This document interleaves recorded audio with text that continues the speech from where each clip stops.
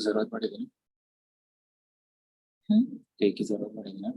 तो बुक है बुक मेरे के में, लिए बुक कहाँ है? यहाँ पे बुक है क्या? इवेंट टीम का है। इवेंट टीम का कोई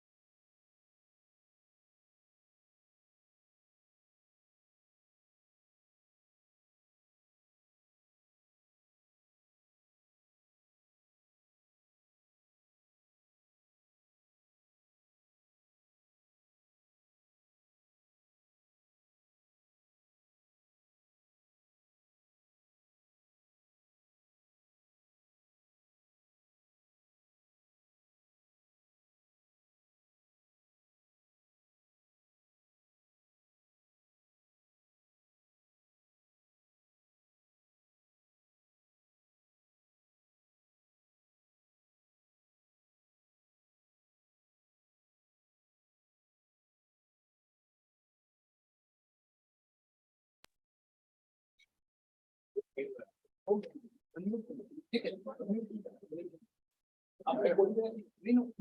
ब्लू हो गया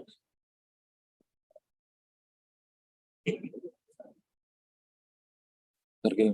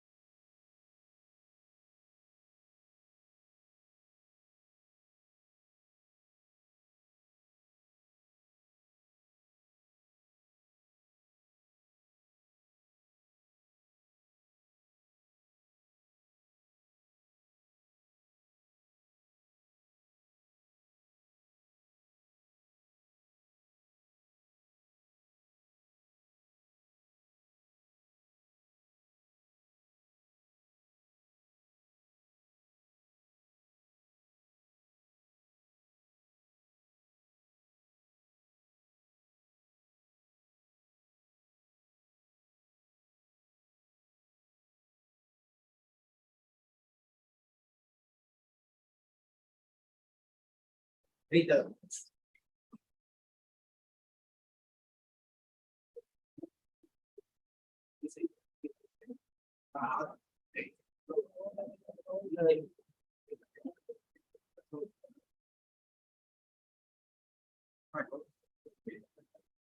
morning, ladies and gentlemen, esteemed guests and participants. We extend our warmest greetings and a heartfelt gratitude for joining us on this beautiful Saturday morning. A hearty welcome to this seminar on women in decision-making role in corporates, sponsored by National Commission for Women, Government of India, and proudly organized by the Department of Management Studies and Industrial Engineering. Today, we have gathered here to facilitate discussions on challenges and opportunities that women face as they rise to leadership positions. Throughout the day, we'll have the opportunity to gain insights from distinguished speakers, engage in a meaningful conversation, and chart a course towards a more inclusive and diverse corporate world. To set this program into motion, I now request the patron of this conference, Professor J.K. Patnaik, sir, the head of our department, Professor Vibhash Chandra, and the convener of the conference, Professor Mrinalini Pandey, ma'am, and the guest of the event, Mr. Jayesh Chandra Rai, sir, onto the stage.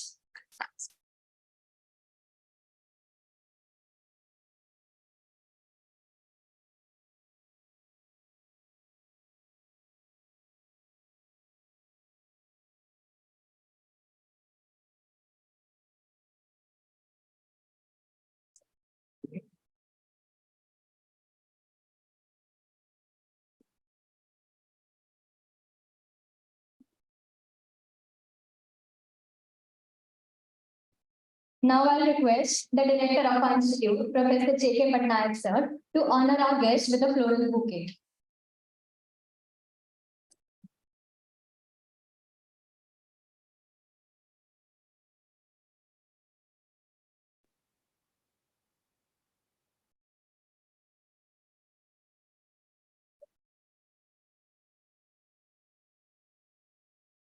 Now I'll request the convener of today's conference, Professor Mrinalini Pandey, ma'am, to welcome HOD sir with a bouquet and director sir with a bouquet.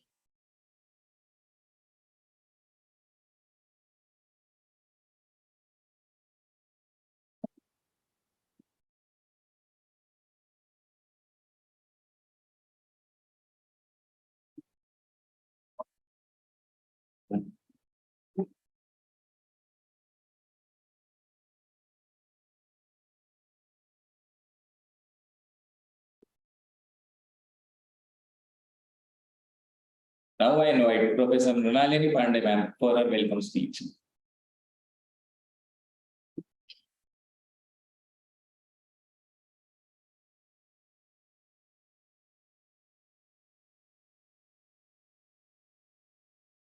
Namaskar, ladies and gentlemen, a very good morning to you.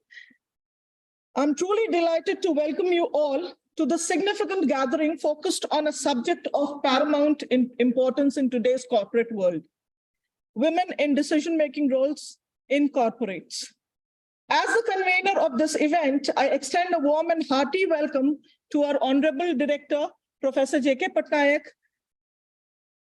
our HOD, Professor Vibhash Chandra, a special guest who has spared time from his busy schedule to be here on this special occasion, Mr. Jayesh Chandra, who also happens to be an alumnus of this institute, the various resource persons who have taken time out from their busy schedule to be here, the delegates, and the distinguished esteemed guests and participants who have gathered here today to engage in meaningful discussion on this pivotal issue of today.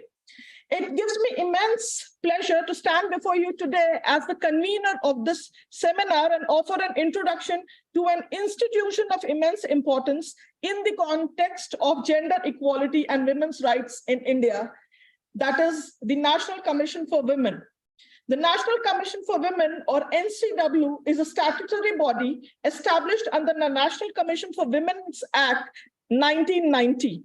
This pivotal organization was formed with the primary objective of promoting and safeguarding the rights and interests of women across India. Its creation marked a significant milestone in the ongoing struggle for gender equality and empowerment of women of the nation. The NCW operates as an independent entity, working tirelessly to address a wide range of issues affecting women. It plays a crucial role in advocating for women's rights, conducting investigations into cases of gender-biased discrimination, violence, and harassment, and recommending policies and legal reforms to protect and advance the status of women in society. Some of the core functions and responsibilities of the National Commission for Women include receiving and addressing complaints, research and advocacy, awareness and education, policy recommendation, and legal interventions. The National Commission for Women is a vital institution in India's ongoing journey towards gender equality and empowerment of women.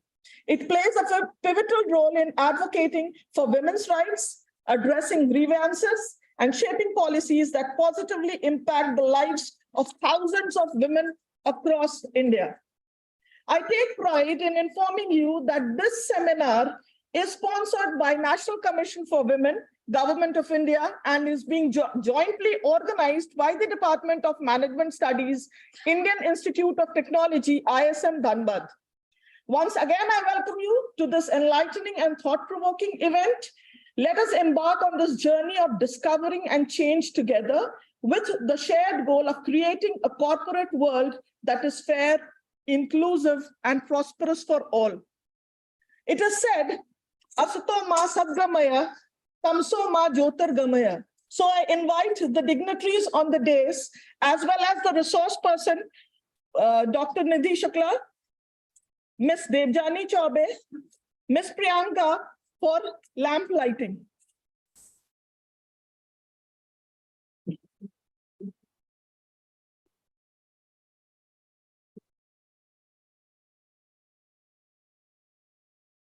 I also request Mr. Nitish on the stage for his Ganesh Vandana.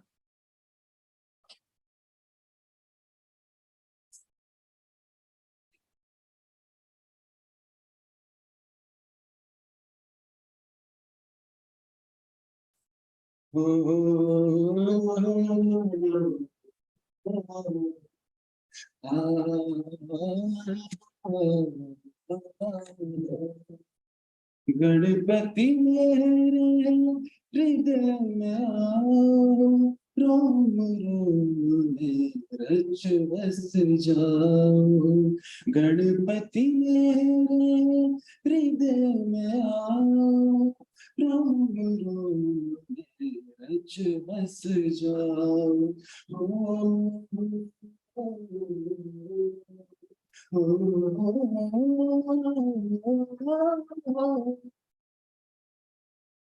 जीवन के माया जाले में फंस कर भटक गया हूँ। जीवन के माया जाले में फंस कर भटक गया हूँ। चाहूं तो भी निकल न पाता, ऐसा अटक गया हूँ। मुझे निकालो भंवर जाल से, देव जी नैया पार लगाओ। गणपति मेरे हृदय में आओ, रोम रोम में रच बस जाओ। मैं अज्ञानी समझ न पाया इस दुनिया की माया। मैं अज्ञानी समझ न पाया इस दुनिया की माया। हर पल घेरे मुझको काली विषमयी छाया। मैं पागल रख ज्ञानी, प्रभु बन ज्ञान की ज्योति जगाओ। गणपति मेरे हृदय में आओ, रोम रोम में रच बस जाओ। तुम में ही हर पल ज्ञान रहे, करो कृपा है भगवान। तुम में ही हर पल ज्ञान रहे, करो कृपा है भगवान। इस जग की काली छाया से दूर रहे मेरा तन मन।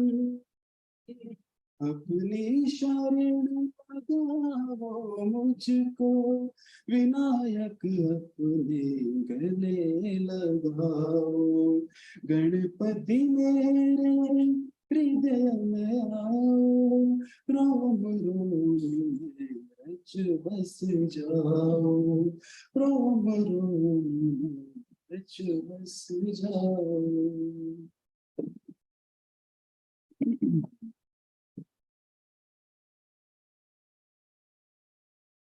Thank you, Nitish sir.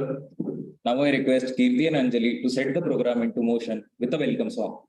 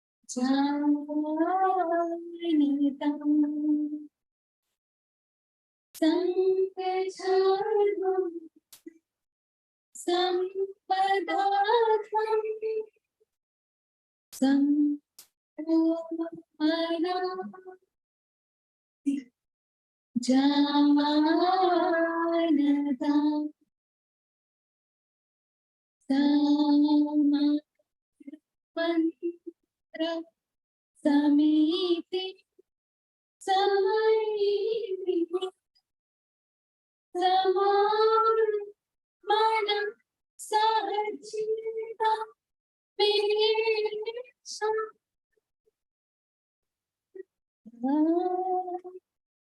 Sangrishana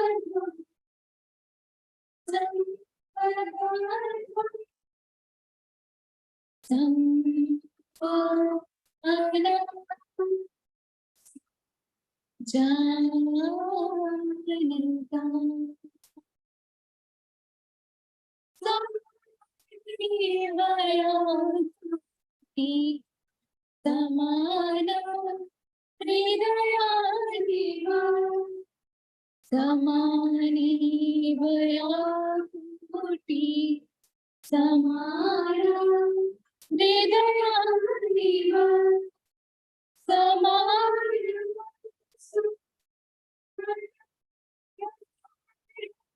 Susahasri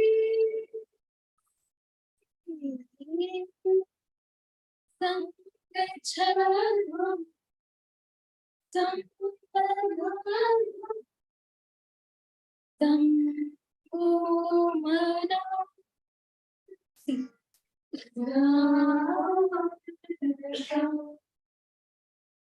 Sankacharvam Sampadantam Sam Omana Jam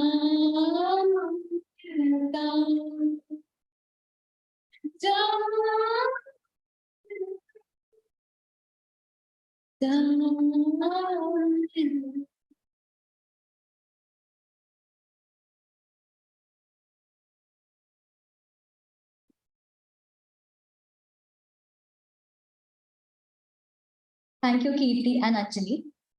Before we go ahead with the program, let's take a moment to reflect on the theme, that is women in decision-making role in corporates.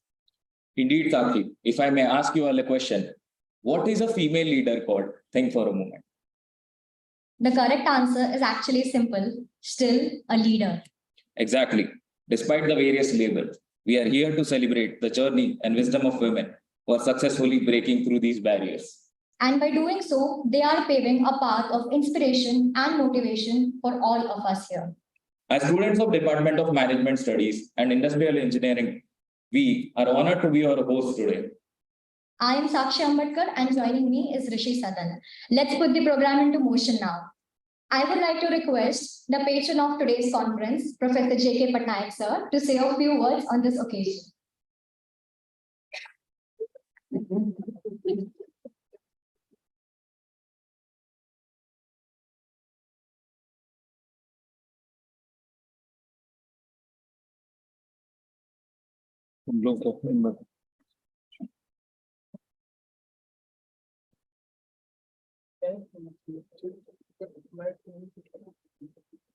Thank you, Sakshi and Rishi. Mrinalini ji, Jayesh ji, Vibhas ji, all my faculty colleagues, honorable speakers, delegates, and friends, those who are attending this particular seminar, a grand welcome to all of you.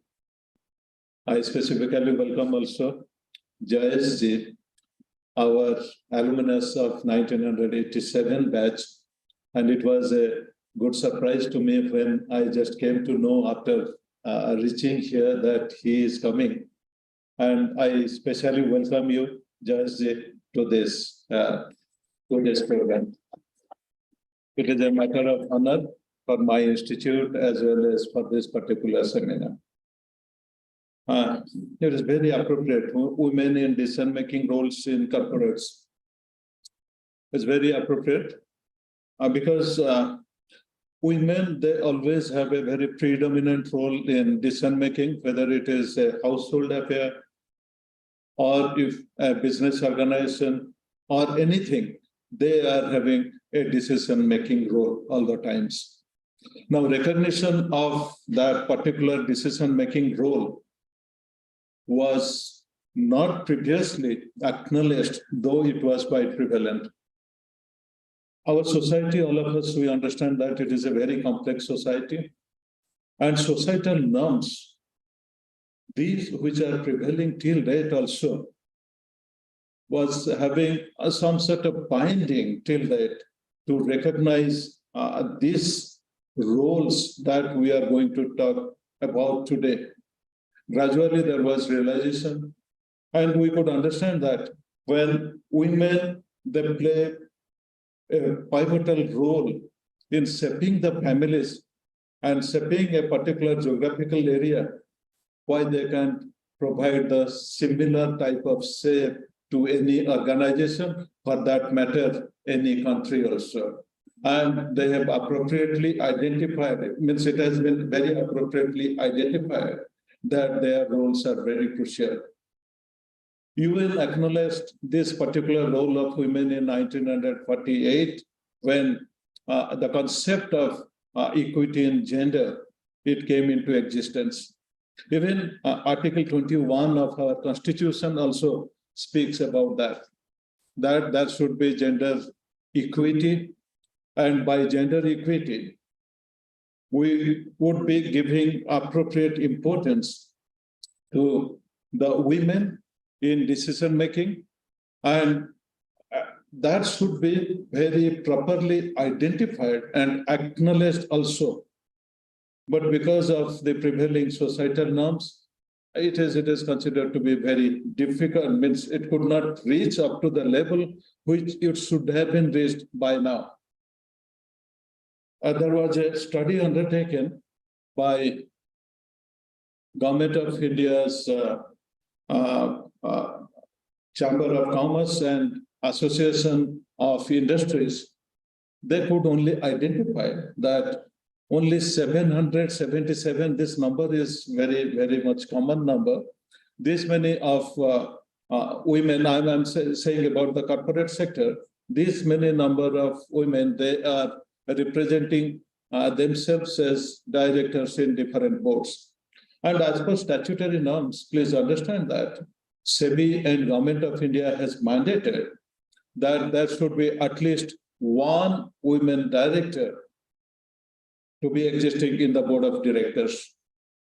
But despite very strict norms, we find that the total number is restricted only to 777. I would have forgotten this particular number, but since it is 777 only, it was very easy on my part to remember. But then why it is happening? Why the corporate boards are reluctant in accommodating the women candidates to place themselves as directors in different boards? The possible reason could be, there are several possible reasons. When I came to attend this particular seminar, I thought that this particular thing is very new to me, so let me just browse over things. I found that the first thing is, it is the inertia. The old timers, the representatives of different boards, they think that if there will be just including any women director, that may be jeopardizing their independence. So it is the mindset, it is the group which takes the call, and they deprive many a times, including to include a women candidate as the independent director in a board of governors or board of directors. That is the first one. And the second one is, again, there is another inertia. What is that one? It speaks that if a particular type of forum is going on and a particular decision has to be taken, aggression has to be included. If there is a presence of any women director in the board of directors in a corporate, then the women directors may not be allowing these sort of decisions. And it has been already identified and it has already been proven. So what happens? I being a male, please don't misunderstand me. I have to be a little bit critical about us when we go for a decision.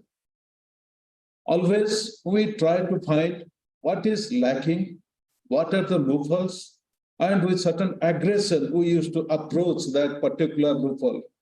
And we used to fix on a particular person or a group of person, why a particular deviation is taking place. I'm saying that one on the basis of facts, and it has been proven that the male board of directors, they used to adopt these sort of practices whenever a particular decision is being taken. But the women director, in retrospect, they analyze the situation. They do not go for fixing the responsibility only on the basis of something which is being presented in that particular boardroom. They used to go through what are the reasons why such a situation is arising, and they always insist on a long-term solution. So apparently, the prescription comes to be a little bit softer in comparison to their male counterpart. Many male members are sitting in this hall. Please do not misunderstand me. I, being a representative of you standing here at the podium, and I do not undermine any of us. Nevertheless, whatever is true needs to be communicated. So please understand that there are, despite several rules, despite the constitutional clearance, despite the insistence of global governing bodies, there are very few representations of women in decision-making processes, particularly in different corporate houses. The reasons are known to all of us.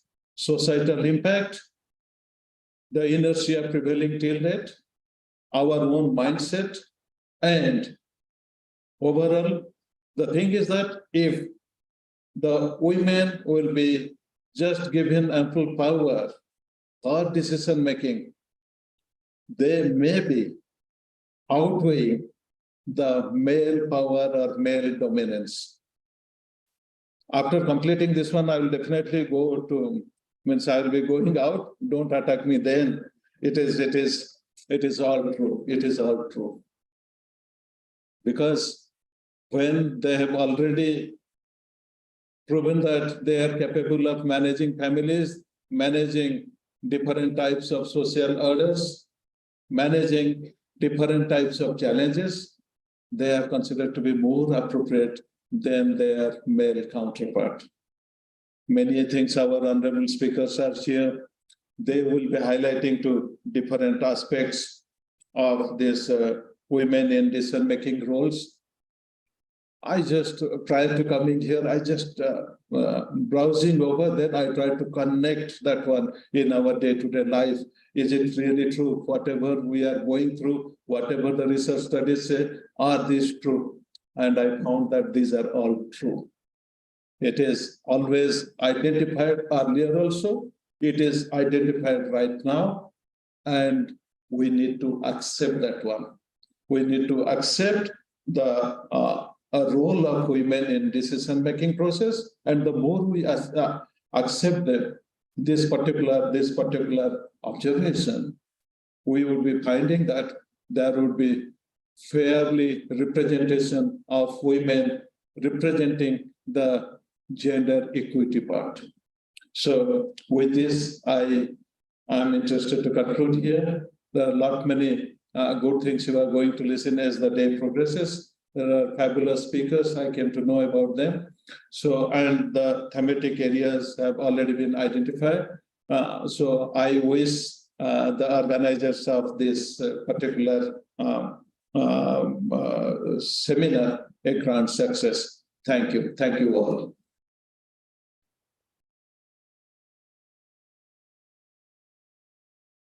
Thank you, Professor Patnaik, sir, for your insightful words. Now I would like to call Professor Vivas Chandra, sir, HOD of our department, to say a few words.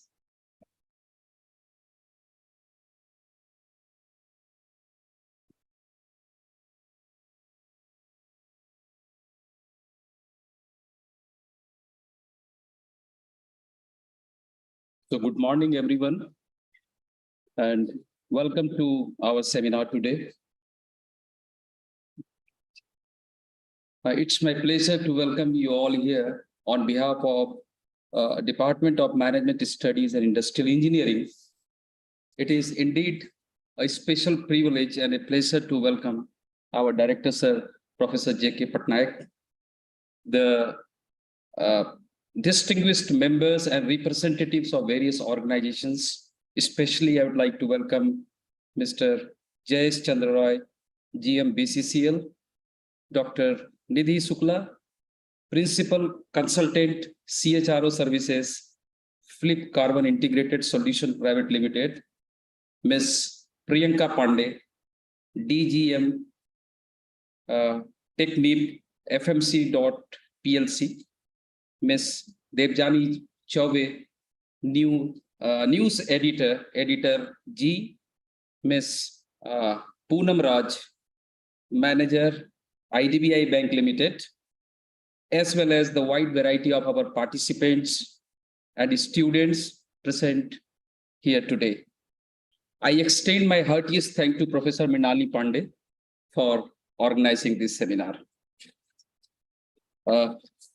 Friends, as Patnaik sir has set the premise, it is with great pleasure and sense of honor that I stand before you today to address the topic of women in decision-making role in corporates. This subject not only resonates with the spirit of equality and diversity, but also exemplifies the progressive strides that society has made towards inclusivity. In recent years, India has witnessed a remarkable transformation in its corporate landscape. The once male-dominated boardrooms are now witnessing an influx of talented and capable women leaders, shattering the proverbial glass ceiling, and providing them metal in every field. Let's take a moment to celebrate some remarkable women who have paved the way for others in the Indian corporate world. Indra Nooyi, I think most of you are aware of, the former chairperson and CEO of PepsiCo. Indra Nooyi is a global icon of leadership and resilience. Under her stewardship, PepsiCo witnessed unprecedented growth and emerged as a powerhouse in the beverage and snacks industry. Another name, Kiran Mazumdar-Shaw, as the founder and chairperson of Biocon Limited. Kiran Mazumdar-Shaw is a pioneer in the biotechnology sector.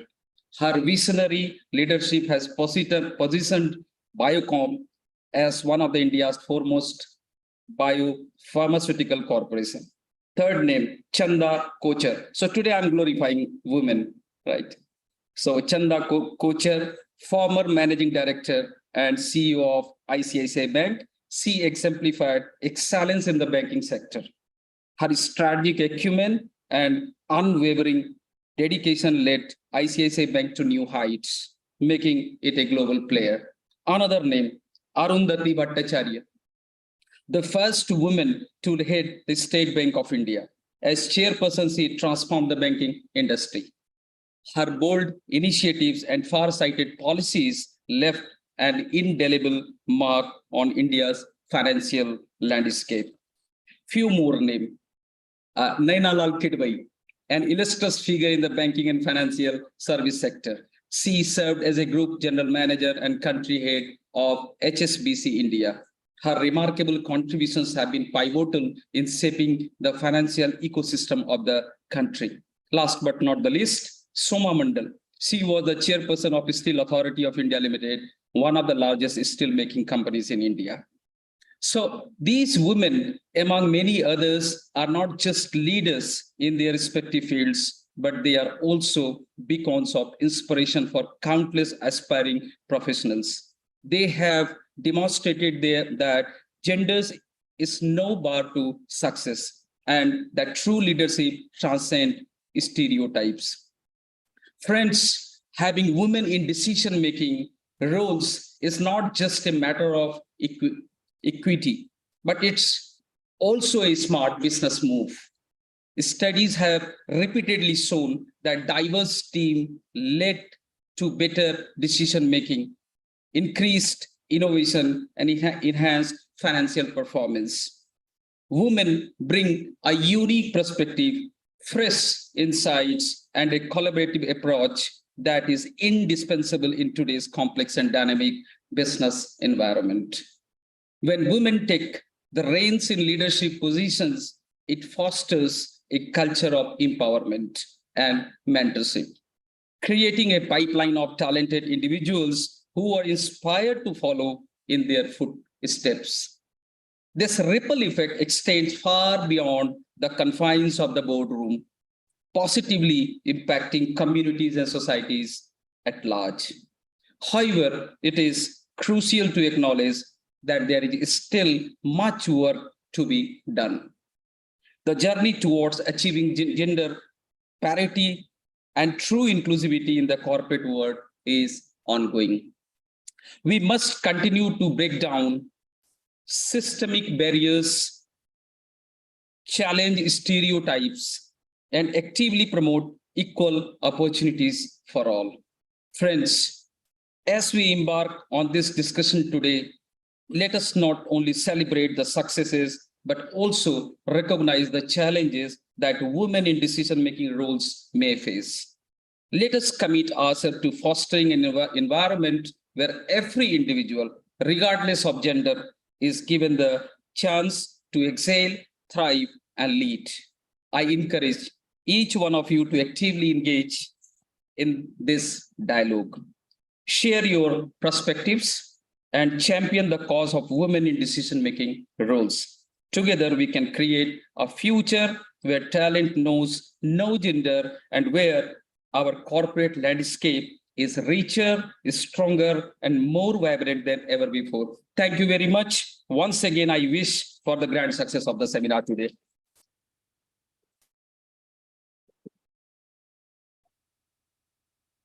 Thank you for your valuable words, sir.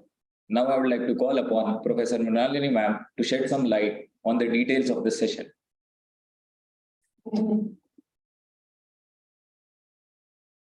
Before we dive deep into the seminar, we had the honor of having a very special guest with us here today, Mr. Jayesh Chandra Rai. Not only is he an alumnus of this institute, but he has a dynamic experience of over 27 years across domains like process management, man management, mining operations, production, maintenance, and whatnot. He had positively impacted multiple organizations and individuals throughout his dynamic career, and we have the honor of hearing more from him today. Please welcome, sir. We'd love to hear more from you.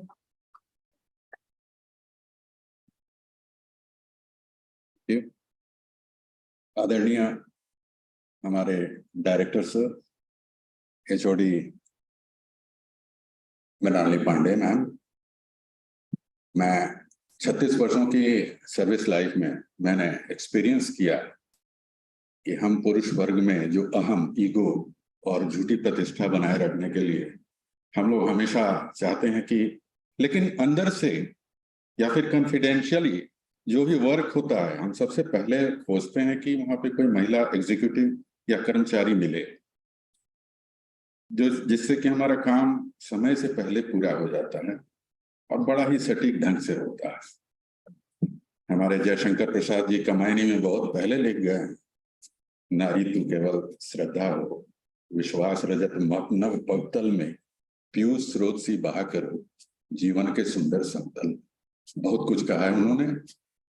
आज के समय में हमारे प्रधानमंत्री जी भी दृढ़ प्रतिज्ञ हैं आत्मनिर्भर भारत बनाने में।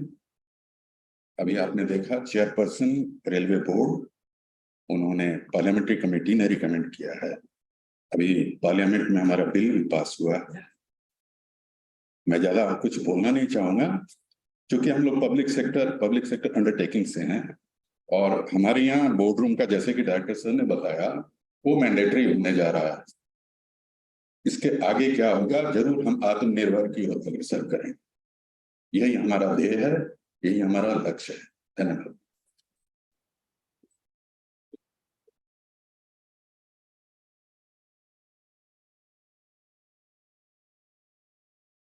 Now, let's go ahead with the session. I'll request Professor Mrinalini ma'am to shed some light on the details of today's session and how we'll be going ahead.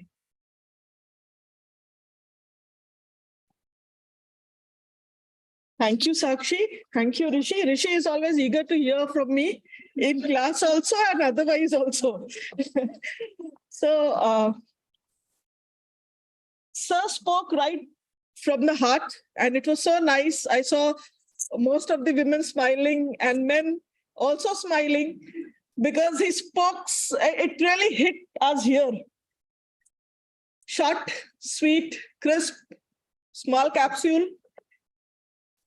The entire theme in one line. He was able to summarize it. Now, when I was inviting people for the seminar, before I go on to read my usual speech, I would like you to know about what are the trials that actually we went through when we had to organize this. First was delegates. So the calls that I got from private sector organizations as well as public sector organizations, they had one query. Ma'am, is it for only ladies or is it for both genders? That was one question that came from across the various organizations before they actually nominated some delegates for this seminar. And my answer was very simple. And in fact, one of the delegates, he summarized it beautifully for me. He said, ma'am, I asked a person to really go and attend this seminar. He said कि ladies के बीच में जाके क्या करूंगी, क्या करूंगा? तो मैंने बोला कि भैया आज ladies के बीच में चलो, आज तो you have gents boss. What about tomorrow? If you have ladies boss, then at least you will go and learn something as to what their perspective is on gender equity. So you have various reasons why you should go. Secondly, corporates are not made up of only men. women in decision-making role is a very apt theme because women are also an integral and indispensable part of the organization. So who takes over as your boss, nobody knows, and who is your subordinate, nobody knows. So both ways you should be aware. And I'm very happy to see more men and less women for this in this seminar in this room. Now coming to the formal theme of the seminar, the broad theme of the seminar, as you already know, is women in decision-making roles in corporate. And the topic specific topic is participation in decision-making and leadership.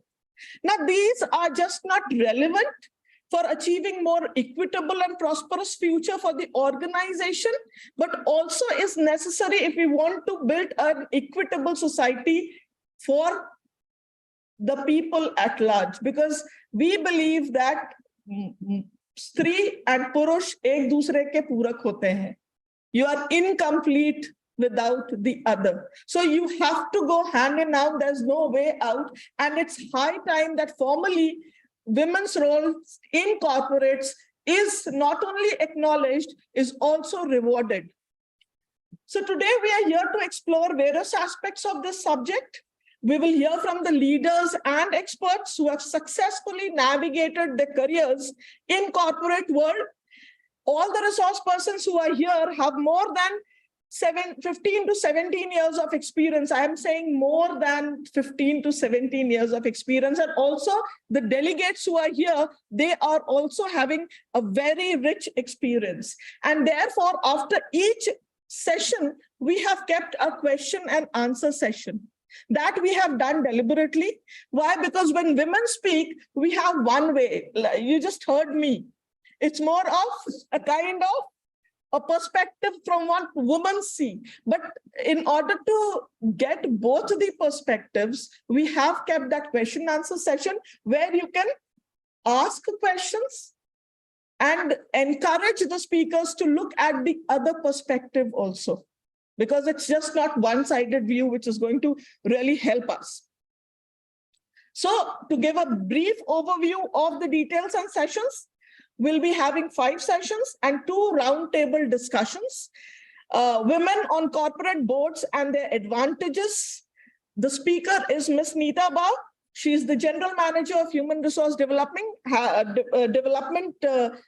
Sales, Steel Authority of India Limited, currently posted at Bokaro Steel City. She's on her way and she'll be joining us soon. Second, we have promoting inclusivity, women's presence in boardrooms and service laws at diverse workplaces. The speaker is Dr. Nidhi Shukla. She's the Principal Consultant, CHRO Services, Flip Carbon Integrated Solutions Private Limited. She's come all her way from Mumbai to grace the occasion. Third session will be having the speaker as Priyanka Pandey, who's the Deputy GM, Tech FMC.plc, and she is going to speak on boosting self-confidence and resilience for women leaders and gender challenges in corporations. She's come to join us all the way from Noida. Then we are going to have the first roundtable discussion. The theme is best practices on corporate gender diversity. We had asked the participants to volunteer, and I'm very happy to know that we have got many volunteers who are ready to come and participate in this roundtable discussion. After the roundtable discussion, we'll be having our lunch. After that, the fourth topic is workplace diversity and gender challenges in corporations with special reference to media. The speaker is Ms. Devjani Chaube. She is the news editor G. Before that, she had been in NDTV, Akash, Z, and she's got a rich experience of 17 years. And she's come all the way from Kolkata to join us and illuminate us regarding the very pertinent theme. Then the fifth theme is family-friendly policies and women careers and combating stereotypes at workplaces. The speaker is Ms. Poonam Raj. She's on her way from Ranchi. She works in IDBI. So actually we have, and after that we have the second roundtable discussion. The theme of the discussion is gender research, leadership, and implications for the future. Now, as we discuss these important issues, I encourage everyone, all of you present over here, to actively participate and ask questions, share your own experiences and ideas. The event is just not about listening, it is about creating a dialogue which can lead to concrete solutions, actions, not only at the local level, for the corporates, but also at the national and state level. By the end of our gathering, I hope we will all leave the seminar with a deeper understanding of the significance of women in decision-making roles and commitment to promoting diversity, inclusion within our respective organizations. Thank you.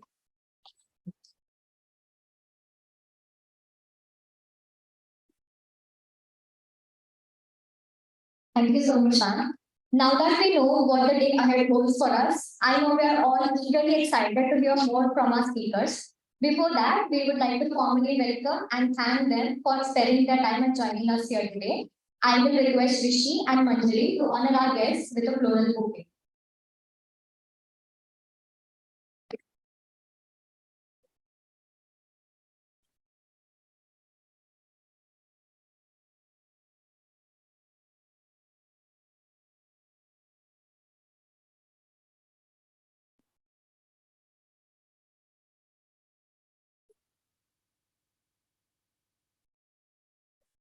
Thank you so much, Anna, for joining us. Before we go ahead with the session, we have a tea break. We'll be discussing for 20 minutes. I hope we're all back, relaxed, and energized in our field after 20 minutes.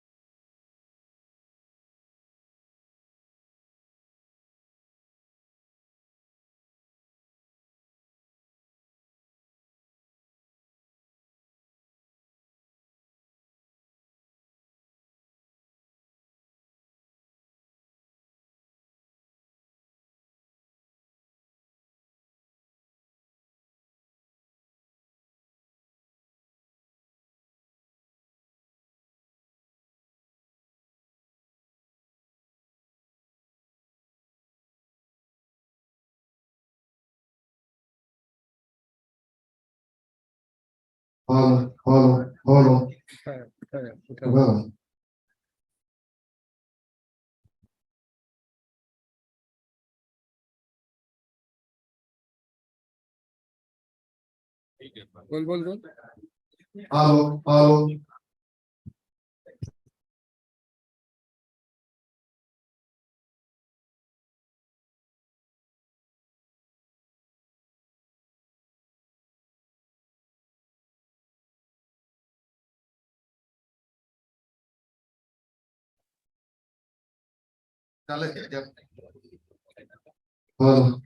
Hello. Hello. Hello. एक minute यहाँ पर रुकिए बोलिए क्या file है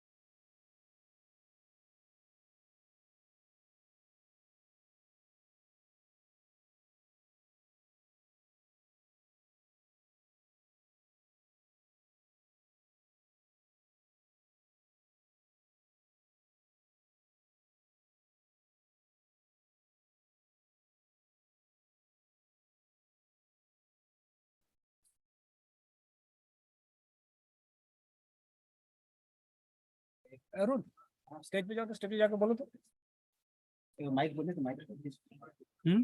हाँ, जो अभी इमीडिएट है उनका है।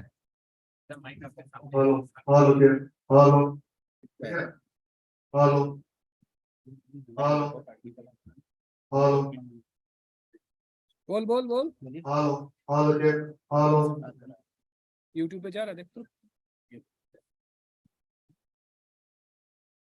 हेलो ठीक है ठीक है ठीक है रुक जाओ। हेलो हेलो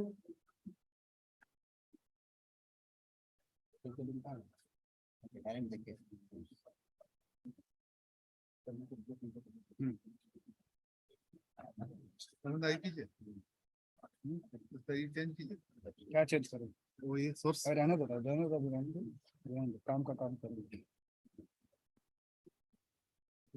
ऑडियो आ रहा ना,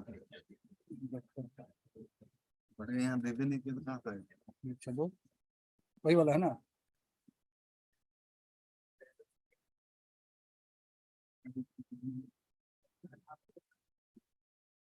अरुण देखो भेज दिया।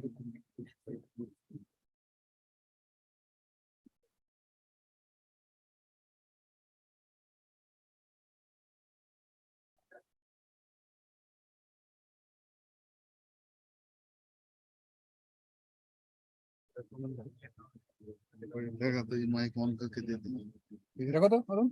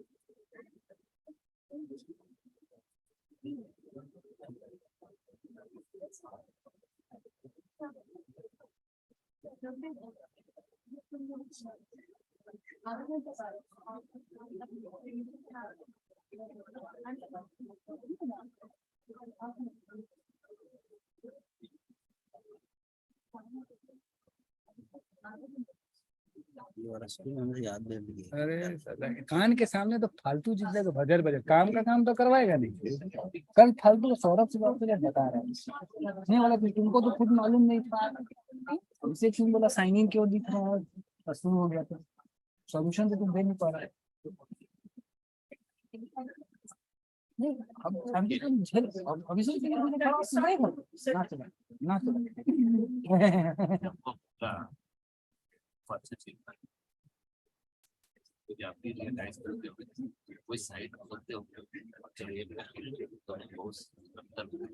वही तो बोल रहे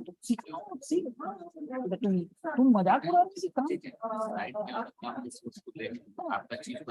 वो भी आप लेकिन हम लोग सॉफ्टवेयर बेस्ड क्या होता है बस सॉफ्टवेयर जो पूरा सिस्टम को लेके बेस्ड चलता है उसमें सारा चीज आपको रिसर्च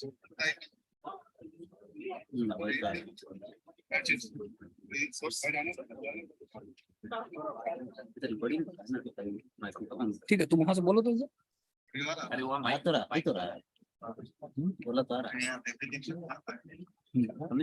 मैम पीपीटी कुछ बोलो तो PPT she has already given.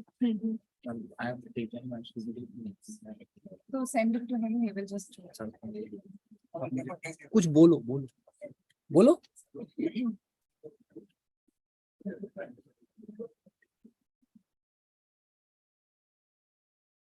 Sir mail ID बता दीजिए यहाँ पे जो somin.cc@IIT लिख लो somin.cc करो जैसे करोगे आज UMEN.cc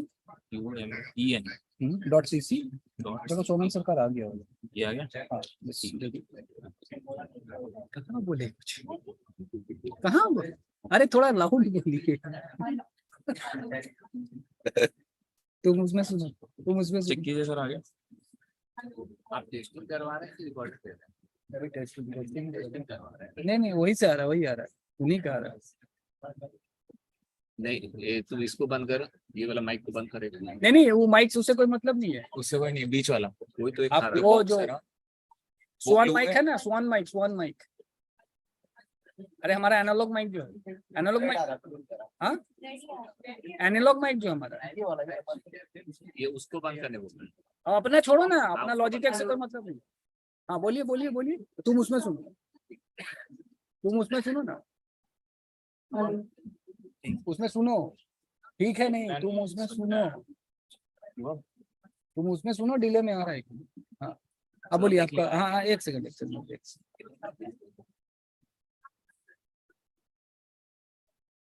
नहीं एक बार सॉरी सॉरी सॉरी,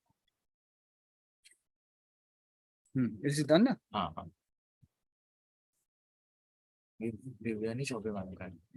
ठीक है मैं उसमें ये कर दे रहा हूँ। तो जैसे ही हम बोलेंगे आप कर देंगे ना, उसको ये सही है ना। हाँ दिव्यानी चौबे। ठीक है कोई दिक्कत नहीं, दे देंगे। तुम इधर बैठो,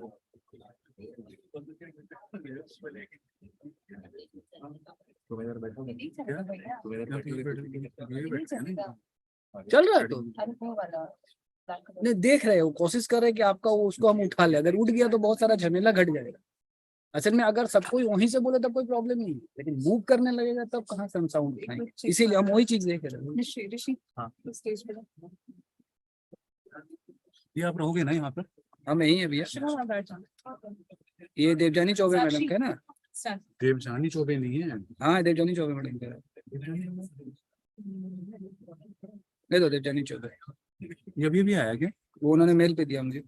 अच्छा अभी मेल पे दिया है। अच्छा फिर ठीक है।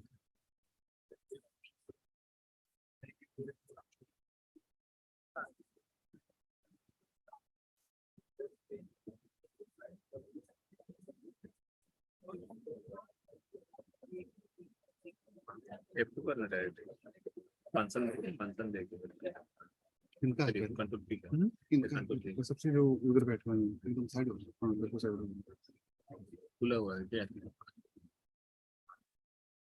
इसमें जो होगा अंडरस्कोर आया, अंडरस्कोर आया, आप कसर हटाओ, ठीक आया। अंडरस्कोर नहीं है। नहीं स्पेस आ गया, स्पेस चलो आ गया ये।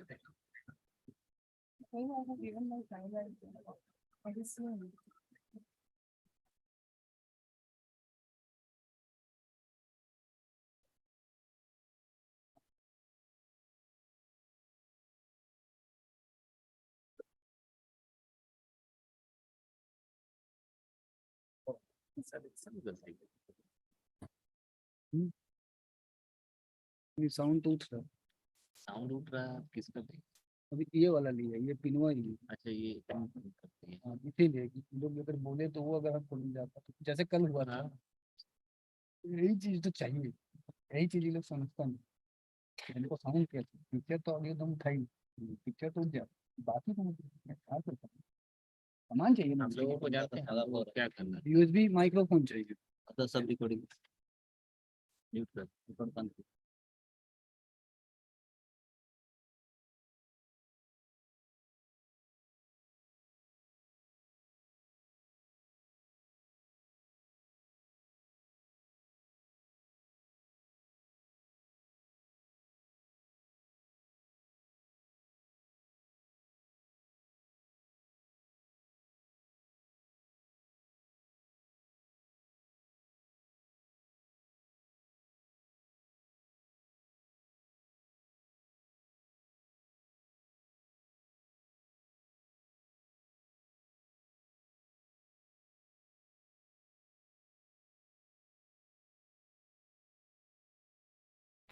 हम चल रहे हैं।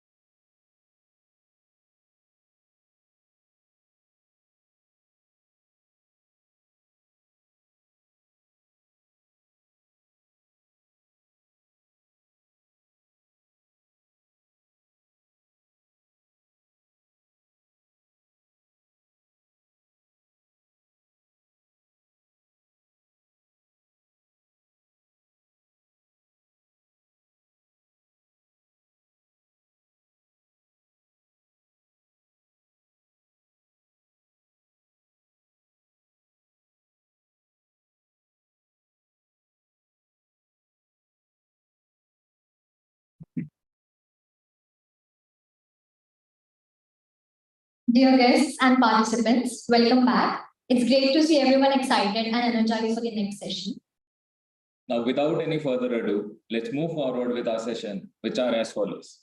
So we'll be having 2 sessions and then first roundtable discussion. We'll then disperse for lunch and come back again for the next session and end up with a roundtable discussion. Please join us in welcoming Ms. Nidhi Shukla, Principal Consultant and CHRO Services, Flip Carbon Integrated Solutions Private Limited, who will enlighten us on promoting inclusivity and enhancing women's presence in service laws and diverse workplaces. Let's put up a big round of applause for Ms. Nidhi Shukla.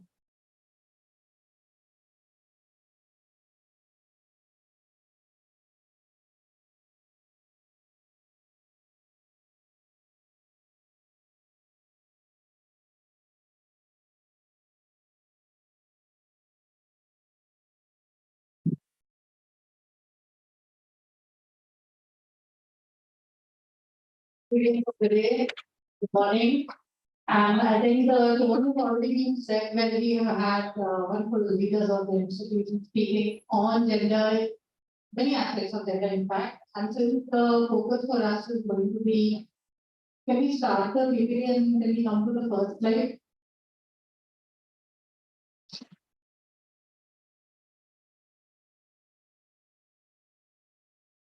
So you see, for that matter, any moment, just be a very topic very close to the heart, stay on.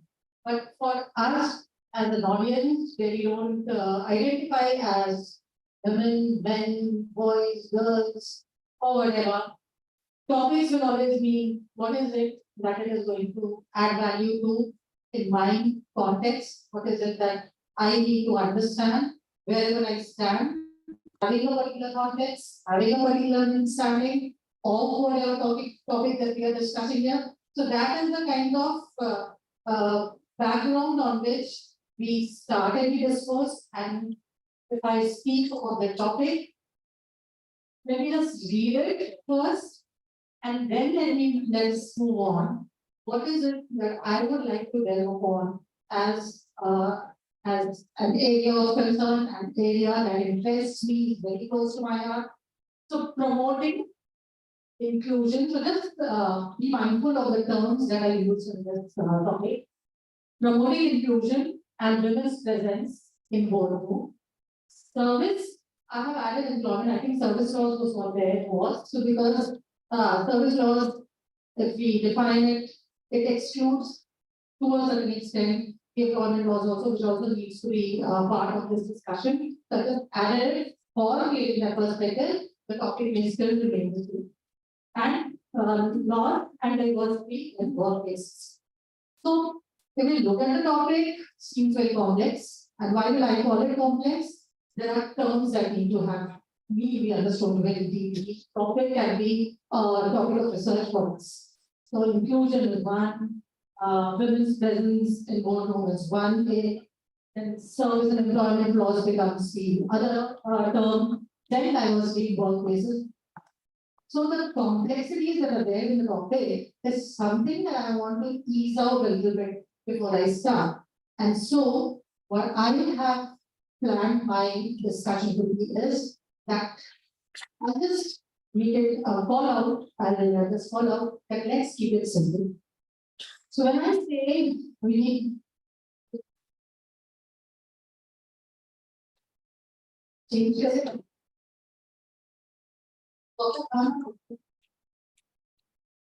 okay, fine, no problem. So let's start with this inside. Let's keep everything simple.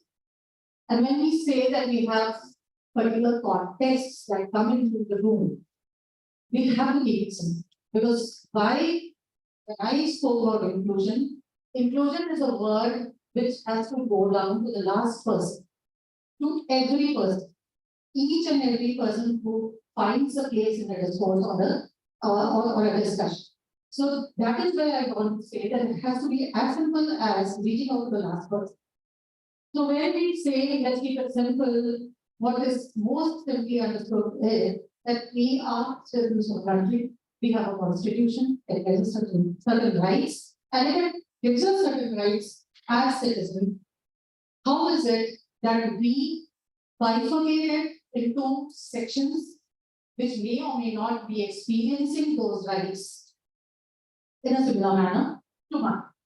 Right? So when we understand it in a particular context, so when we speak of fundamental rights, I will pick up two or three, whereas you have those many fundamental rights. This only because I'm setting the context where we are going to discuss inclusion, gender, diversity, and all. When we say it's equality before law and law of the land is what is applicable to me.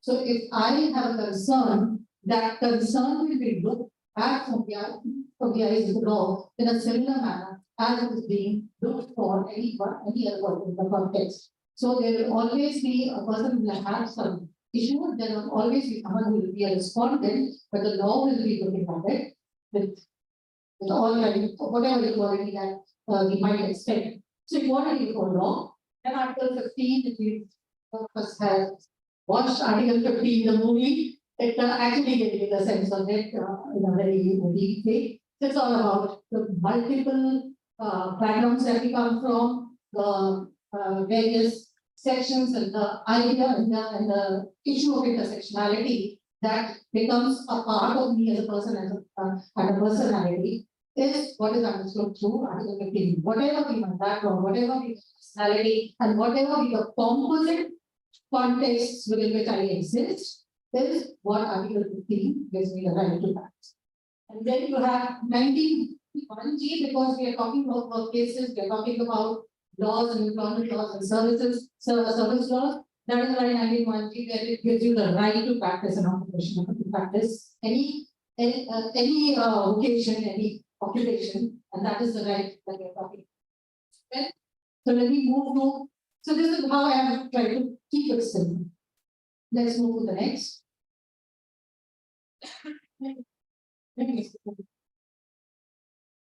Yes, so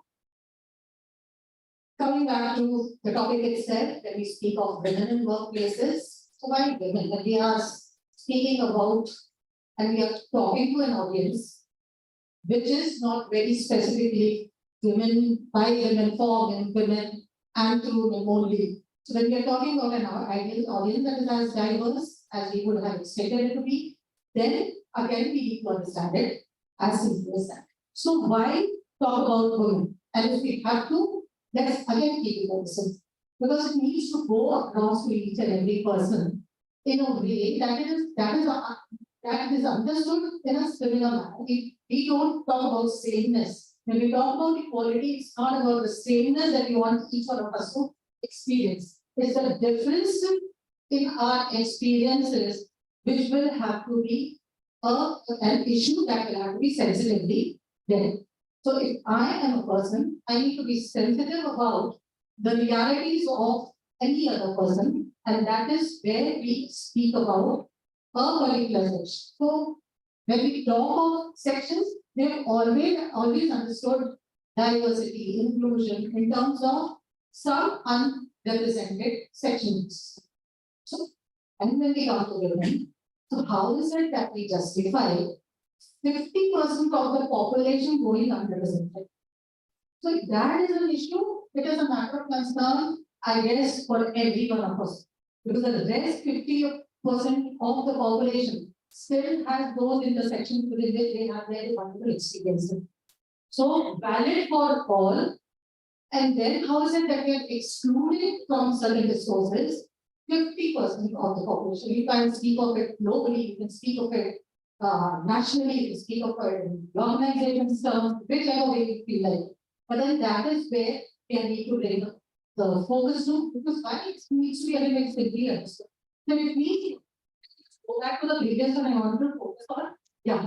So when we speak of rights, these simple terms: freedom, peace, equality, dignity, hope, love, education, prosperity, justice, food, basic requirements, then religion, speech, all of these are very internalized within our person as unique people, right? So guarantee that comes from the Constitution gives us a bit of a satisfaction.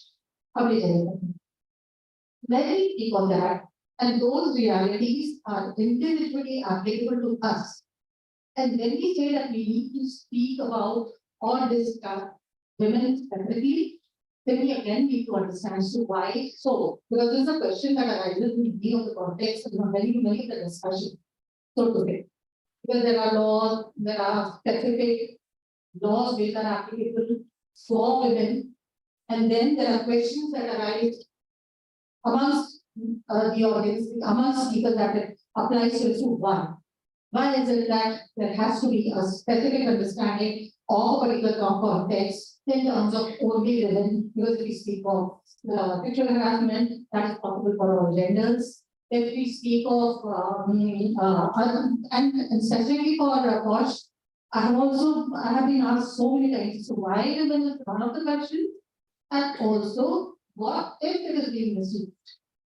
But which means that it is being misused. And the answer again needs to be very simple and very simple understanding.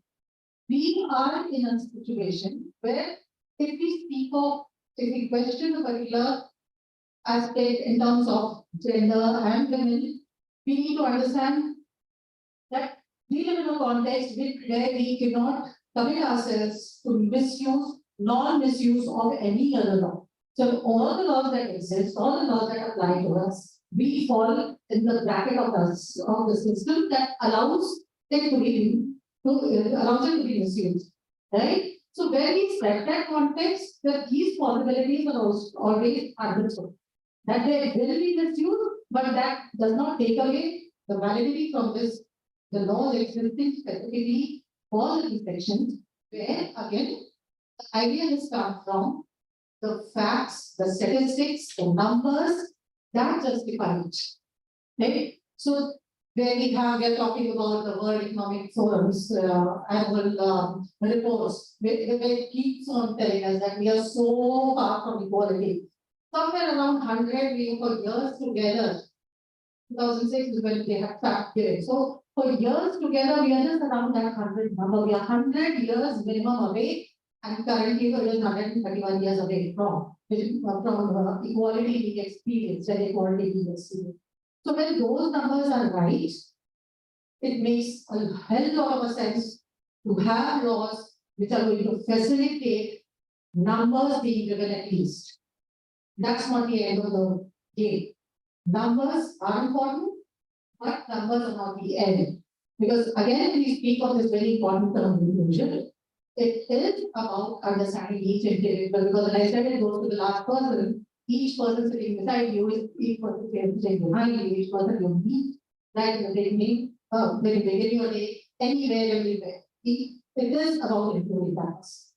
So it is that complex that you have to understand it in terms of how laws need to apply to people.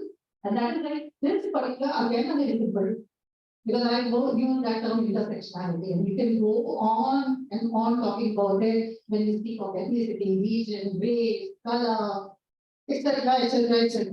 So that is where I just wanted to keep it simple for us to understand. If you're looking at a particular individual, it's a composite. In the most simple terms, we are composites of our experiences that come from our physiology. What is it that we are? Whether it is about the strength that we have, it is about whether it is about the biology, whether it is about the sex, whether it is about our experiences, our feelings, every aspect of us as a physical entity is one aspect that we carry around with others, the society that we live in. What is it that it has conditioned us to be?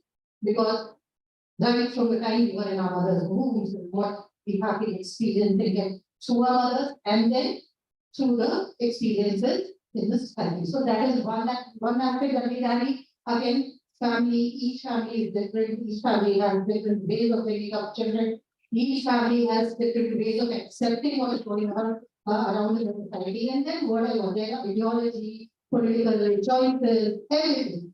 So that is there. And then the workplace.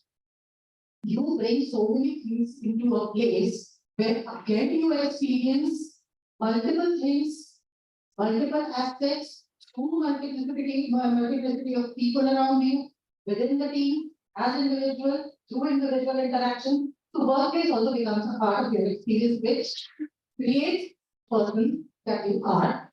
And then when you come to the center where all those circles meet, and it's not just a depiction, it's not only 4 circles that we need to talk about. It's the simplest interpretation of understanding what a person can possibly be. So when we speak about that intersection, you understand that each and every individual is a unique person. Why does this discussion become a part of women in the boardroom? I won't go to the numbers that has already been presented to you because that is where laws have facilitated the understanding in terms of identification, acknowledgement, and incorporation in the laws for the system to accept the fact that women will have to lead in terms of being at least present in committees or groups which are open. So I'm not going to delve into that, but that necessity or whatever has been necessitated through Companies Act 2013 when it came into being, where you required each and every board to have at least one woman. That is, but then what is it that we have been experiencing up to that point is centuries of experiences that have gone into the DNA in terms of socialization, in terms of conditioning, in terms of our experiences. So when we speak of patriarchy or some kind of imbalance that we experience in our relationships with people, we always feel to be questioned because we judge. But what we need to understand is that the socialization and conditioning and all of that has become a part of your DNA is something that has already made you helpless towards it. Where without your realizing, you are a particular type of person who will be judged or will have an opportunity to judge. So when you're speaking of that, so 2 things have happened. We have recently had that turbulence reservation wala Nari Shakti Vandan Adhiniam, which has come after 3 decades of almost 3 decades of parliamentarians debating over it. So that is there, and we are happy about it. I won't deny, I'm very happy about it that it has come to be. But then when we talk about the topmost rung, without trying to understand what inclusion would actually mean for that, it's again going to be just tokenism in terms of numbers that we are wanting to drive and not actually being able to do anything about it. So where is it that this discussion comes into that understanding is? If you look at the pyramid, whichever hierarchy you think of. So any hierarchy, any kind of a system or a structure, where we have a pyramidal structure, what we understand is that there are numbers in the lowest level, which work their way through different levels to the top. So it is a pyramidal structure where filtering happens on the basis of certain things, where fewer people reach the second level, third level, fourth level, fifth level, at the top. And right from any concept, Maslow's theory of motivation, everything, this has always been a pyramidal structure which explains so how do you move from a basic to a specific. Okay, so in that pyramid, women's journey has been different, and this is not because there was this observation that was made for anything, like Nalina made this observation that's happy about so many boys and men in the room.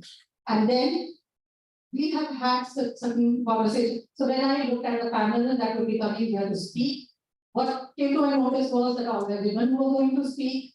So it was some kind of a consolation when we had within the audience and on the dais, people who were also presenting men.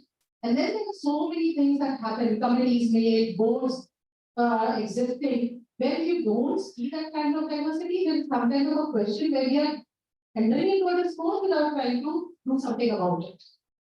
Okay, so that is where I want to emphasize that when we are talking about boardrooms, the pyramidal structure creates a pyramid within the pyramid where the struggles are different for different people.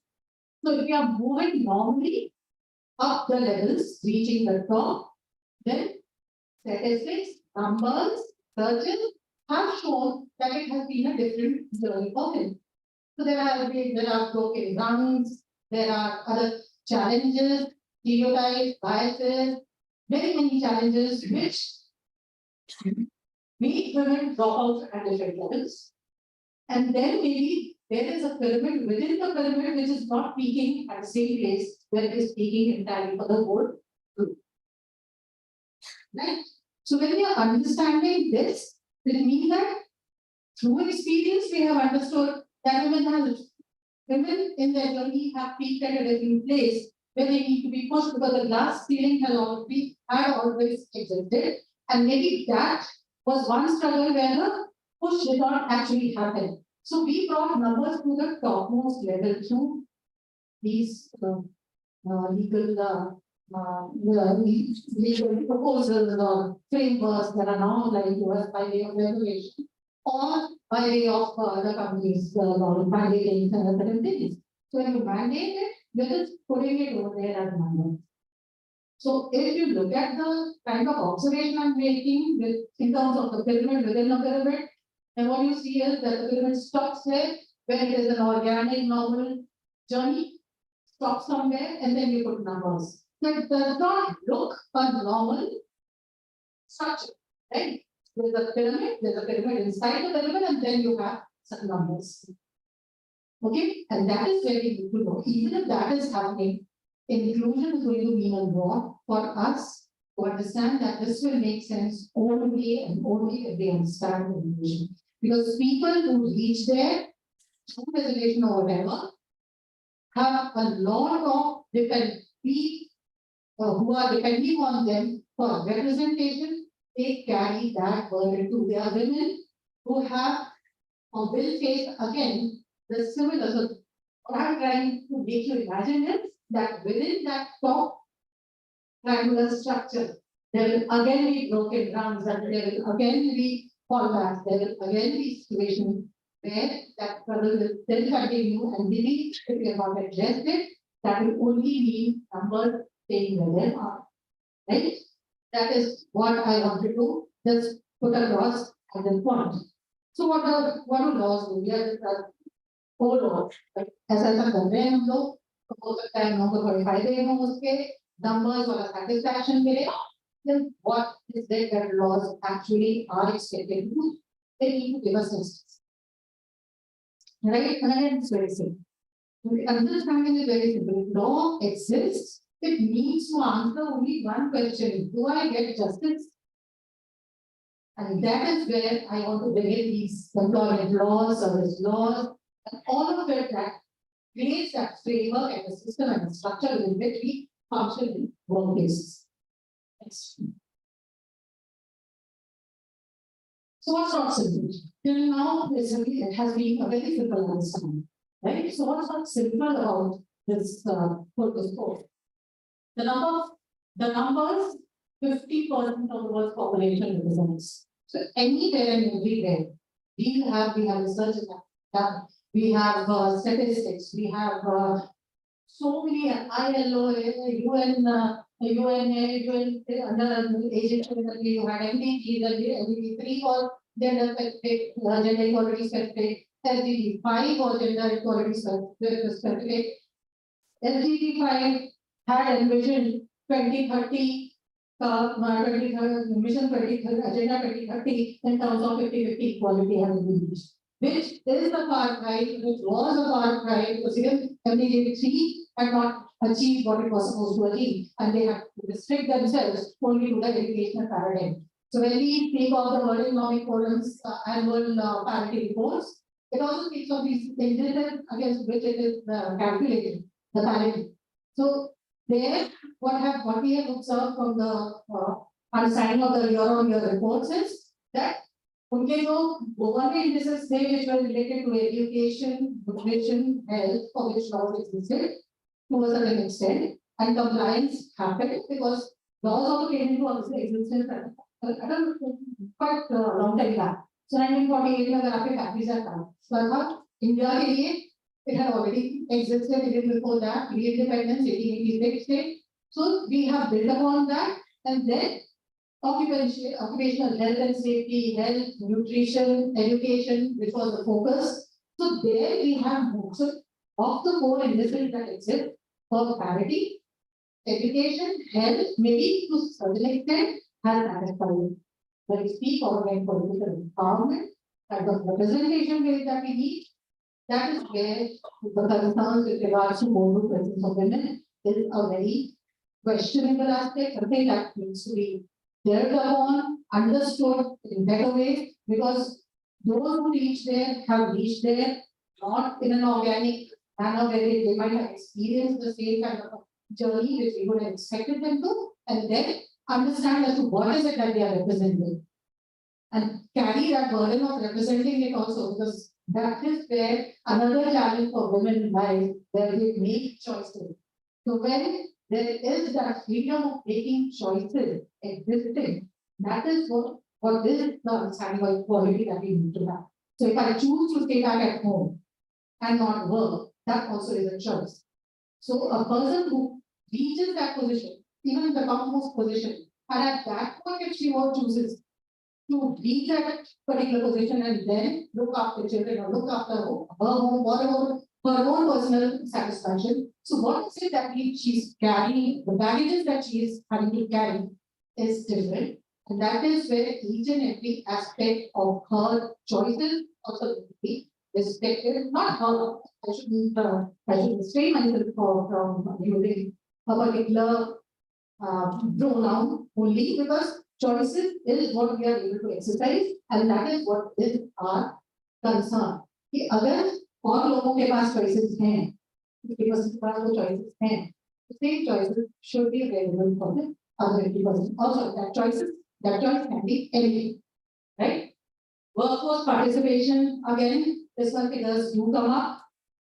Wherein there has been already projection which says कि अगर India may 50% for equality is reached, the GDP is going to be impacted to the extent of 27%. So whatever the GDP is, 27% उसमें increase होगा if we have 50% equality in terms of workforce participation of them. That also is, again, these numbers, these understandings build up to a situation where we need to understand it in terms of not just humanitarian or efforts or doing favor for a section of the society. It is about the imperative, the business and the economic imperative that is put upon us in terms of bringing about this equality in terms of presence, numbers, experiences, choices, and choices where constraints do not exist. So that is what laws need to actually facilitate and make possible, not just for women, for the entire society. Because when we say for women, we should understand what it is doing to women in terms of laws being applicable to them. So there are laws which are gender neutral, applicable to all people. So कोई भी ले लो, जो चारों codes आ रहे हैं हमारे. So whether we speak of the wage code, we speak of the social security code, we speak of the industrial relations code, or the occupational health and safety code. These have provisions which are generally applicable to everyone, and they are very logical provisions. We know that they are required, and everyone needs to be happy about it. But how does it impact different people? So even those which are gender neutral are experiencing differently by different people. And again, when we come to men and women, those very same laws are going to be experienced differently. Right? So those which are gender neutral, they impact differently. Those which are specific for women, they are constraining them, restraining them, and they restricting the opportunities available to them. Let us just, I'll just explain a few so that you understand how that is happening with us. Next. So really सबके पास सामने आ रहे हैं, and we are very obvious, at least because so many times this comes up. Biases and unconscious, implicit, explicit, subconscious, conscious biases also. So these are there.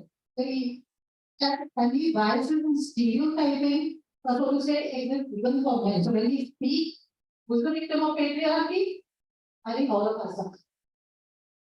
And I just want to I emphasize and wanted to want you to accept that you yourself are all, each one of us here is a victim to patriarchy. If a boy, right from the time he is born, has been told that he has to live the burden of being a breadwinner, come what may. It is a burden that he carries and which has been passed on because of patriarchy. So there are many, and then again, experiencing emotion in a way that was why you want to have not been given an opportunity or a choice to express them in certain particular ways. So that also is where I think men and boys are being restricted from making choices because of patriarchy. So that is something that is equally applicable whether you speak of stereotyping, biases, or patriarchy.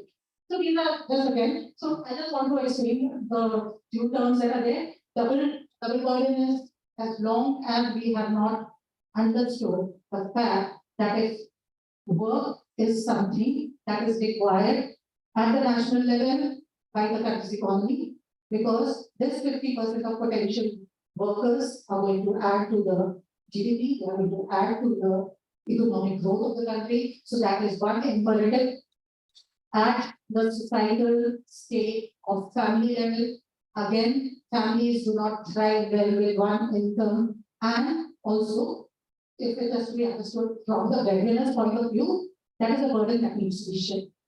So if that is shared and that is understood as something that is an imperative, then why is it that we cannot understand that whatever work had to be done otherwise by a partner who was not a breadwinner with a 2-4 will have to be again shared? Because now what it means, unless the society has moved to that level of evolution, now what it means is that double burden is being carried by women, where work requires them to prove that they are best at it, and who never gave that space to not prove herself because she's a proven best at working at it. So that is the double burden women carry. Demand and supply constraints that women experience is again very important. So when it is demand, it is impacting in two ways. So demand of labor will require skill sets being available. Okay, so have we worked on that? Have we logically given that opportunity for each girl child to hone her skills, to understand her choices, and to be made available in her best potential form for the economy to make use of that potential? So that is one where the demand may be there, but maybe we don't fit into because we have not produced those girl children who can face that level of competition. That again is another discussion we can go on and on, where I was like once questioned by a male colleague as to how do you think and how do you say men equal, as in I'm not the right person to ask this question because I don't even feel that it's intelligent enough for you to ask that question. Equal, of course, we are. So how do you say that? Do you think they are physically as strong? So I said, do you think you are emotionally as strong as me? So there are certain things that need to be answered because these are differences that need to be respected for two reasons. First, maybe physical design is such, maybe the biology is such that we are physically weak, but that also is a fact that it is centuries of evolution. It's centuries of whichever theory of evolution you want to refer to.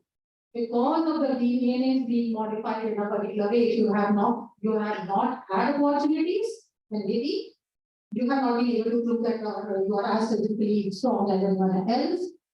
So what I could best give an example of was there are fastest athletes, fastest sprint runners, they are heavy lifters, and there are many. So if we have Olympic and Asian winners among women, so they may not be qualifying up to the competition that may exist with the men who are qualifying for that, but they are qualifying as being better than 80% of the men. Because all of us are not competing well, right? But they are not in a position to compete them in the physical parameters that they have proven themselves. So maybe availability of, again, so many centuries of opportunity will create a situation because we have seen biological changes happening in terms of size of the frontal, prefrontal cortex of the brain and whatever the research is through.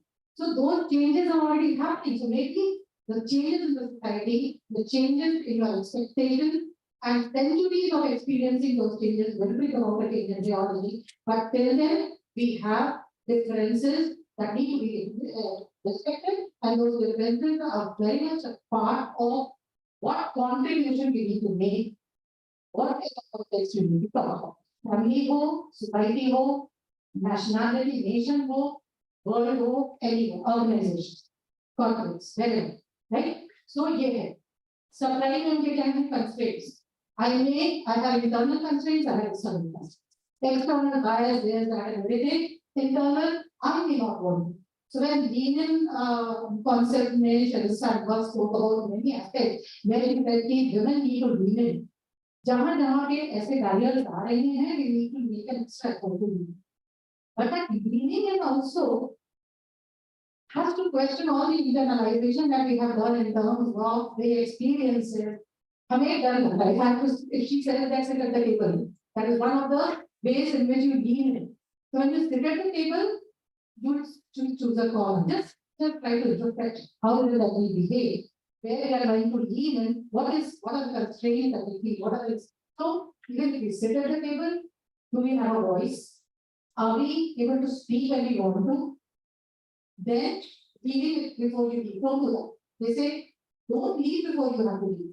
So when we speak of all these broken runs and these women having to fall off the journey, it's about a perception that I have. So I may be a 23-year-old with the best of skills, education and everything, looking forward to a great career. But when I make those choices, I'll always think of what is going to happen in 6 or 5 years.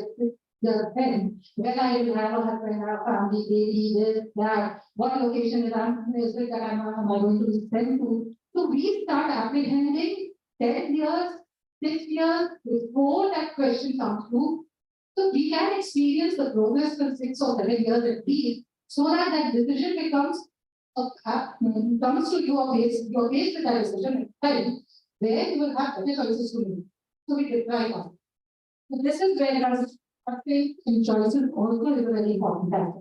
And the double mind dilemma. So जब choices कर रहे होते हैं तो हमारे पास एक question चल आता है damn if I do if I don't. तो वो हमेशा ये रहता है कि ऐसे भी करेंगे तो फंसेंगे वैसे भी करेंगे तो.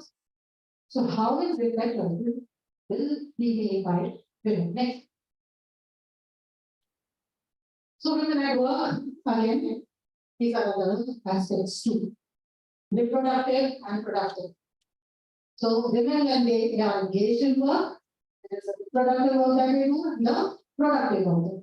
Productive is something that everyone understands. That which has an outcome, which is an accepted and acknowledged outcome, and that which needs to be paid. Okay? So that becomes productive. But reproductive work may or may not be paid, but there is something that falls in the bucket of women by default. So if you are giving birth to a baby, there are these 6 months of dedicated service to the baby, which is an accepted fact. So everything that is related to the caregiving of a baby for those 6 months is carried forward by default, and because it's convenient also. We practice everything, we become perfect, and that's very good. So because of our having perfected caregiving, that has fallen into our life. But it does not mean that it does not take effort, it does not take time, it does not take skill, it does not take responsibility. 3 things that I mean, arduousness. These are the 3-4 things that I mentioned when same and similar kind of work is to be established when we decide that women need to be paid equally. So the Equal Remuneration Act is again something that is just there. Because that depends on the fact that she will be paid equally for same and similar kind of work. How easy is it for us to prove that it is not same and similar kind of work? Because the parameters that we have set, the benchmarks that we have set for calculating these aspects will again not consider skills, effort, responsibility, and arduousness that is required by a woman to do it, because it is not in the context of how we understand it. Right? So everything that I have mentioned here, all of this needs to be understood as work, needs to be reflected in the laws as being something that is recognized. First, that is to be identified, recognized, acknowledged, or as an understanding where that is also work is needs to be paid. So if it does not happen, it still requires to be done. So if women go out to work, it still needs to be done. And make it a paid work. But I believe domestic work helps are taking care of many things. And so domestic health are as valid entities in the world of work who will need to have the protection from laws in all aspects. Not just domestic health, who have sex workers also, if we call them workers, there will need to be some definition, some legal understanding of how the dignity of their work can be maintained. Right? So every work that needs to be done, has to be done, will have to be recognized in those terms. So many work, so many things we do, which was counted, uncounted, paid, unpaid, visible, invisible.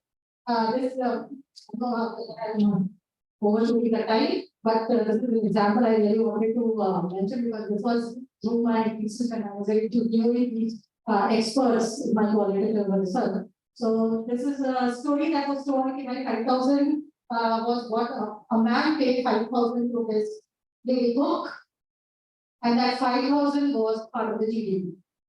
And once he married that cook, the very next day, that our GDP is lesser by 5,000.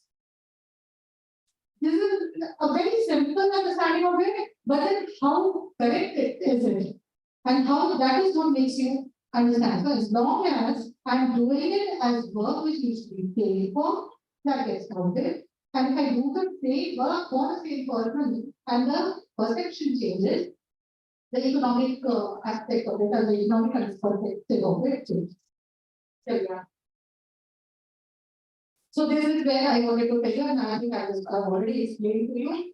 In general, gender neutral, all of these codes, laws and 29 laws which have been plugged into this. So experience differently by men and women, but when it comes to women specific, each of it, if I can take the liberty of going on and saying it, then each one of it is not working in favor of women. Night shift working, deprived it. So you could not employ them for night shift. Did we even ask them or make a choice? Because it is one shift lesser of a opportunity available. So once it was made available, laws have made that change, we have women working night. And what does it require? Safety and security for them for night. So that was the only thing that was required to look into the opportunities that needed to be available to them from the time 1948 से factories था deprive कर रहा था mind set आपको deprive कर रहा था underground जाने के लिए जाने लगे लॉ नहीं बोला तो it's not that every woman would find it comfortable, but at least a choice needs to be available, and that is where I said when opportunities exist and there are centuries of experiences happening, things will change, even in the other professions. Again. So what women want? Questions we will still need answers to. Basic question is, can women have it? We don't have answers for the question. More question is, can women have it all? So for so many years, men have had this, having it all, bahar work kiya, carrying the burden of society, कि मेरे को बड़ा होना है, but you had homes to go back to, where you had happy families being happily looked after by you. So when that changes, how is it? So women, when they start working, can they have it all? They come back to their homes with the same kind of expectation of a happy, being looked after by a man behind, and happy family after all us giving. So whether can we have it? And then can all women have it? So again, that is the biggest question. And let's see how that works, or whether it works not for us. This is very clearly 131 years too far, because that is what again shadows have done. So this is what she said. There is Sandberg again, that an equal world would be where 50% of women took care of the corporates and 50% of the men took care of homes.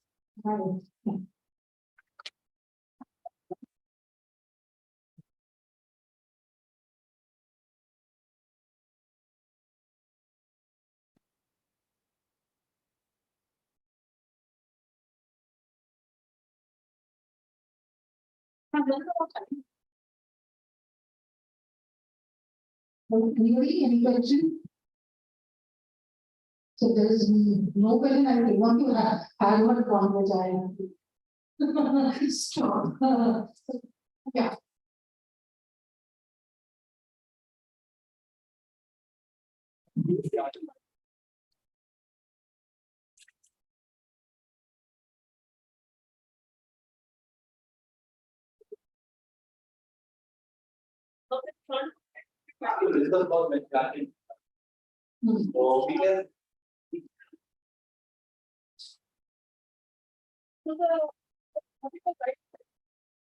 Yeah. So, you mentioned matriarchy. You mentioned matriarchy. So we can like agree on the fact that India as a whole is a matriarchal society. Well, why is it for India whole world? That's India, for example, the private. So my question is like I know society matriarchy can sometimes become a toxic. We use the term toxic matriarchy, but matriarchy can never be a toxic. So how we can develop our society that turns into matriarchy where nothing is toxic. Okay. This is what I have was referring to when I said that people's question is why do we have or there are some people who are going to misuse it. So just as toxic elements are there, this is not something that I think we as a group, when we are talking about those many statistics and those many researches and those many experiences, leave aside statistics and researches. You go by your own experiences, you go by your own family experiences. So if whenever we are discussing this and then these questions come up, and we have all our experiences right in front of us, so we understand what is the validity of this courses happening or whatever is the theme behind it, and what is the feeling that is being propagated, so to say. So toxic elements will be there wherever power dynamics exist. So when it is 90% of patriarchy related toxicity and 10% of matriarchy related, we have to call out toxicity wherever it exists, but that does not validate or the question that why is it that we are questioning patriarchy, because that is impacting 90%. Right?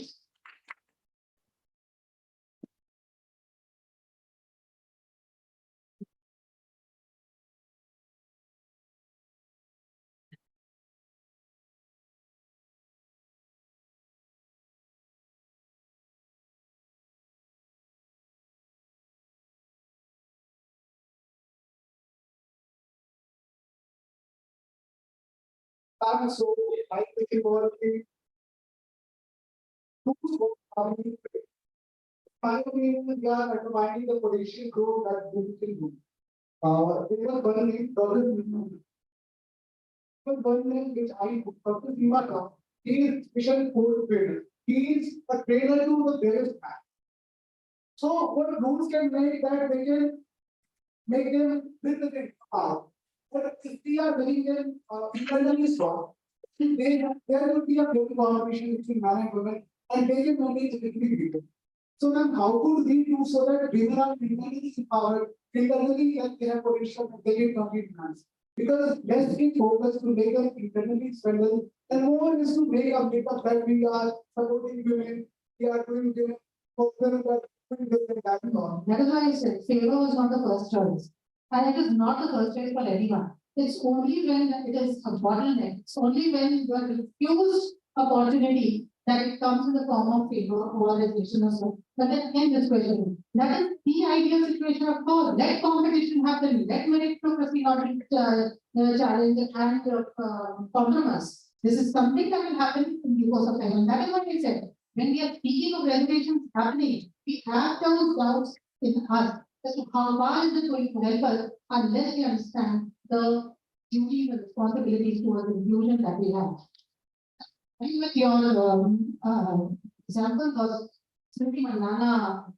I don't know, she has her own context. I don't want, no one should tell it. But when she said that we are okay with receiving a lesser remuneration for our cricket because we are not adding that much of economic value as men's cricket is doing. So till the time that we do that, let us accept a lower remuneration.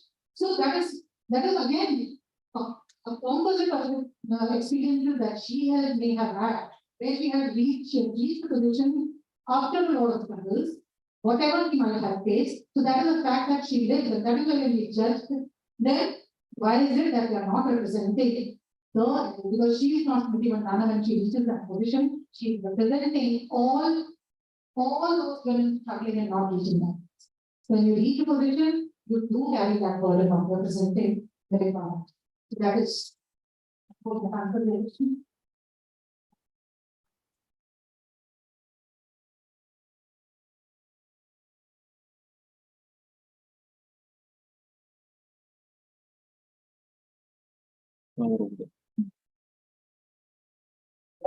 You told that we need to achieve 50% gain and 50% in workforce.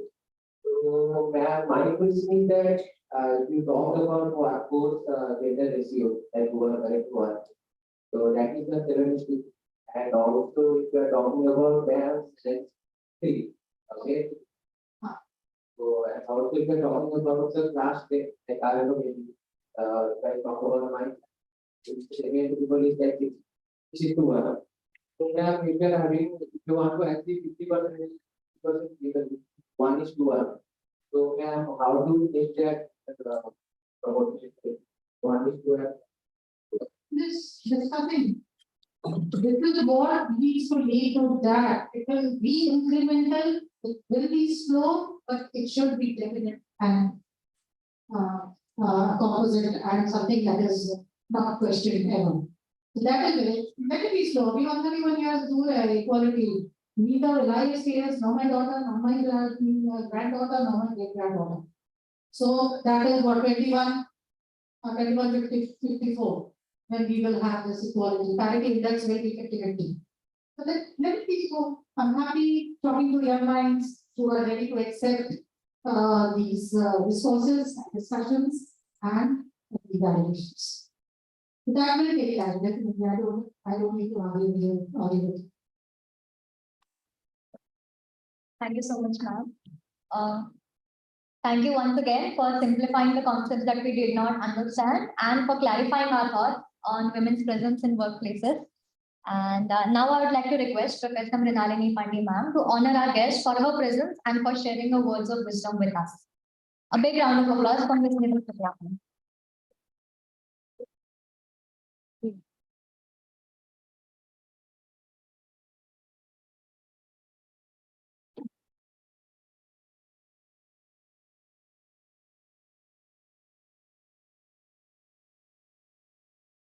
Thank you, ma'am.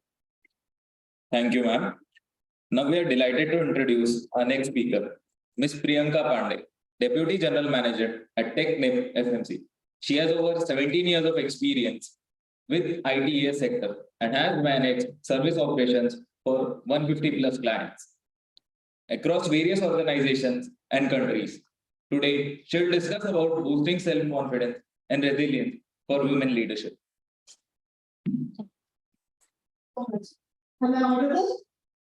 Right. First of all, a very young crowd here, and a lot of them is men. So I really like all the questions that you guys asked. It gives me a lot of pleasure just listening to those questions, right? Are you worried that it's toxic? How matriarchal society is not as toxic as patriarchal? It's kind of easy for me to speak now because I'm speaking to the audience who understands it, right? And good thing is that this generation understands it. So fight maybe for my daughter will be a little easier than the fight that I have. So thank you for being the kind of generation that you are. I'm sure you have got a good upbringing, a very dominant sister around the corner telling you, or a mom who really wants, right?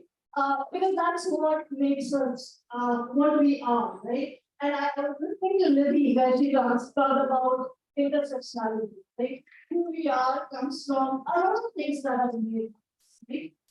And so I'll start talking about confidence and how do we boost our self-confidence. And when I was boarding the flight yesterday, I was really, really nervous. Right? So irony, when I looked at the topic and I have to talk about self-confidence, I saw a very young crowd with a mobile in their hand. There is nothing for me to add that I thought, like coming here, what is it that I'm going to say that I'll be able to engage this crowd, right? And I'm a content, right? And when I was coming here, I was thinking that I'm a fun. I can't bend my knees, put my hands, and I have smiles in the room, right? So, and that is what I started thinking, how do we build our self-confidence? This is not my goal. I'm not a professor. I'm not used to stand in front of a young crowd talking, right? So how do we understand what confidence is? What is self-confidence? Where do we get it from? Right? And just trying to break it into points. I wrote it in on the slide because I thought since I'm not Shahrukh, I have to prepare, right? So some of the elements that came to my mind while I was trying to think through on this topic was one, of course, is knowledge and hard work. There's no shortcut to it, right? The third point that I touch upon is removal of comparison. The fourth one is know and play to your strength while being extremely aware about your weaknesses. A young girl asked me that, what is it that we need to do to be successful, and that's what I told her. And then the one with which I will start, one more is important is to build your reservoir. And I come to it. How do we do it? I talk about how I have built my reservoir and how do I tap into it. Anytime I'm in a situation when I'm not confident, I don't know what I'm doing. It's a new challenge. How do I tap into that reservoir to make my confidence back and be there? But the most important ingredient that I feel is, and that's sort of the entire thing, I believe is the readiness to fail, right? So when I was coming here and I was thinking, and I was really nervous, standing here and talking to this crowd, I thought, okay, what words can do, right? I go up on the stage, I just speak, right? I won't be able to say what I want to speak, I stammer, I look for words that I will not find. What's the outcome? What was the situation? But I really will not invite me to any seminar ever. Like that probably you will go on and on a coffee break say what a waste of time. Right? Yeah, she flew all the way from Noida to talk about something and get engagements, right? Such a boring session. I would have watched TED Talks for Charlie. Okay. And I kept thinking, that would be hard when you go and have that conversation. It's going to be hard, right? It's not easy. I'm not that great at thinking. But then that's just 30 minutes of my life, right? I'll be a bit disappointed. I go to the lunch, I'm sure it's nice and tasty. I'm going to enjoy it. Continue, right? Maybe I'll revisit this 30 minutes with a little bit of regret. Maybe I would have studied more. Maybe I would have looked for an example. That's what I have. Nothing. So first thing first, I'm like, if you are looking for confidence, your acceptance to fail is very, very important, right? And I know it's easy for people who have failed, and I've not been a great student. My mom is told parents teacher meeting, and I was studying in college here. And she used to go to a parents teacher meeting, and she would say, make her repeat the class, right? Because she just doesn't know, she gets like red marks there. You can't promote her. And my teachers would say, She asked very intelligent questions. So we will promote her to the next class and let's see. And that's why we are doing it. I know what failure feels like. I know what war feels like. That gives me the confidence to be okay with it and then do it. Because then you just if you have tasted failure once, you know it's easy. And then do it. And that's one other points that I talked about. One being, don't compare yourself alone. Right? So one thing that saps your confidence out is moment you compare anyone, anywhere. Rabindranath Tagore said, and if Rabindranath Tagore, I don't know if I'm misquoting it, otherwise. He said you are really free when you are not comparing yourself with anyone, right?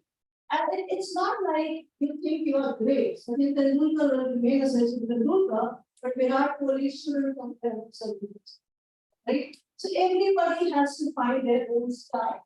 And when we say sky is the limit, that limit or that sky is yours. You can paint it deep blue, yellow paint. You can make it very wide, you can make it very tall, whatever you want to do it. But it is you, your style. So never ever compare yourself with anyone for that matter, even if it is a modern novel, right? So take inspiration. That's a good thing. But we can pick things from different people that we like, but don't try to give up. That sap entire book. And all I have to say is not to books. This is how I have built mine. I could be wrong, but it has worked for me. So you may have to find different things that work for you when you look into it. But this is something that works for me. I was not that anybody compares with anyone. I say no, this is me, only me. All right, I have touched upon hard work and knowledge. You guys are studying far more, than I ever have. So I'll leave that. This is self-explanatory words. So I'll skip those two. But I'll take upon the other point that I talked about earlier, that when we right in the very beginning, and since we grew up in Indian society, our families, our neighbors, they all want us to be a better version of ourselves, right? And they keep telling us about our weaknesses. Nobody tells us what my strength is. And as we grow and move into the corporate sector, there are other one-on-one meetings.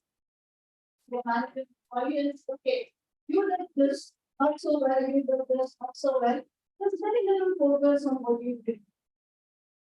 And this is worse, we start fixing ourselves, right? What I feel and what has worked for me is I focus on my strength. I know this is my strength, this is what I'm going to play with. The weaknesses are acutely aware. Never try to push it away or say, oh, since it is there. But my energy is going to be spent on sharpening my strength. So that gives me more results. Working on my weaknesses and the I make as much effort to an extent that I'm not bothering anyone. If somebody comes and tells me you are extremely good, I need to work with it. It affects other people. So that's the weakness I'm going to put effort on. But I'm not trying to become a very nice person.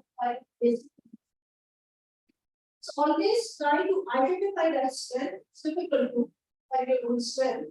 When from the very childhood you have been told so work on your strength, focus on it, but be very, very, very aware of your weaknesses.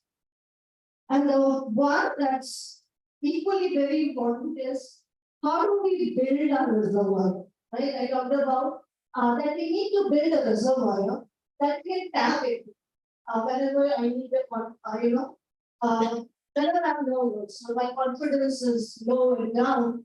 What is it that I do when I'm able to tap into that?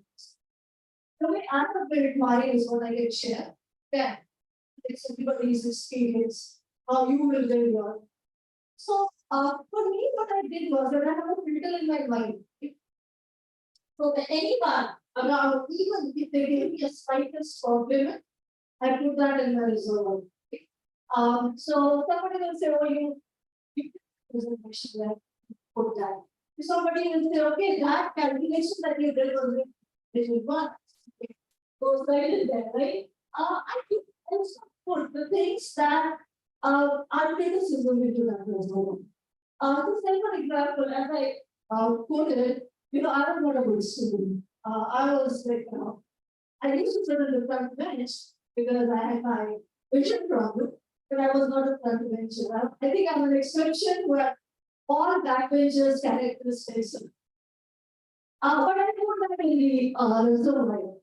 What does this, right? So, of course, I can look back and I say, okay, this is the situation, I've done this before, I know I can do it. I can pull it off.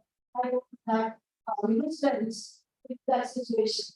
But what the failures does is that if they after failing I can achieve this, then this is a smaller task.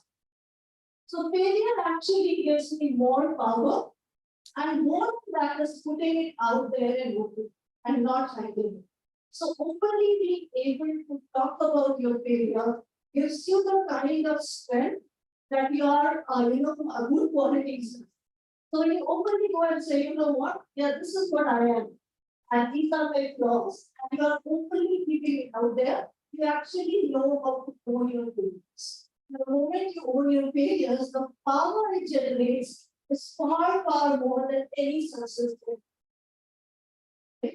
Now, this is like very basic general YouTube, right? So, what happens when it comes to women? And the most important aspect that suddenly gets added to the self-confidence when we talk about women is not about the grades, right? How do I look? Right? If I know I'm looking good, I can walk like this and stand like this, and I have this profile is better. Then forget that. Or from the childhood, if I've been told I'm not this beautiful girl, then that confidence is whatever I am, right? And a lot of times, people around with you will give you the compliment, which is like, oh yeah, beauty lies in the brains and on the face. What actually are saying you're not beautiful. We know that. That's the reason we are trying to see the soul of you, right? The good within you. Right? And we have walked them right from their childhood.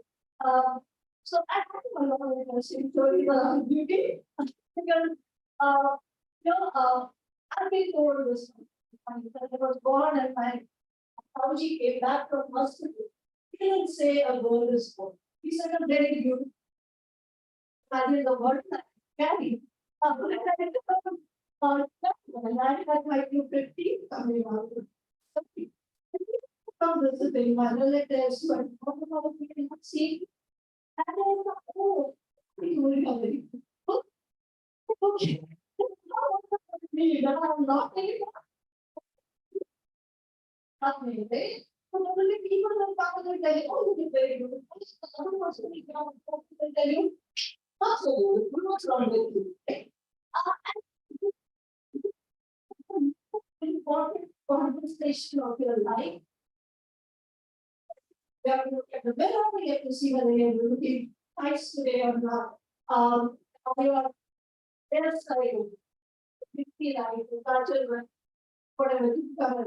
Your time and your mind space has been things that you could have invested in, studied, known more, is now taken away. And that's such a huge pressure put on women, even in the corporate world. So we were doing this, we had coached women to talk to all the women managers, understand what's the barrier that they are not being.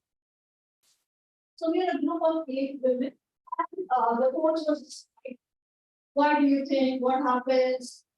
Most of that outcome of those conversations were my confidence, like Vivi was talking about, when people say lean in, women tend to find another corner on the table, they actually don't sit in the center of the table. Or what is it that they don't feel confident about?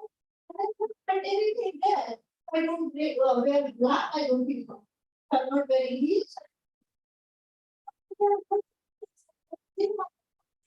Except for the topic that's going to discuss in that boardroom, right? Because we are, as women, it's not women's construct. It's more the social construct that we as women are judged. Right? Nobody is looking what we are bringing to the table. It's more about, okay, are we presentable enough? And that is very, very difficult thing, right? And how then do you make this part of your resume? Right? Because you have to put this also there in the image. Because you can't be succumbing to this pressure, going to office every day, especially if you reach middle management kind of a role, right? The entire floor looks at you every time you go out. And so for me, what has worked is I don't take compliments anymore, right? So if often say the painting are looking very pretty, and I say, okay, is there a day that I don't look pretty? Not pretty. So what's there to talk about do anything? Stop become a very bad compliment. So I don't value whether I'm looking good, not looking good. See myself. Imagine the spike I have. Everybody else has to, I want to look at for their eyes when looking good and something. I don't have to torture myself. So when I go out, I don't see how I'm looking. I have an image in my mind that Tauji said when he came home, the beautiful young God with that confidence that who love me will always find me beautiful, will always find things to look at, right? They give you compliments that matters. Other compliments really doesn't matter. People even work, find so much time, so much of effort to look good, which is going to give zero output to your career, to your lives, anything. And you could have spent it well, right? Doing something else, and all that you're going to put in the front of that mirror, trying to look good, and still not get the compliment that you need. So that works for me. I'm not going to tell any girl out here to get ready. I like to see pretty girls out there. But what works? Okay. It's for you. So there you are. There are a lot of other intersectionality that Nidhi talked about, right? What do you do if you come from a poor family? What do you do if you come from a rich family? Right? A class is another intersectionality that we talk about. And Americans, no rich will ever tell you that they are rich. Right? They'll say they are middle class. Right? And no poor has been we shy away, we hide it in shame. We have the courage to say that I come from a very, that's something a shame that we carry. And we say, oh, we are rich, right? For me, if class is an issue that I have to address, I have to put that in as a lawyer. If I come from a poor family and a humble background, I put it out there. Say, look, this is what my father did. This is where I come from, and I because I get that, right? I can see I started there and I reached here. It's a good learning journey. What if I come from a rich family, not my problem, right? I was just born there. Count the privilege, right? And be acutely aware that I had a lot of things that a lot of other women, right? Women, we talk about, oh, I want equality, not equity so much. Know that the women is she had everything to compete with the men, which most of the women, right? So counting the privilege and putting out the shame on the table right in the first conversation gives you the power and adds up to the table. You can do that to your task, right? If you have a task, put it there on the table, and there were certain privileges that you live with. If you come from a lower caste, movements and movies and books are where Dalits are coming out, right? While they are acknowledging Dalit because they were hiding it.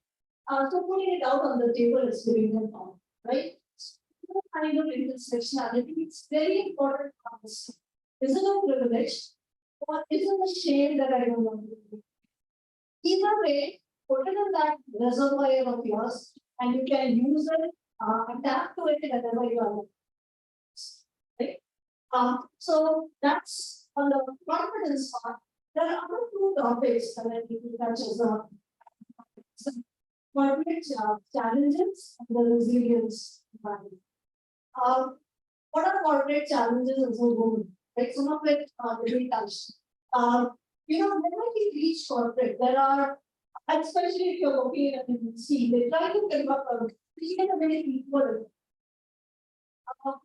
What they forget is US company, a Swedish company, they don't understand our society. Not that they are much better than what we are, they have problems. But ours is a little far more, difficult to understand. So what we do is we pick up people from this society and put them in this corporate environment. We say it's equal. And then we come up with laws like POSH. Then we have a lot of issues. Right? Why POSH is one common question. Always come because they see a very equal environment if the NPCs are right, but they don't see those underlying policies. So that's one thing. The other challenge that I felt was the world is built for men to exist. Right? Women find their way. So you walk into a house, a kitchen where a woman will be spending most of her wake-up time is the smallest room down. A drawing room where really few guests will come and say that you will know about your class, is the biggest. Right? Why? Because men spend more time sitting there eating and watching TV. They need a comfortable place to come and sit while you have this small space, right? And it's there in everything that we have created. The dresses that we wear, right? The trousers have pockets for them because they carry money, right? Women don't earn, right? So we don't have pockets in our trousers, but we have fashion. And I'm counting on these things, and you start realizing that we constructed a world that's comfortable for men, not so comfortable for women, and we are trying to just fit in and find our spaces and play a water so down in the wall, and so nobody likes us. We are just standing, on the wall. It just come to a place where they shouldn't have been, and nobody was wanting. And that's the challenge that I see, because the boardroom or the decision-making places, there are so few women. And that's what happens is we start turning into or taking the bad qualities of people. Right? So we see men very aggressive, as one gentleman pointed out, not thinking, here's the new word fix it. Not understanding how it will impact the bigger picture a lot of times. And then you see that being rewarded every day in the corporate world while you are getting sidelined for being maybe softer individual or maybe being more compassionate. Because the corporates are not built around the qualities that women bring. It's built around the qualities that men bring. Right? And things that gets rewarded are the qualities that men exhibit. So when anybody says what needs to change, it says, you have to bring up the entire world and rebuild it. Right? But that's not possible. So what as women we do? Right? And that brings to my third point, which is like perseverance and resilience, right? Obviously, we can't rebuild everything. And the reason we can't rebuild everything is patriarchy that we talk about. It's very close to us. So it's not just men dominating women, it's a system. Cement of that system is the culture and the religion. And it's very hard to do. All of it. Because it's not just the gender dominance. That's the thing between you and how the world, equal world should be. And somehow, even as women, we know we might be paying the bigger price. We attach ourselves to that culture, whatever we call it, whichever we really call it, we celebrate it, right? And it's very close to us, and there are good things in it too. The idea is to keep nothing, because you can't break it down. Because if you break it down, you might be breaking down the society. So you keep nothing. nudging it and not one woman, a lot of people together, keep nudging it at that wall, bringing, small chips out of that wall. So slowly and steadily, we move towards the more inclusive system. 131 years, so please ready to wait. I am very impatient, of course. What do you do, personal values? The other society will not change. For the first place where you stay, you can bring that change, maybe a little bit in advance, maybe putting a structure, maybe an equal structure at your home.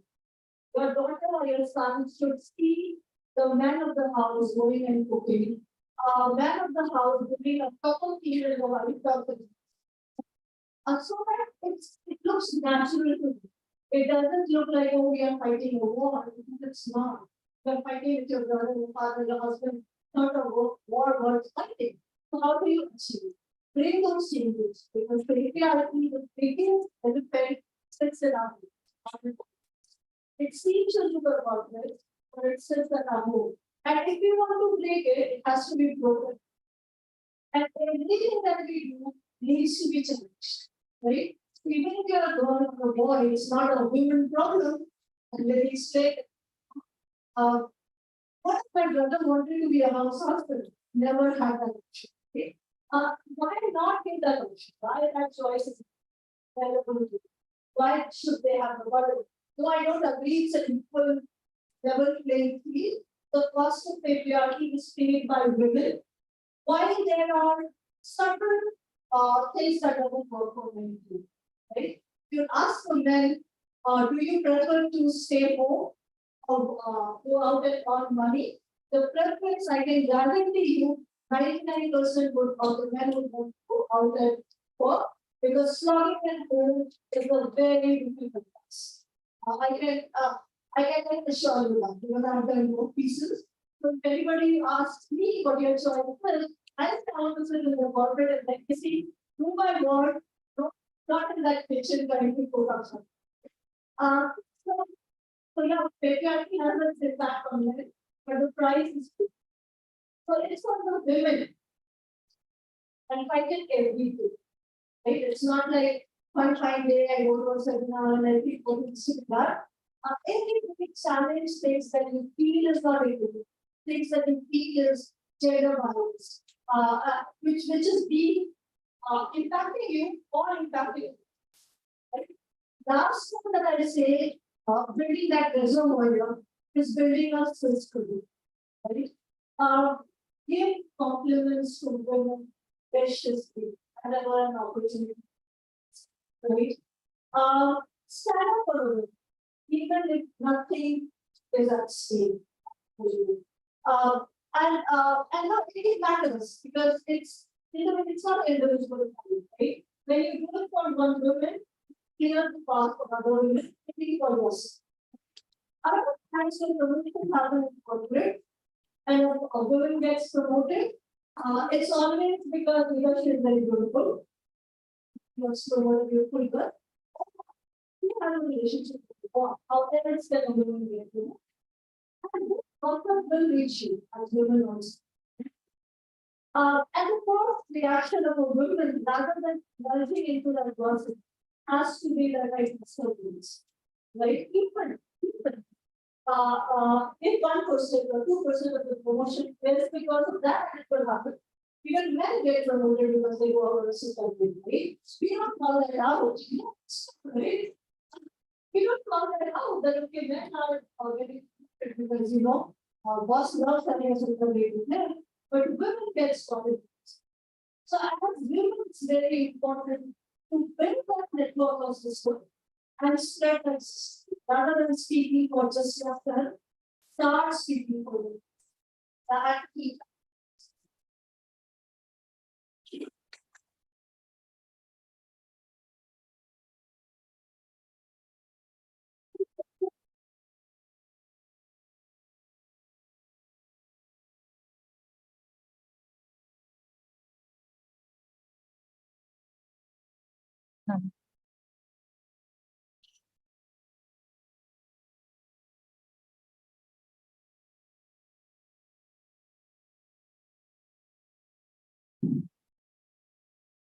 I like that something before. And also mentioned that this is something that women take a bigger thing. If I as a man, that it should try to think about it. How can I incentivize that? Again, how will we get activity because he will say that okay, this is not harming me very much. I should care about it. Someone's already Yes. So, interpretation. funny game. For dowry. Has an impact on women. Dowry, actually, when men funds. I think it's not it. So not pieces of money going out. Doesn't give you a practical reason, not ideological reason.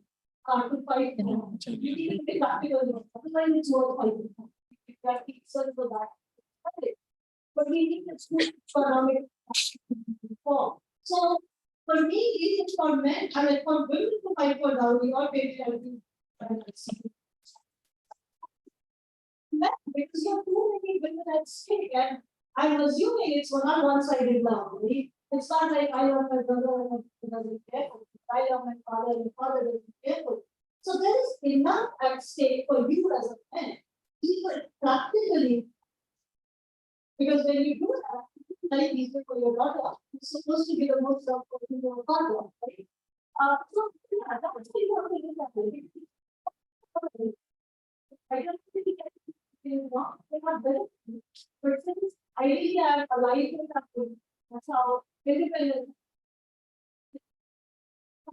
Yeah. But he believed in bigger, outcomes. Right? But that's not coming from within, you can't put that in. So you have to bring it down to how does it mean personally for my sister or for my wife? I don't know. So the will continue to be with the daughter, the mother. This is a bad thing. Absolutely wrong. It's like asking a Brahmin, why will you fight against? You actually, there will there be loss? Yes, privileges of yours will be taken away, and it will be given to on a YouTube platform for everything, for everyone.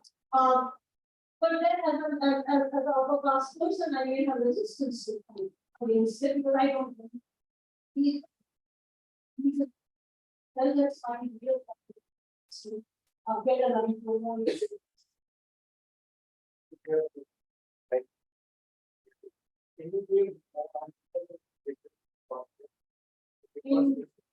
Okay, in reference, why should men in the corporate world fight? Why should anybody want to be boss? A lot of right now actually is driven by the policies. It's not a choice that are actually picking up, right? So if you go and ask them, then and do you want that? I have to fight you. And fight is because of the ideology, right? In it, but there is nothing in it for them. They are will they be giving up those spaces? So I don't see a reason for men to promote it. Leaders, for an individual man, there is nothing. For a man leader who is focused on the outcome of the performance, right? So when our understanding of the situation is very different. If we get into solving the real life problem, the way I think it will be my very good, not that one is not what it's like. Let's add some insight. The leaders are the reason why they are promoting 10% of women, but as men fully, marks so that when you get promoted, then very nice for them to do. So for men in that position, it's not a way. I don't expect last. I expect that my return on investment is making the women leaders needs to speak for themselves, not other men as well.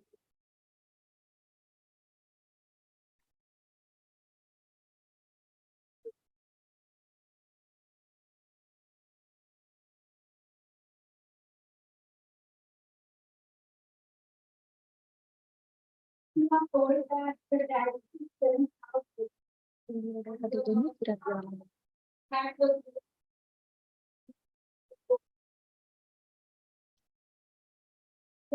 wasn't beating.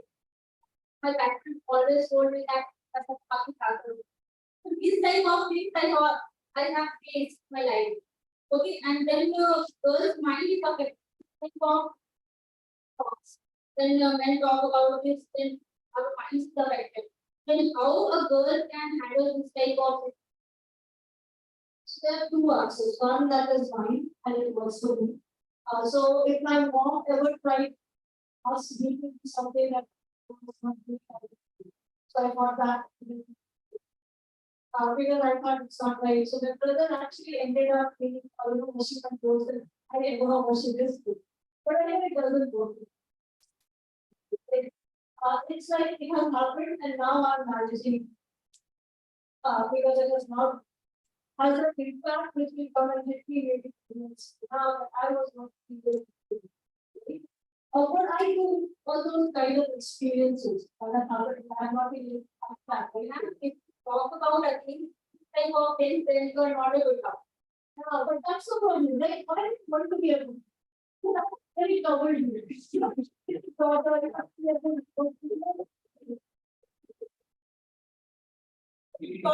at least point that I talk to the police, then call the Rako, but I exactly. So I've been told all of that. And tell them next time that then I talk to Stevens.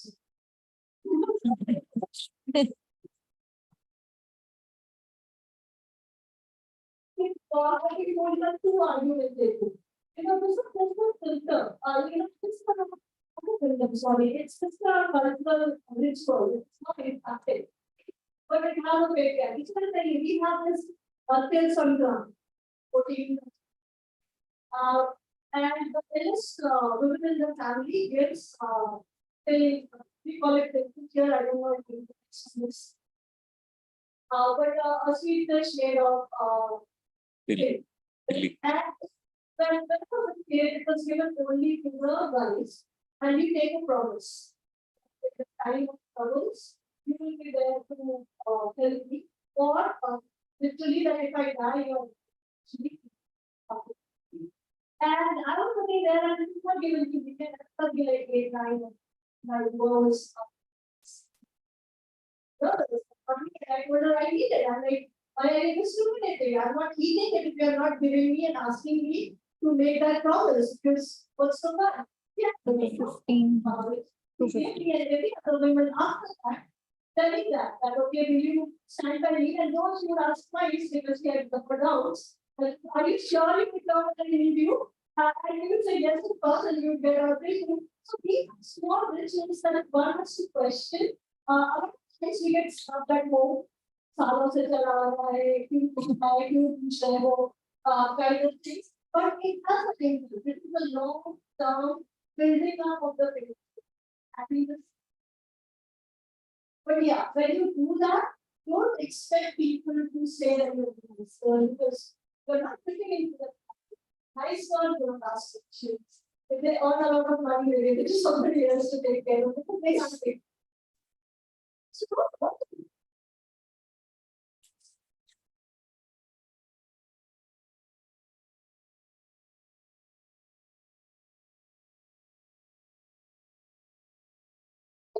actually, I want to emphasize on the most quality which we talked about. Not only corporate, semi-corporate, the setting we are sitting in. Many of the times, many of the girls, boys, all have faced some sort of mental or sexual harm. But especially girls, don't find the courage to fight against it. Even if in corporate or any other setting, there are policies established, but still even women in the position, in higher position, they support patriarchy along with the men. So if I have faced such thing, but I never found the courage to speak about it. Because, I kind of felt that people will not support me. Secondly, they will judge me, and the person who I am the victim and person who is doing whatever things to me will be supported, especially for me. So what would you do in that situation? When you know that things are not going to change around you, also policies are there, but yes, they're not followed. I completely agree. So whenever you put a policy, it has to be put because there is a problem. Right? Otherwise, why would you come across different people who follow it? So that exists, right? Policy does just it acknowledges the problem that exists, which it did not. But if you think that so what works in certain organizations, is important. It works for certain individuals and for certain individuals. And there are multiple cases around. So, I mean, not much, but other laws. And it's a hard one. Okay. So if you as a woman think that life is very easy, it's not. Right? The moment you are born a girl, even being born a girl is a choice that your parents took to not allow. The number of girls child that gets aborted in India is gender ratio. So anytime as a woman, know that the fights are going to be long, fights are going to be hard to fight, but not giving up is the only hope. Maybe not for yourself, but a lot of other women who are going to come and stand here and study or work in that. So a lot of times the fight that the women is fighting and giving their hearts into it is not perfect. If you talk about cost, if we take you back to Bhavani Devi, right? She was raped, and from there she was Asha worker. She was raped when she was trying to stop a child marriage, and that is what led to Posh as it is today. And she has not got justice yet, right? She is still fighting. She may have any. She is going from one to another.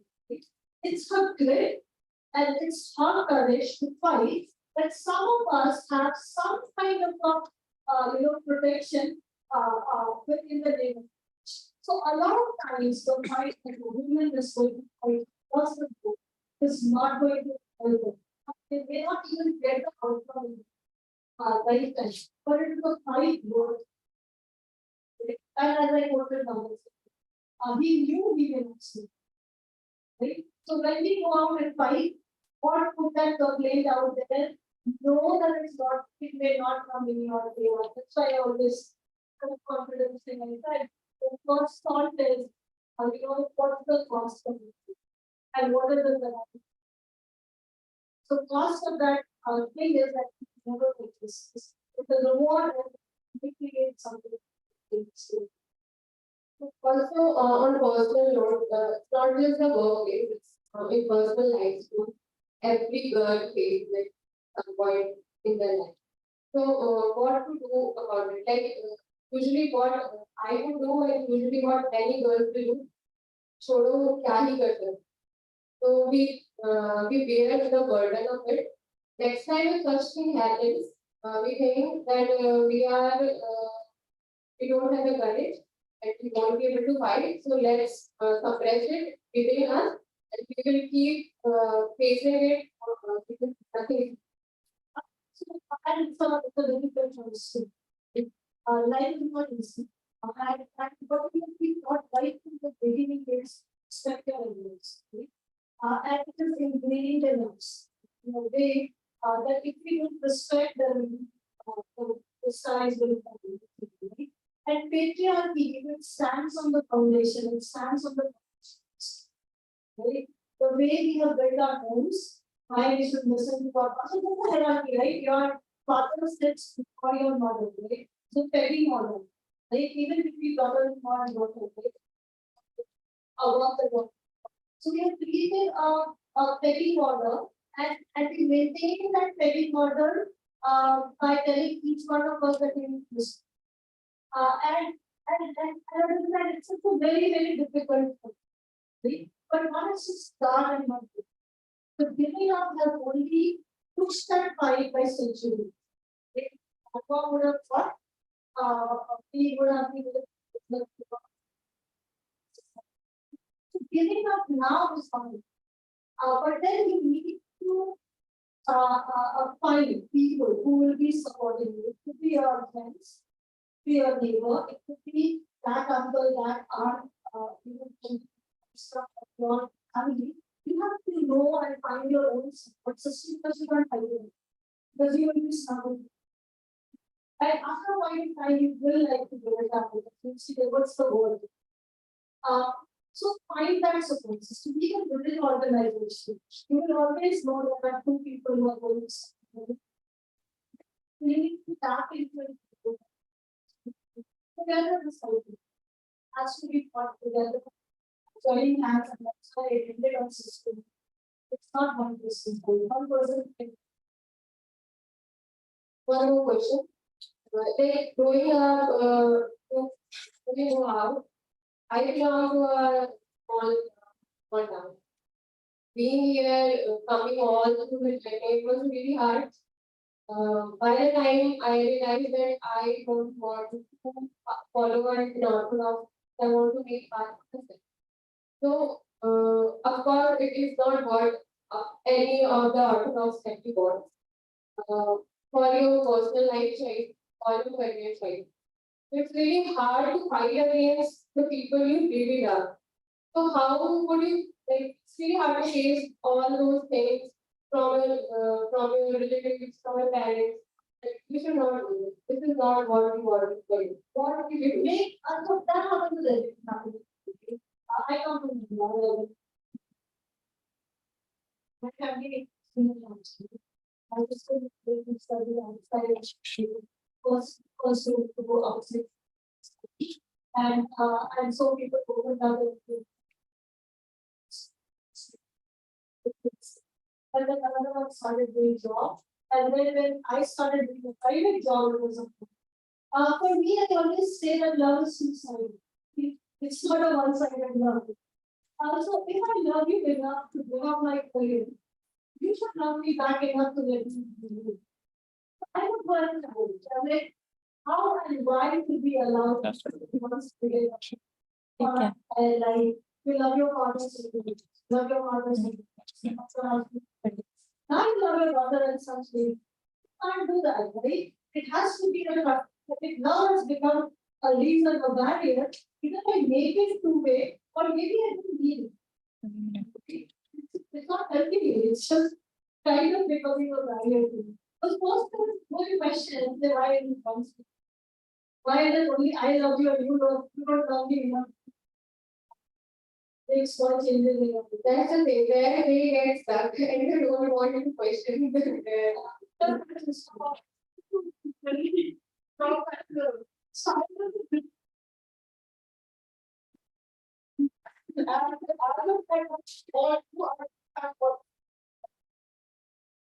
what you have decided.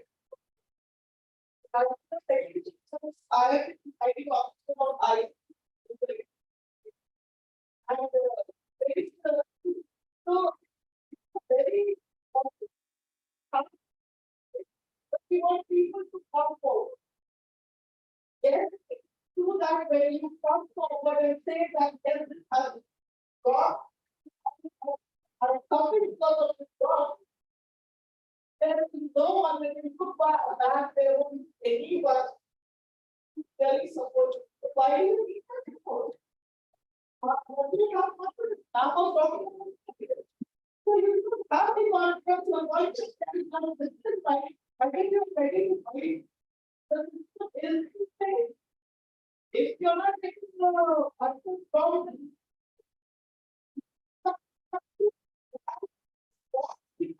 that is a very clear thing. Okay, so there is no need to fear. Everything is there.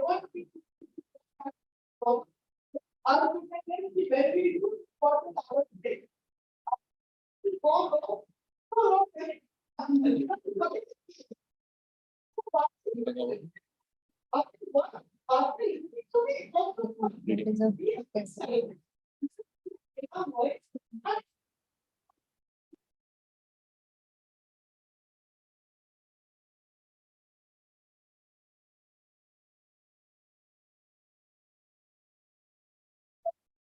Maybe one thing because.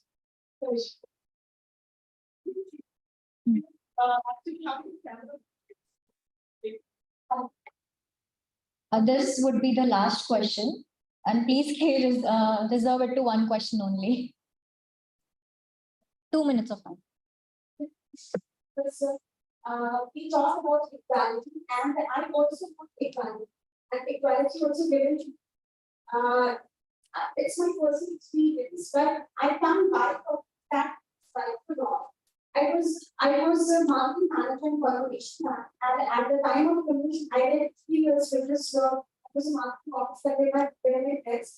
At the time of promotion, I was not promoted as a senior manager because that time I was married. And my boss, I have heard that she might go for the maternity and she only target message go up. I have heard, but I have a question because I entrusted myself and my inner heart says that it's my plan and if it happens, if I am promoted to as senior manager, target will not be achieved.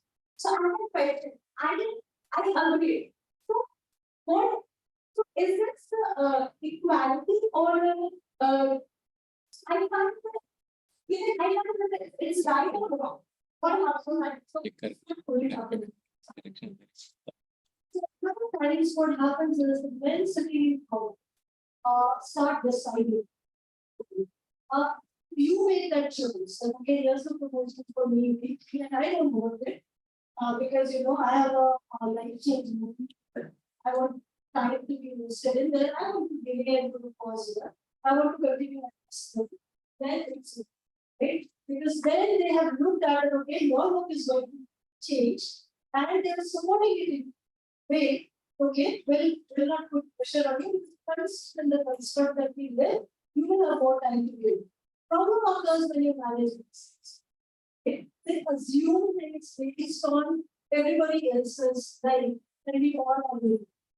So my situation could be very different because else's. The job of the manager is just because I got married, maybe I'm not starting. Maybe my husband is very sick. Maybe my mother is staying. We don't know. Okay? So ask the person for whom the decision. Okay?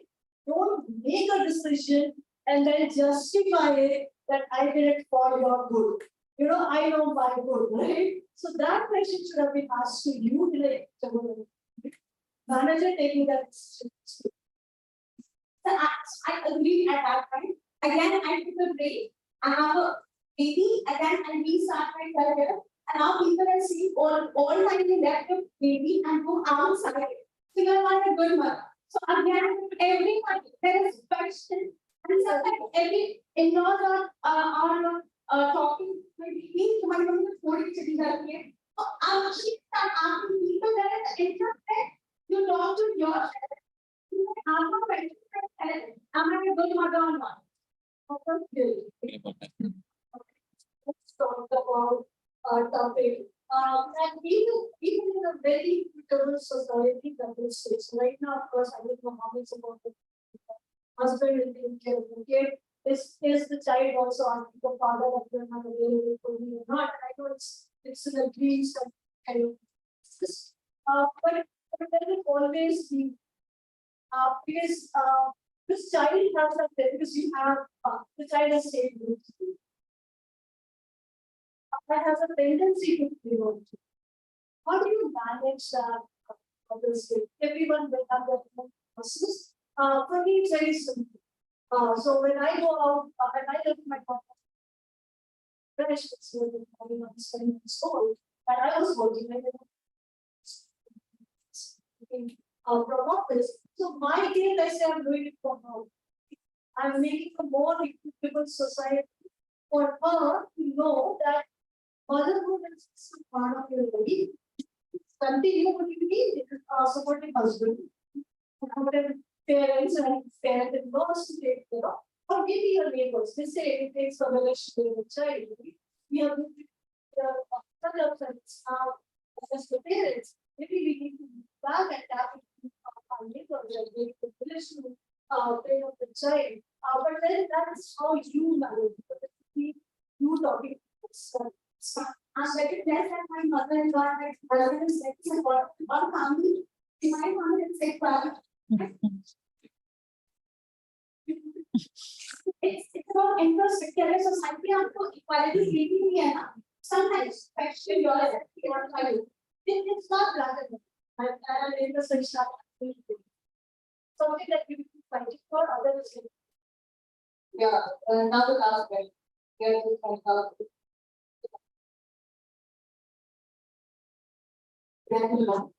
What is your take on the South politics featured topic?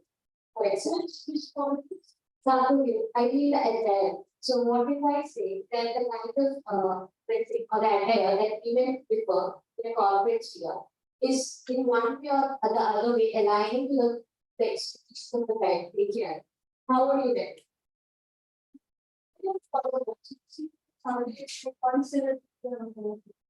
Alright, also I agree. There is a notion how not only more women respect how you should and a lot of coaching is given how to follow how to look very assertive as if it's not something inside of you it's something from what you wear. So it has to be a suit with a coat or it has to be whatever otherwise. I kind of never adhered to it. I wore generally trousers because that's like an activist attire, not for store and trouser. I found that most comfortable to my senses, and I adhered to it. But yeah, even a lot of noises around you telling you how you should dress, and mostly it will tell you how you power the attire that you are. And for a lot of people, actually, so they feel more confident. They are wearing that particular attire. So for people, for whom it works, they should do it, right? But if it bothers you, and you are like, I am being told, and so I have to do it. People around me will surely adjust.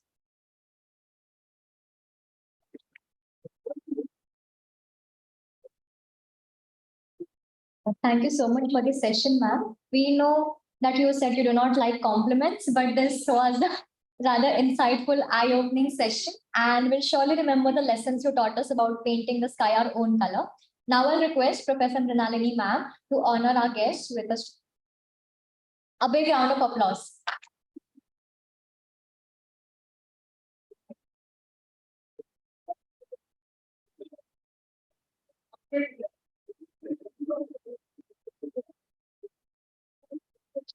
Thank you, ma'am. Now that we have concluded our second session, it's time for a well-deserved lunch. We'll be reconvening at 2:30, 2:15. And please remember, lunch is only redeemable by the coupons you got at the registration.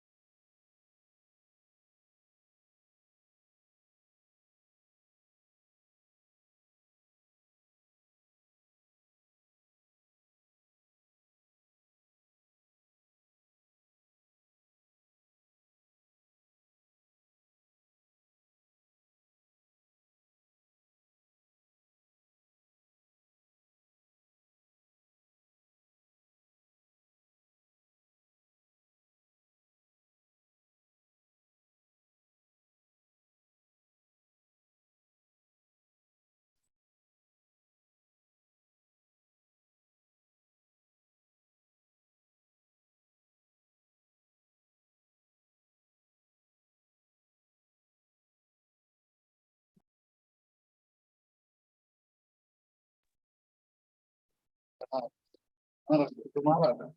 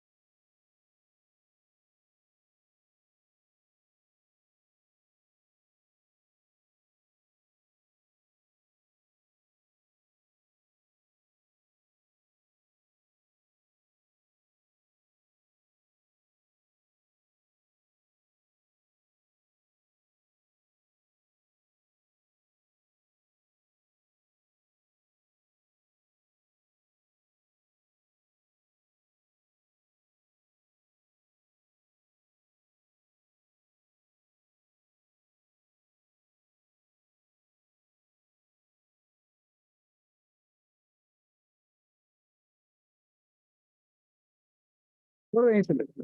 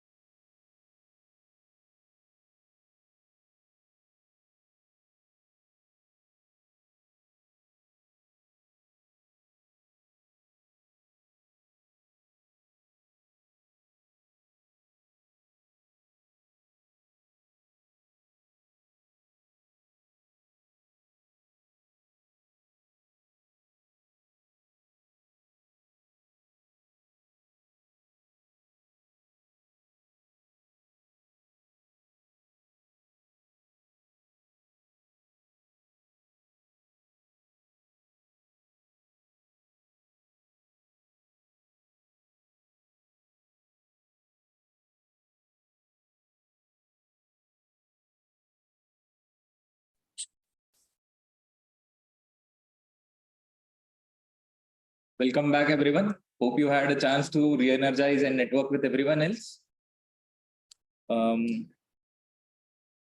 Let us start the session again. Please join us in welcoming Ms. Neeta Ba, General Manager of Human Resource Department at SAIL, Bokaro Steel Plant, will share her valuable insights on women's role on corporate boards and their advantages.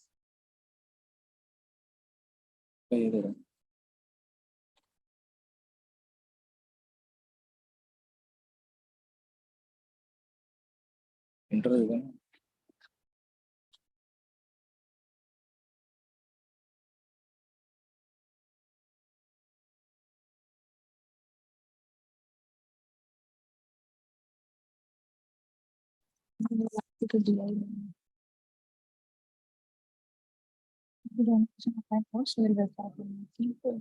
She would be joining us in an online mode, so we'll be waiting for her for a few minutes.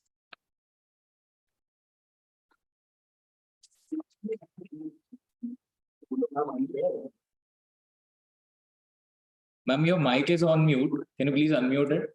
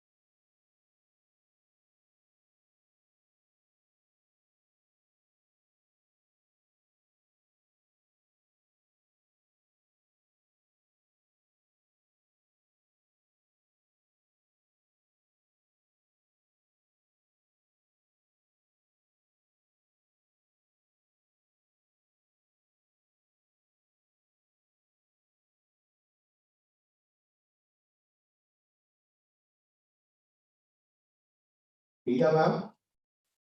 Hello, ma'am. Are we audible?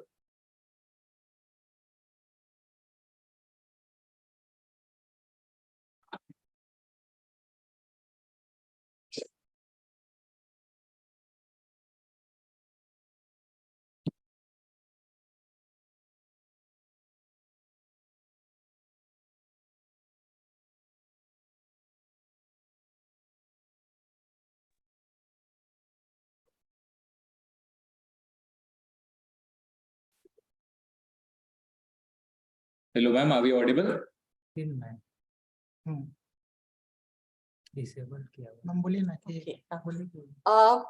Very good afternoon. Am I audible? Yes, ma'am. Yeah.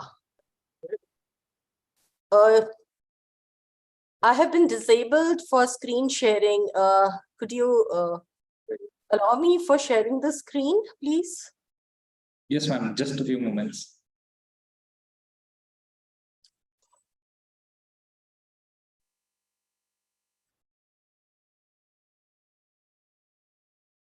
Ma'am, can you please try again? Okay.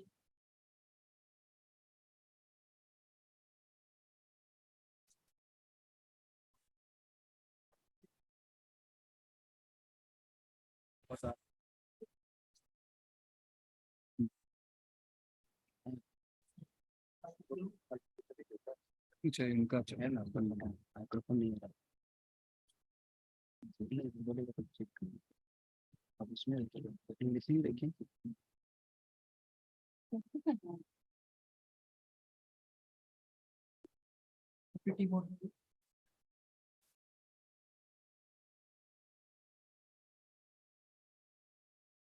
है उनका अपना screen set कर Is the PPT visible? Hello? Am I audible?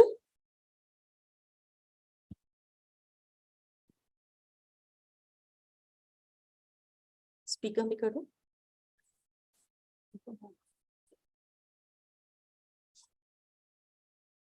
I'm sorry, I can't hear you all. Am I audible?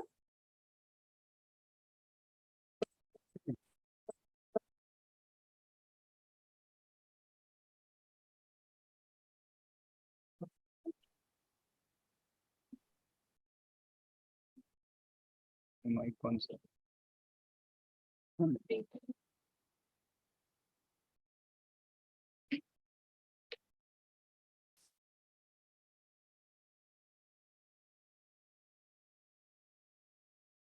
Am I audible? Because I can't hear you all.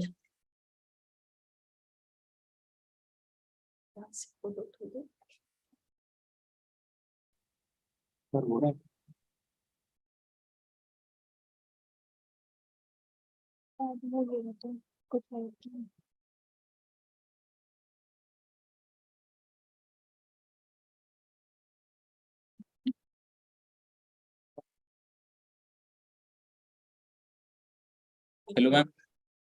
मुझे तो उनकी बात ही नहीं सुनाई दे रही है. Ma'am, are we audible now?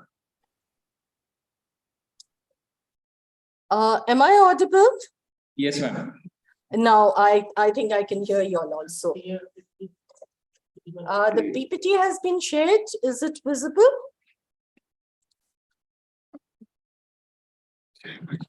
I again can't hear you all.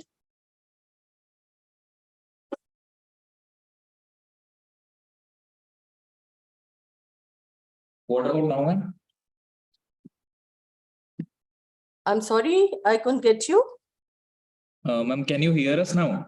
Yeah, it's better. Okay, thank you. Ma'am, I'll give a brief introduction about you, then we can go on with the session. Yeah, I was just asking whether the PPT is visible. I have shared the PPT. Is it visible? No, ma'am, it isn't. It's not visible. Ma'am, Okay. can you reopen the PPT again? Yeah, we'll do that again.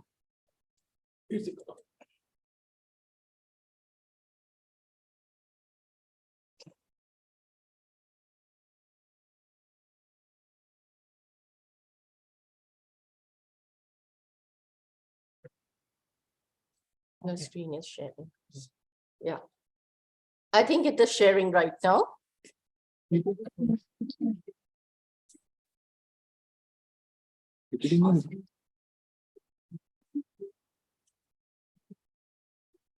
Ma'am, can you open the PPT? You can see a window, but PPT isn't open. I'm sorry, I couldn't get you again. Ma'am वो वो not PPT को front पे लाइए, वो back screen में है आपका। आपका फाइल एक्सप्लोरर दिख रहा है, पीपीटी नहीं दिख Okay, okay. पीपीटी को फ्रंट पे लाइए।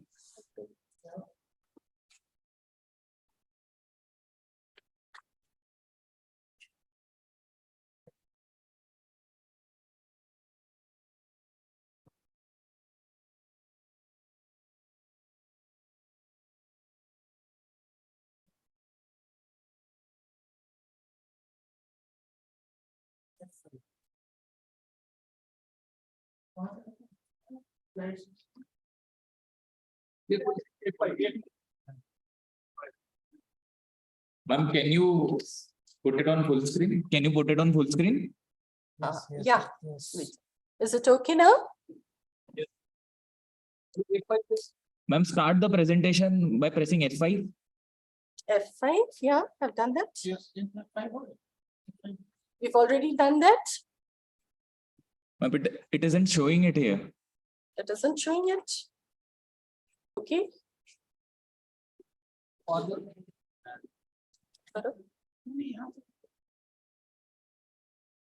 Full screen now. But I think there is network lag. No, it should not be a lag. Is there a lag when I speak? No, ma'am. Voice is clear.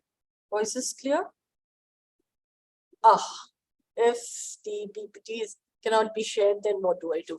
I just speak. We can make it try.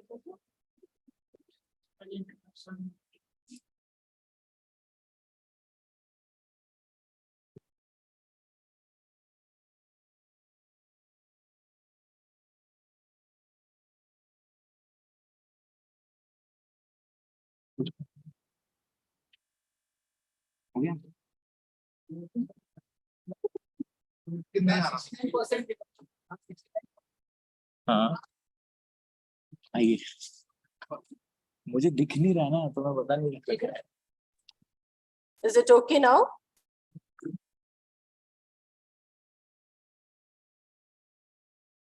Ma'am, on the right corner of the bottom of the screen, you saw there 69% there is written. There is a slideshow view. Click on that. Slideshow.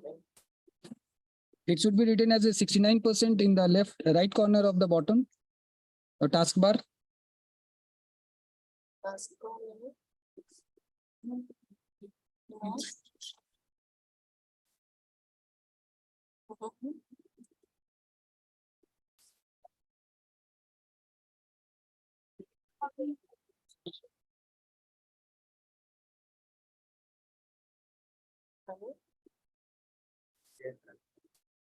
it going now?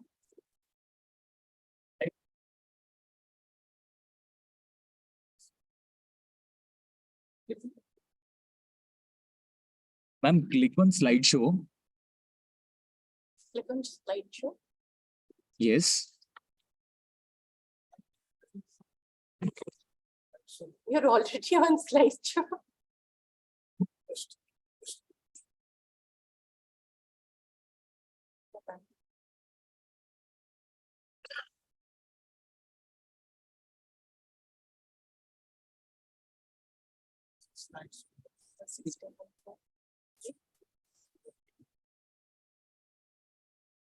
Ma'am, anyways, if there is a glitch, we can continue like this, we'll manage.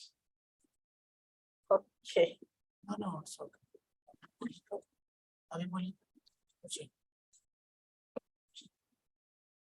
Is it visible now? Yes, ma'am. Okay, thank you. Okay, ma'am. Should we start? Yes. Okay. So we have Miss Neetaba here. She's General Manager, HR Department at SAIL, Bokaro Steel Plant. She'll share us her valuable insights on women's roles and corporate boards and their advantages. Over to you, ma'am. Thank you so much. A very, very good afternoon to all, and extremely sorry for the technical glitch, which kept you all waiting for a couple of more minutes. A big thank you to the team for giving me this opportunity and privilege to be a part of this wonderful workshop. Indeed, a great opportunity for me to speak to you all, to be a part of this. Yes, the topic for the day will be women representation in corporate boards. You can't change what you can't measure.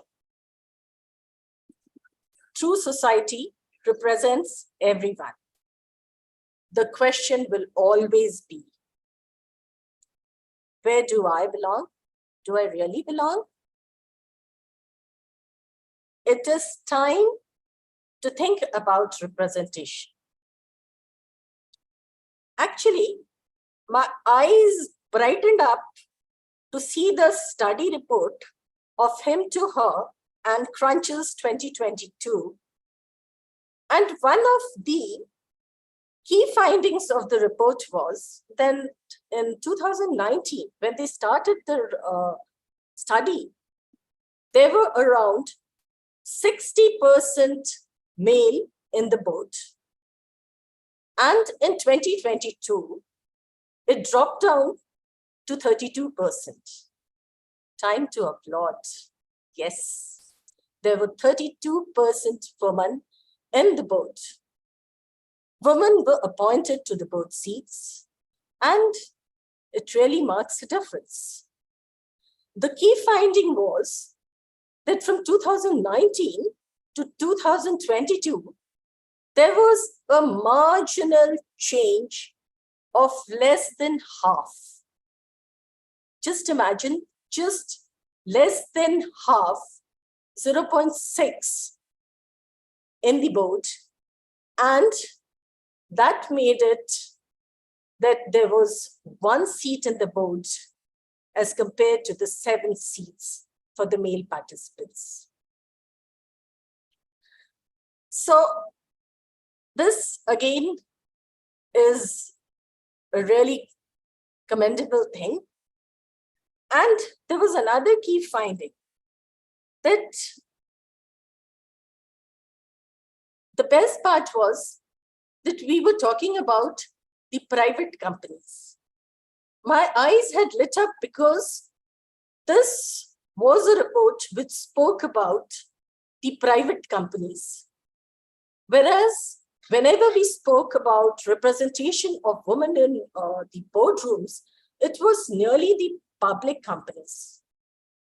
And I'm sure throughout the day, many of the speakers must have spoken about it, that the surveys, the studies that were taken from the public companies, which were large companies. So do we really represent? Do the figures really represent us? A point to ponder. I have tried to bring my presentation in a capsule, keeping the time frame. And also I had the chance to listen to the speakers in the first half, where Madam Nidhi Shukla was speaking, and I could hear her a little, though the audio was not very good in the YouTube. But then I think she has spoken a lot, so I'll not be touching those things, and I'll be skipping the things that she has already spoken about. Talking about the demographic, she already spoke about it. And the world population, the male-female ratio, when we see this, we find that the population of the women is marginally, very marginally lesser than the male counterparts. But yes, where do we figure? Are we visible everywhere? Where is the parity? Where is the equality? Lots have been spoken about it. Will not get into that. And I'll skip, as I said, to catch up the time. It's post-lunch, and I cannot keep you all in this comfortable air-conditioned auditorium. Otherwise, you people will start sleeping. So I would start with a story. Speaking about the history of both diversity in the world. Who was the first CEO? If we go back to the history, we find the name of Anna Bissell, an American who started a business in 1889. She became the CEO of a carpet sweeping company. She started her career. I would like to share her story with y'all. And in this story, I would try to sum up how the leadership role is there, how woman leadership works, and how and where we are today. Talking about Anna Bissell, it's an inspiring story. After the death of her husband, Melvin, she turned her small carpet sweeping industry into a mega company. While her husband was alive, she used to do the marketing for him. And in the process, Melville learned the corporate operations, employee management, customer services, and after-sale services. These were the things that she learned during her marketing career while helping her husband in the small carpet sweeping industry. In 1880, they built a factory, and in 1884, the factory was gutted in fire. Anna took a bold step. She stepped out. She took a big loan from the bank. And she just did not get that bank loan for being, she had to mortgage her home. That was her only property with her. And this was not the only reason why she got a loan.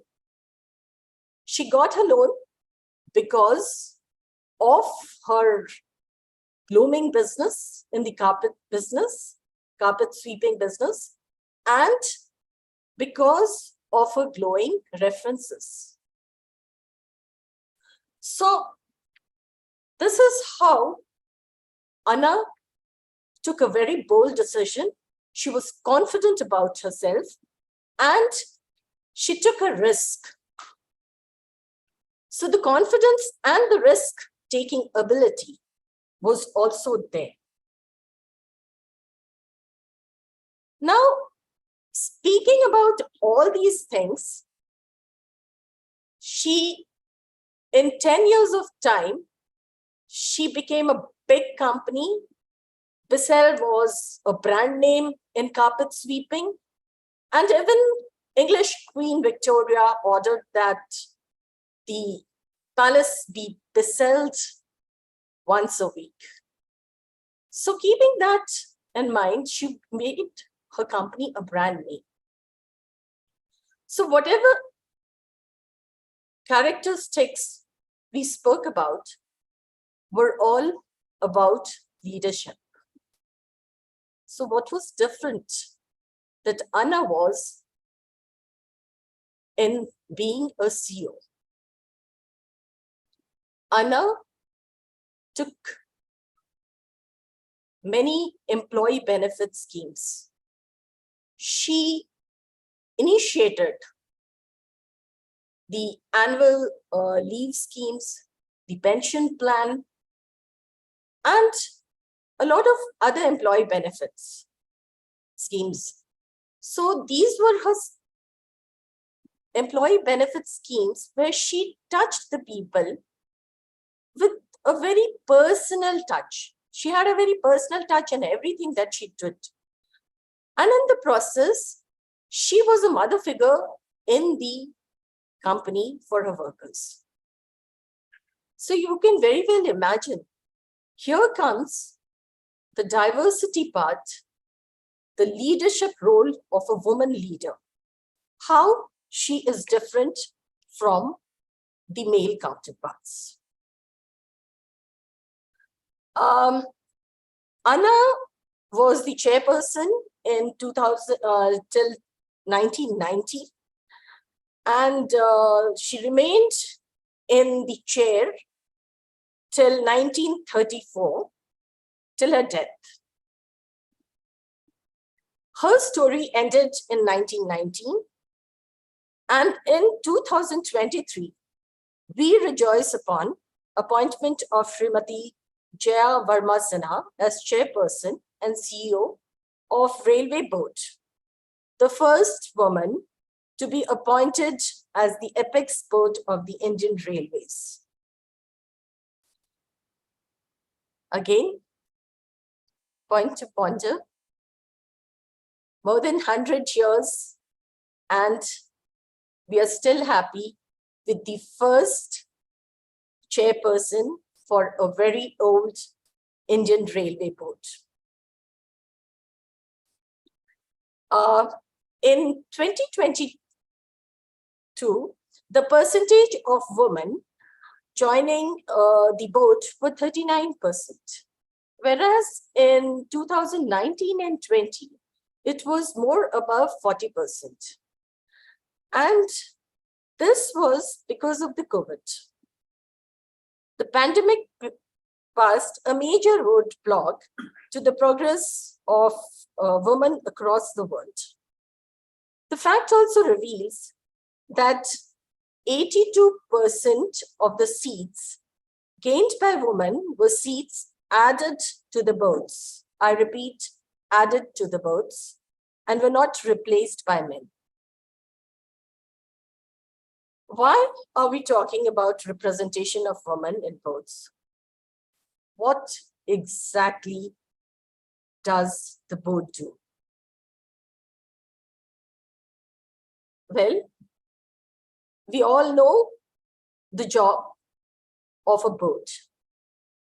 Good corporate governance, it helps firms improve performances, drive growth, manage risk, attract and retain investors, reduce financial crisis. To be truly effective, the board requires diversity of skills, culture, and views to make smart decisions with lasting impact. So what does the board actually does?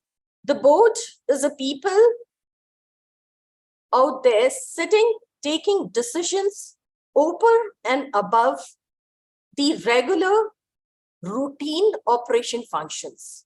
It speaks more than the routine functions. It speaks about saving the company, saving the economy, saving the world.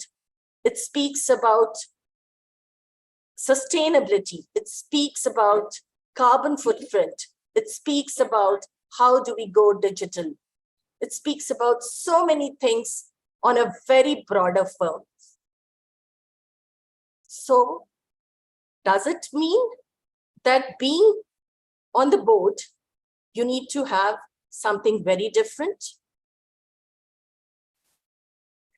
So what actually you require to be in the board to be a superhero? There are certain human values, according to a famous psychologist, Swartz, who believes that these are the 10 characteristics which are required in a person to be in the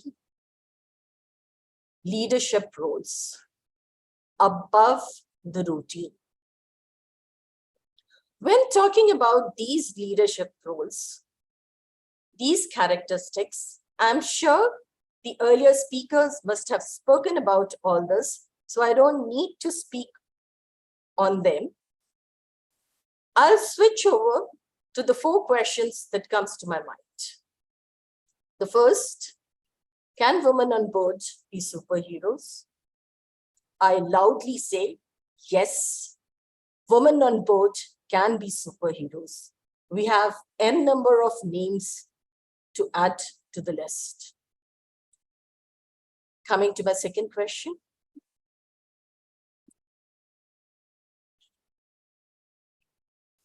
And then to my 4th question. Ma'am has already spoken about the 3rd and the 4th question. So I will just be speaking on the 2nd question.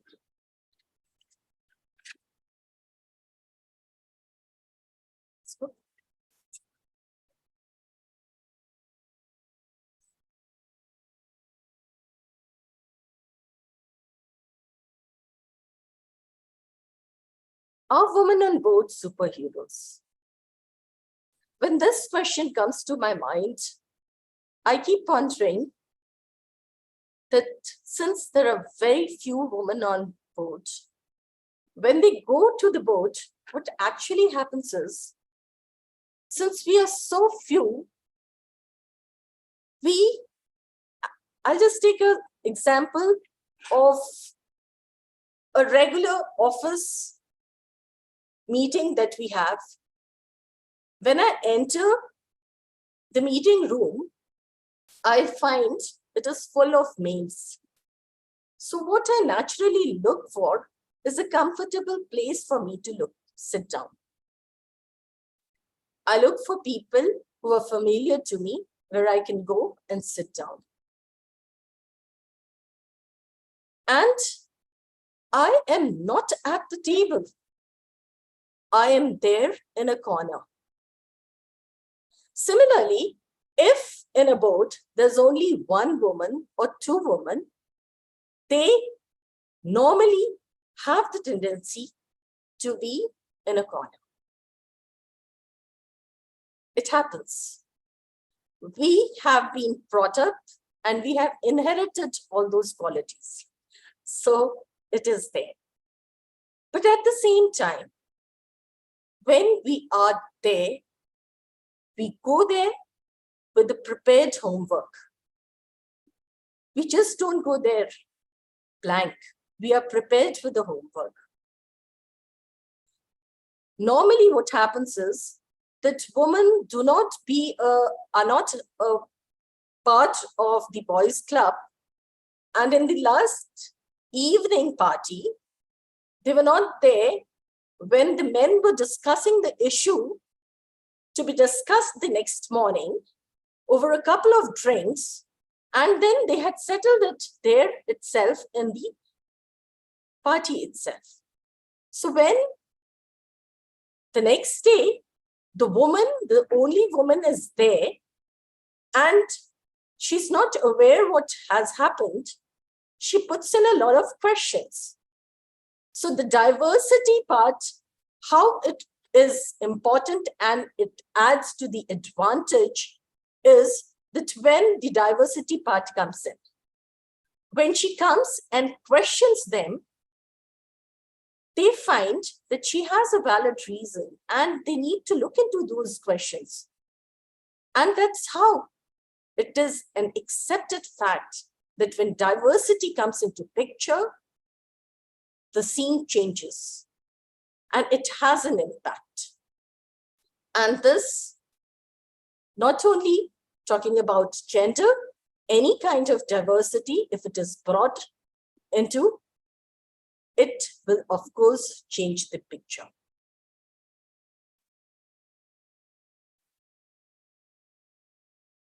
We just spoke about the 10 characteristics that were required for being the superheroes. So just have a look at this. The male are more achievement oriented, and these are the characteristics that they have. Speaking about the female, you will find that except for the achievement part, they have all the qualities.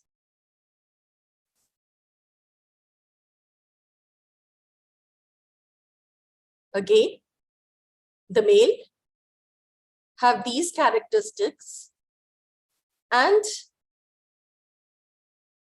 the females are just a little less in the achievement part.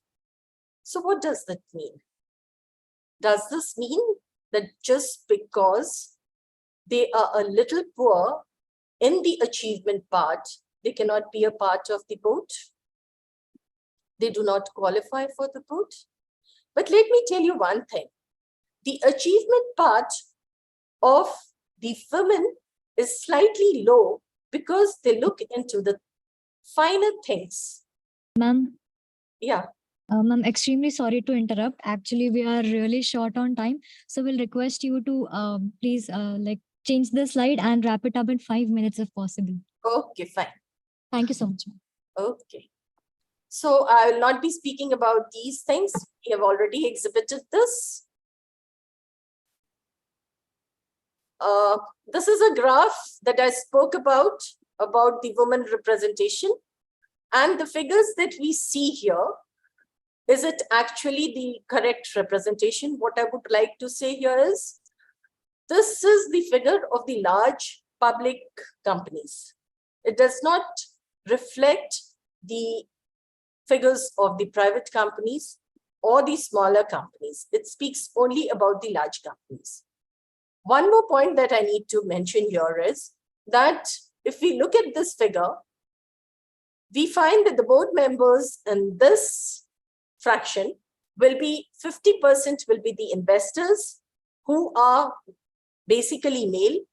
Very few women will be in the investors group. Then the rest 50%, you'll find that the 3/4 are the male and only 1/4 is the woman. So actually speaking, it is the representation that we give here does not give a correct representation. It is actually very low. Whatever representation shown here is very low. Apart from that, whatever figure that we see here, these are figures which say that women are on board. Maximum are independent board members, or they are golden skirt board members. So that's how the representation is again very poor. So talking about India's progress, of course, I'll skip this because this has been covered in the first session.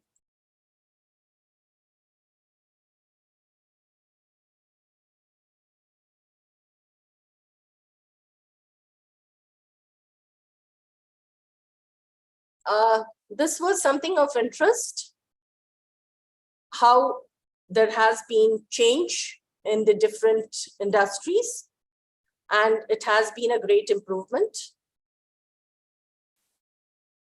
Again, life science, media and entertainment, and consumer product and retail, they're doing fairly well.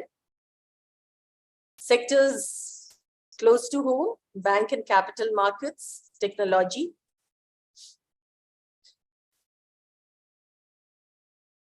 But in the energy and utilities section, the participation in the Indian energy sector is near 8%, with only 600 women at managerial and executive level. There's a lot to talk about the pipeline thing and how they do not rise and they're not picked up from the pipeline to the board is a big issue to be discussed. These are just figures. And the stereotype is, most of the time, the women are asked, if you're a girl, get into HR, get into PR, get into finance and administration, and things like that.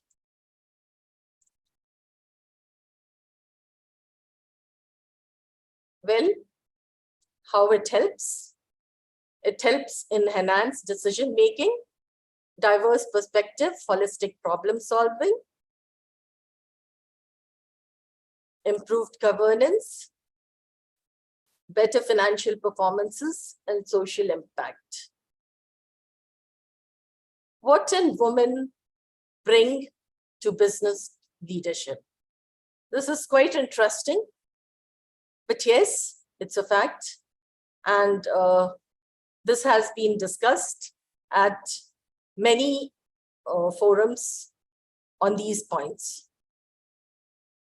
What we need to do to bring women on board is actively engage high potential women, promote mobility opportunities, leadership training, set a clear career path, role models, consistent feedback, and diversity programs.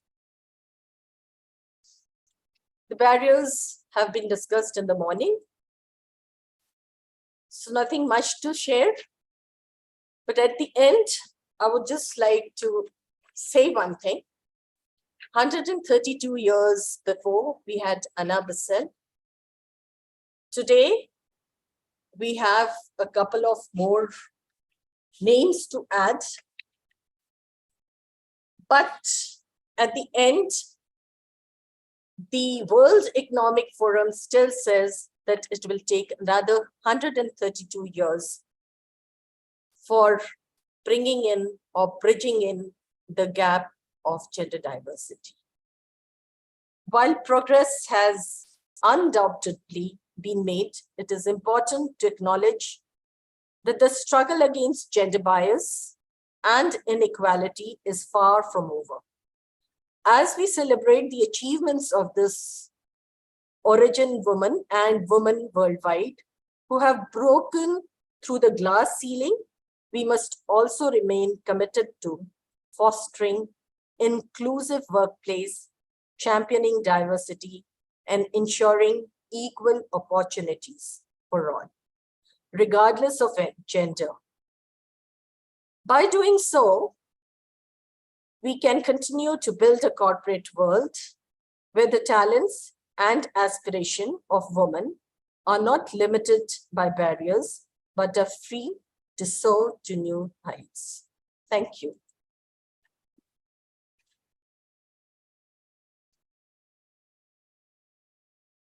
Thank you so much, ma'am. We are extremely delighted that you joined us, if not in person, but via virtual mode. Thank you so much. Thank you. So we have our next speaker with us. Please put a big round of applause for Ms. Debjani Chaube. Debjani ma'am is a news editor at Editor G currently, and she will be sharing insights on workplace diversity and gender challenges in corporates, with a special focus in the media industry. Lunch के बाद बोले कि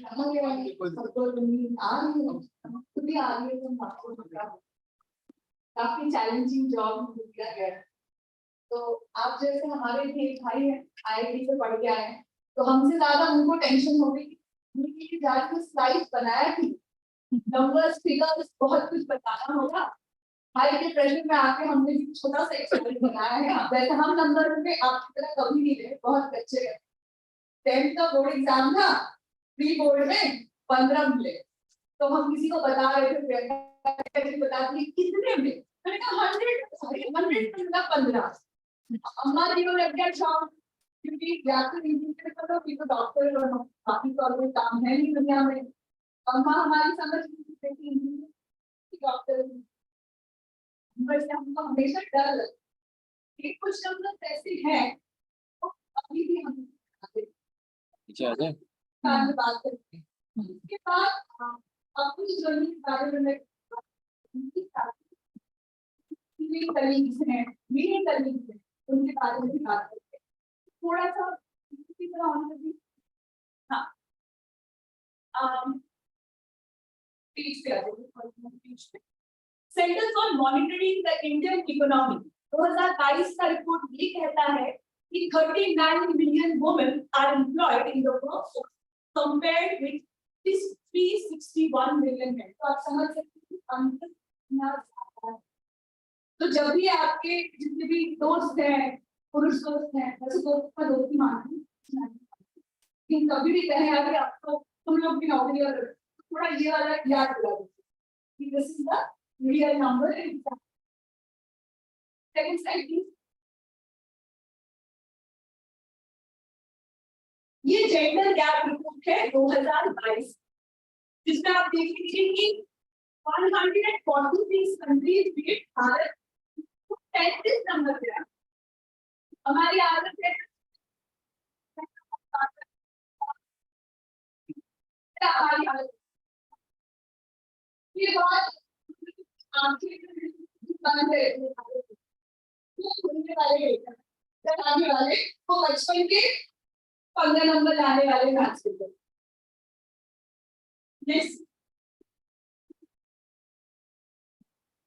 ये journalism के figures है। Okay, बहुत लोग कहते हैं कि बहुत ज्यादा लड़कियां जो है वो मीडिया में काम करती। तो अगर हम ये वाले नंबर्स देखें तो TV news reporter 20% radio news houses है, 14% प्रिंट इन इंडिया। लेकिन अगर हम एशियन कंट्रीज के साथ तुलना करें उसके मुकाबले हम पीछे, वो ये नंबर ज्यादा। नेक्स्ट,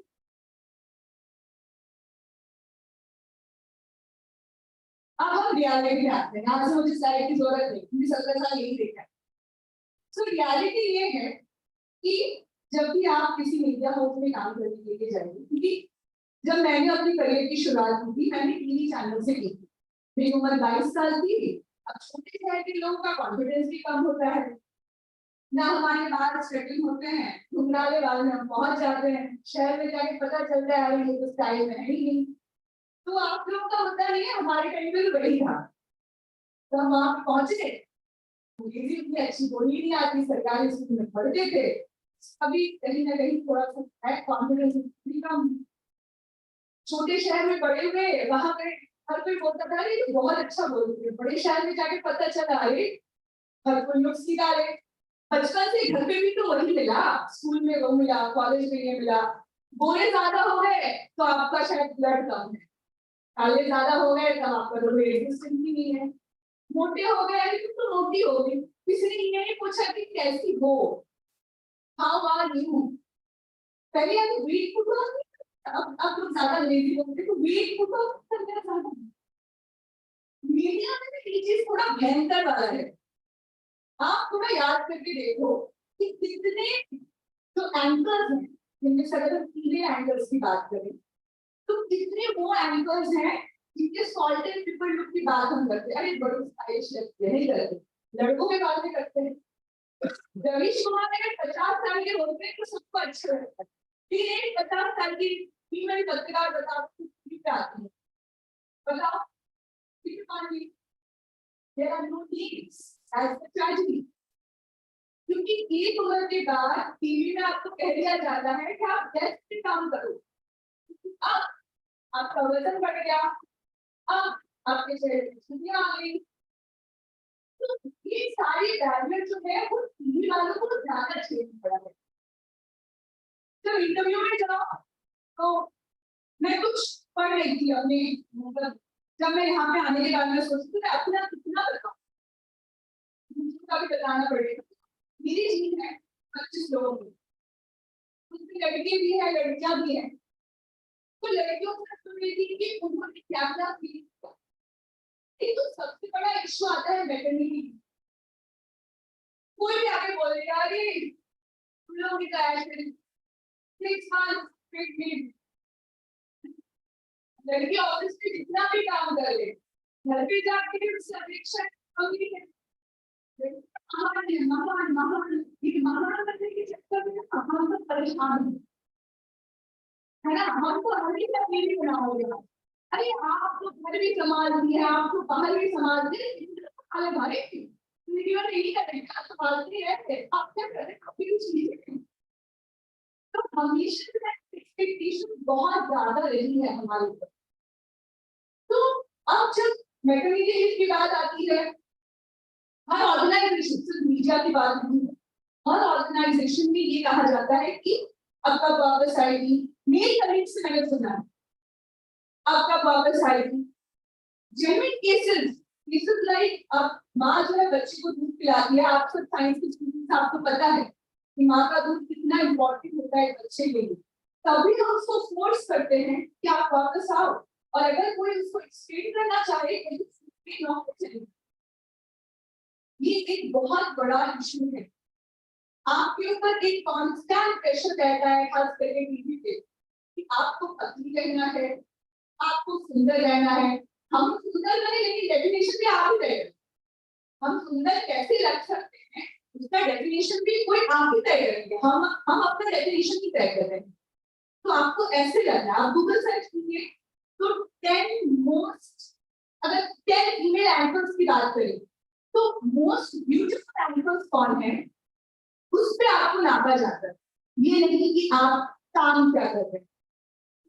गरीब घर से लड़कियां आती हैं, उनके लिए सबसे बड़ा मुश्किल मीडिया में ये है कि पहले आपको जज किया जाता है कि आपने कपड़े कैसे पहने, क्योंकि कल से आपको टीवी पे आना है। अच्छा, इसके तो कपड़े अच्छे नहीं होंगे, फेशियल तैयार नहीं है लड़की की, वो खाना खाएगी और फेशियल का सोचेगी, तो फेशियल करके नहीं आई है तो चेहरा चमक नहीं रहा है, कैसे काम दे। प्रोनाउंसिएशन, जो बड़े स्कूल से पढ़ के आते हैं उनके लिए उनका घुलना मिलना, लोगों के साथ बैठना वो अलग होता है। जो छोटे स्कूल से आते हैं, गरीब घरों से आते हैं, उन लड़कियों के लिए मुश्किल है कि उनके प्रोनाउंसिएशन में भी कभी कभी मुश्किल होती है, क्योंकि उनको वो इन्वायरमेंट नहीं मिलता। अंग्रेजी नहीं बोल सकते मतलब आप बेवकूफी हैं, मतलब आपका बड़े इंस्टीट्यूट पे तो आ गए, अब मुंह छुपा छुपा के घूमिए क्योंकि आप अंग्रेजी नहीं बोल सकते हैं। तो मीडिया में भी वो डिस्क्रिमिनेशन बहुत ज्यादा होता है कि आप अंग्रेजी नहीं बोल पाते।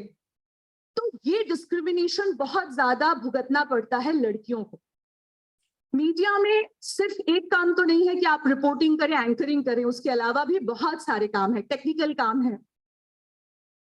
हमारी बहुत सारी फीमेल फ्रेंड्स हैं जो वीडियो एडिटिंग का काम करती हैं, हमारी बहुत सारी फ्रेंड्स हैं जो बाहर जाके एज अ कैमरा पर्सन काम करती है। आपने हमेशा सुना होगा कैमरा मैन, हमने तो कभी कैमरा पर्सन नहीं सुना, हम खुद बोलते हैं जबकि हमको बुरा लगता है, because there is always camera man, batsman, because ये सारे टर्म जो है वो लड़कों के साथ जुड़ा हुआ है। हमारी ऐसी दोस्त है कैलकाटा में जो बहुत अच्छा कैमरा का काम करती है, लेकिन उन्हें नौकरी नहीं मिलती, क्योंकि वही सेम सवाल, बिकॉज सुबह से हम उन्हीं क्वेश्चंस पे बात कर रहे हैं। और बहुत सारे पुरुष दोस्तों को लग रहा होगा एक ही बात ये लोग बोलते हैं, बिकॉज हमको झेलना पड़ता है, हम बचपन से झेल रहे हैं, स्कूल में झेला, कॉलेज में झेला, नौकरी के वहां पे झेला, क्योंकि हमेशा यही सवालों का सामना करना पड़ता है कि आपने, जैसे मुझे, मेरी एक she works under me, her name is Madhumanti, I can take her name. So she said something very interesting. She said, मैं फीमेल बॉस के अंडर ज्यादा कंफर्टेबल हूँ। मैंने पूछा क्यों? तो उसने कहा कि फीमेल बॉस के साथ जब हम काम करते हैं, वो बहुत बहुत बेहतरीन राइटर है। उसका ये कहना है कि जब मैं प्रीवियस कंपनी में थी तो मैं अच्छा काम करती थी ऑब्वियसली, लेकिन अगर फीमेल बॉस, जो मेरा मेल बॉस है, वो मुझे प्रेस करता है तो बहुत आसानी से लोग कह देते हैं अरे बॉस के साथ कुछ है। ये बहुत कॉमन है, मैंने अपने मेल कलीग्स को देखा है कि ये तो बस कमेंट पास करके निकल जाते हैं। 19 में भी सुना, 29 में भी सुना, अभी 39 की हूँ, अभी भी सुनती हूँ, तो फर्क नहीं पड़ता, ये बहुत नॉर्मल कमेंट है जो आता रहता है। तो वो बहुत सारी लड़कियों को कैरेक्टर असैसिनेशन जैसे शब्दों से डर लगता है, इसीलिए वो नहीं चाहते, डिसाइड करना चाहते हैं। और इस लड़की ने, जिसका नाम मैं बता रही हूँ, वो ये भी कह रही थी कि हमने ये अपने पीएचडी के टाइम पे भी देखा है कि अच्छा काम करो तब भी मुझे डर लगता था कहीं ना कहीं, बिकॉज वो डरती है। हम हर कोई हर चीज को एक तरह से नहीं डील करते हैं, तो सबका अपना अपना डर है। तो वो अपने एक्सपीरियंसेस बता रही थी। अब कहीं पे हमने ये भी सुना, अरे तुम क्या स्पोर्ट्स के रिपोर्ट्स लिखोगी, एंटरटेनमेंट लिख लो। स्पोर्ट्स की स्टोरीज लड़कियां थोड़ी ना लिख सकती हैं। तो हमने किसी को कहा विराट कोहली पे तो बड़े स्टोरीज करते हो, जरा फीमेल क्रिकेट पे ऊपर करो। अरे देवजानी चलता कहाँ है, क्यों बोल रही हो करने के लिए। तो ये हर जगह है और ये मीडिया में भी बहुत ज्यादा है, बहुत बढ़कर है। ये एक कांस्टेंट प्रेशर है जिसके वजह से बहुत लड़कियां गिव अप कर जाती हैं। टीवी पे इसका प्रेशर बहुत ज्यादा रहता है, आप पे कांस्टेंट प्रेशर रहता है कि आप ऐसे बनिए, ऐसे दिखे, वैसे दिखे। तो ये सारे इश्यूज पे अगर हम कहें कि सिर्फ मीडिया में है, ऐसा नहीं है। मैं मीडिया का बता रही हूँ क्योंकि मैंने खुद मीडिया में काम किया है, इस वजह से मैं बता पा रही हूँ। तो ये सेक्सिस्ट रिमार्क, मान लीजिए किसी लड़के को कोई कोट मिल गया किसी नेता से, ऑफिस वाह वाह करता है कि वाह तुम्हारा कनेक्शन बहुत अच्छा है, तुम एक्सक्लूसिव लेके आए। वही अगर लड़की को मिल गया तो उसको बहुत सारी बातें सुननी पड़ेगी। कुछ लड़कियां, जैसे हमको फर्क नहीं पड़ता, लेकिन ऐसी बहुत सारी लड़कियां हैं जिनको फर्क पड़ता है, जिनको मेंटल हेल्थ की इश्यूज होते हैं इन वजहों से, इन चीजों को सुनने के वजह से, क्योंकि हर इंडिविजुअल अपनी तरीके से डील करता है। तो ये जो हम मजाक में कभी बहुत सारी बातें नहीं कह देते, उसमें भी ऐसे कुछ कमेंट्स हम अपने फ्रेंड्स के लिए पास कर देते हैं जो उनको चुभती है। तो जो हमारे साथ लड़कियां काम करती हैं, अगर मैं कलकत्ता की बात करूं, वो अलग सेगमेंट है। दिल्ली में लोग थोड़ा अलग तरीके से सोचते हैं क्योंकि उनको परवरिश अलग है। एक चीज मैंने नोटिस की है, आज भी 17 साल मैंने काम किया है, आज भी लड़कों को ना लड़कियां बॉस बिल्कुल नहीं अच्छी लगती। उनको ये बात बड़ी चुभती है कि एक महिला आके हमको ऑर्डर दे रही है, कैसे सुन ले बताओ। मतलब हमने यहां तक सुना कि कॉर्नर में बैठ के बात करती है, हमने पूरी जिंदगी में किसी लड़की अपने अम्मा की नहीं सुनी, ऐसे कैसे ऑफिस में आके हुक्म चला रही है ना। तो ये सारे जो कमेंट्स हैं, हम हंस रहे हैं, मैं भी हंसी रही थी उस वक्त कि हमने बताओ कि बेटा हमारा कितना अच्छा है कि अम्मा का नहीं सुना, बॉस का क्यों सुनेगा। लेकिन वही जो प्रियंका बता रही थी, मजबूरी में सुनना पड़ता है क्योंकि नौकरी है, सबको करनी है। तब ऑफिस में अगर फीमेल बॉस है तो सुनना पड़ेगा। सो नींद आ रही है किसी को? नहीं, लड़कियों को नहीं आ रही। ओके, सो अब जरा हम अपना बताते हैं। आप लोग, बहुत लोग सोच रहे होंगे एडिटर जी होता क्या है ना। तो मैं काम करती थी सबसे पहले 24 घंटा सब Bengali news channel, that was my first job in Calcutta. वहां से मैं आई न्यूज नेशन, वहां पे मैं 7 साल रही। सॉरी, वहां से मैं आई एनडीटीवी, वहां पे मैं 5 साल रही। उसके बाद मैं आई न्यूज नेशन, वहां पे मैं 7 साल रही। तो बात मीडिया की हो रही है तो आप सबको पता ही है, प्रेस्टिट्यूट और क्या गोदी मीडिया, ये सब कहते हैं ना आप लोग। हाँ, कॉमन है, सबको पता है। देखो सब मुस्कुराने लगे सब, क्योंकि हमको वहां से अलग कुछ करना था तो हम इस कंपनी में आ गए। Editorji is a news app. Vikram Chandra NDTV के सीईओ हैं, उनकी कंपनी है, मतलब सीईओ थे, ये उनकी कंपनी है। तो वो ऐप आप फोन पे डाउनलोड कर सकते हैं और उसमें आपको बांग्ला, हिंदी, इंग्लिश तीनों खबरें दिखेंगी। तो जब हमने रिसर्च करना शुरू किया कि कैसी खबरें बनाएं, कौन है हमारा टारगेट ऑडियंस, तो मतलब सब टीवी के लोग हैं। हम लोग जिंदगी भर हमने पॉलिटिकल नेताओं के पीछे हम भागे हैं, हमको तो उसी की आदत है। तो अब कैसे डिसाइड करें? अगर शर्ट बेचना है तो सलमान खान के पास तो नहीं बेच सकते, वो तो शर्टलेस अच्छा लगता है ना। तो हमने सोचा कि टारगेट बनाते हैं कि ऑडियंस कौन है हमारा। तो हमने ये देखा कि डिजिटल मीडिया को सबसे ज्यादा युवा वर्ग देखते हैं। तो युवा वर्ग क्या देखना चाहता है? अपने काम की चीज देखना चाहता है। उसको क्या, उसमें उसको किस चीज में इंटरेस्ट है। तो हमने उस तरह की खबरों को करना शुरू किया। और हमें ये भी पता है कि इतना ज्यादा आपके पास टाइम तो है नहीं, क्योंकि पढ़ाई का इतना प्रेशर है। आपकी वजह से हम लोगों पे भी प्रेशर पड़ा कि शर्मा जी का बेटा चला गया IIT, तुमने क्या किया बताओ। तो ये तो हमको भी सुनना पड़ा है। तो हमने वहां से शुरू किया कि हमारा टारगेट ऑडियंस जो है डिजिटल का, वो आज का युवा है। तो हम पॉलिटिकल खबरें भी दिखाते हैं, स्पोर्ट्स भी दिखाते हैं, लेकिन हमारा कोई ओपिनियन नहीं होता, हम सिर्फ इंफॉर्मेशन देते हैं। That's how we work. तो अब जब हमने यहाँ पे काम करना शुरू किया तो हमने इस बात का भी एहसास किया कि यहाँ पे लड़कियों का रहना, ज्यादा संख्या में रहना, बैलेंस होना कितना जरूरी है। क्योंकि नहीं, उस वजह से क्या होता है कि हम फीमेल सेंट्रिक खबरें भी करते हैं। अगर कहीं पे कोई ऐसी इंटरेस्टिंग स्टोरी है, कहीं की कोई बच्ची है जिसने कुछ अचीव किया है, या किसी का कुछ अच्छा रिजल्ट आया है, या किसी ने आर्चरी में बहुत अच्छा किया है, क्योंकि हम क्रिकेट और फुटबॉल के सिवा बात कहाँ करते हैं, तो उन चीजों को हम अपने प्लेटफॉर्म में दिखा सके। और हमें इस बात का एहसास हुआ कि लड़कियां जितनी आई उससे हमें फायदा हुआ, क्योंकि एक बैलेंस बनता है। वही कास्ट के साथ भी है। आप किसी भी न्यूज रूम में चले जाइए, आपको मिश्रा जी मिल जाएंगे, ओझा जी मिल जाएंगे, शर्मा जी मिल जाएंगे, लेकिन दलित तबके के लोग आपको नहीं मिलेंगे, लड़कियां आपको नहीं मिलेंगी। बहुत कम संख्या में आज भी लड़कियां काम करती हैं। मैंने एक न्यूज रूम में पूछ लिया, जिस टीम में 10 लोग थे, जिनमें से 8 लोग पुरुष है, 2 महिला। तो मैंने पूछा कि जेंडर रेशियो बड़ा गड़बड़ है, थोड़ा लड़कियां भी थोड़ी रहती। तो एक जनाब कहने लगे, नहीं हमारे पास CV नहीं आया। ऐसे मीडिया में तो बहुत लड़कियां काम करती है, ऐसे कैसे CV नहीं आया? नहीं, तब आप जब बोल रही हैं, तब अगली बार से जब रिक्रूटमेंट आएगा तो किसी यूनिवर्सिटी के सामने खड़े हो जाएंगे कि आइए जी हमारे यहाँ पे हायरिंग हो रही है, लड़कियां जरा अप्लाई कर दीजिए गर्ल्स कॉलेज के सामने। And everybody started laughing. So जब सबका हंसना खत्म हो गया, मैंने कहा हो गया, जोक था क्या, हंसना था, सॉरी आई डिडंट रियलाइज। लड़कियों के पार्टिसिपेशन की बात करते हैं तो लोगों को जोक लगता है, और यहीं पे हम बैलेंस नहीं कर पाते हैं। तो डर सबको लगता है।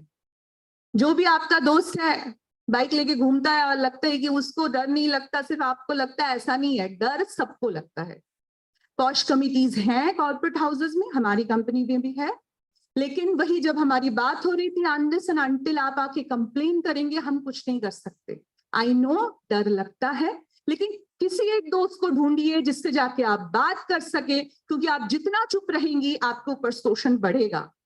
आप दुबली रहे तब भी आपको सुनना पड़ेगा, आपका वजन बढ़ा तब भी आपको सुनना पड़ेगा, आप नो मेकअप में गए आपको तब भी सुनना पड़ेगा, आप सुंदर मेकअप करके आपको लगता है आप जाएंगे तब भी आपको आपके मेल कलीग तुम तो बड़ा सच के आती हो, अरे भाई तुम्हें क्या है, तुम क्या बताओ, तुम्हारे पैसे का लिपस्टिक खरीदा। तो ये सुनने वाला जो है ना, उससे कभी डरिए मत, क्योंकि ये पूरी जिंदगी सुनना पड़ेगा। आपको घर पे सुनना पड़ेगा, कॉलेज में आप रास्ते पे निकलिए वहां पे सुनिए, नौकरी करने जाइए वहां पे सुनिए, और घर पे तो आप शादी करने के बाद आपको देवी बना देंगे कि भाई आपको तो सब आता है। वैसे हमको बहुत कुछ नहीं आता, हम पहले ही बोल देते हैं, हम अच्छी मतलब उस तरह की पार्टनर कभी नहीं बन पाए कि घर जाके एकदम अच्छा खाना वाना भी बना दें। हम बहुत ज्यादा बाहर काम करते हैं और ज्यादा काम करते हैं ताकि घर पे ना करना पड़े, क्योंकि घर का काम बहुत ज्यादा होता है, उसके पैसे नहीं मिलते ना, तो इसलिए हम बड़े आसानी से हाउसवाइफ को बोल देते हैं तुम क्या समझोगी हाउसवाइफ को। वहां पे भी मजदूरी होनी चाहिए, पैसे मिलने चाहिए। ये आज की कहानी नहीं है, सालों पुरानी कहानी है। इक्वल राइट्स की मांग अगर हम करते हैं, इक्वल वेजेस की मांग करते हैं, जो मजदूर महिला सड़क पे काम करती है, सेम काम करती है, चाय बागान की जो औरत काम करती है, ज्यादा काम करती है, लेकिन जब वेजेस की बात आती है तो उन्हें कम पैसा मिलता है, अभी भी मिलता है। तो इक्वल वेजेस का नारा जो है वो बहुत पुराना है, पूरे विश्व भर में है, आज तक महिलाओं को नहीं मिला।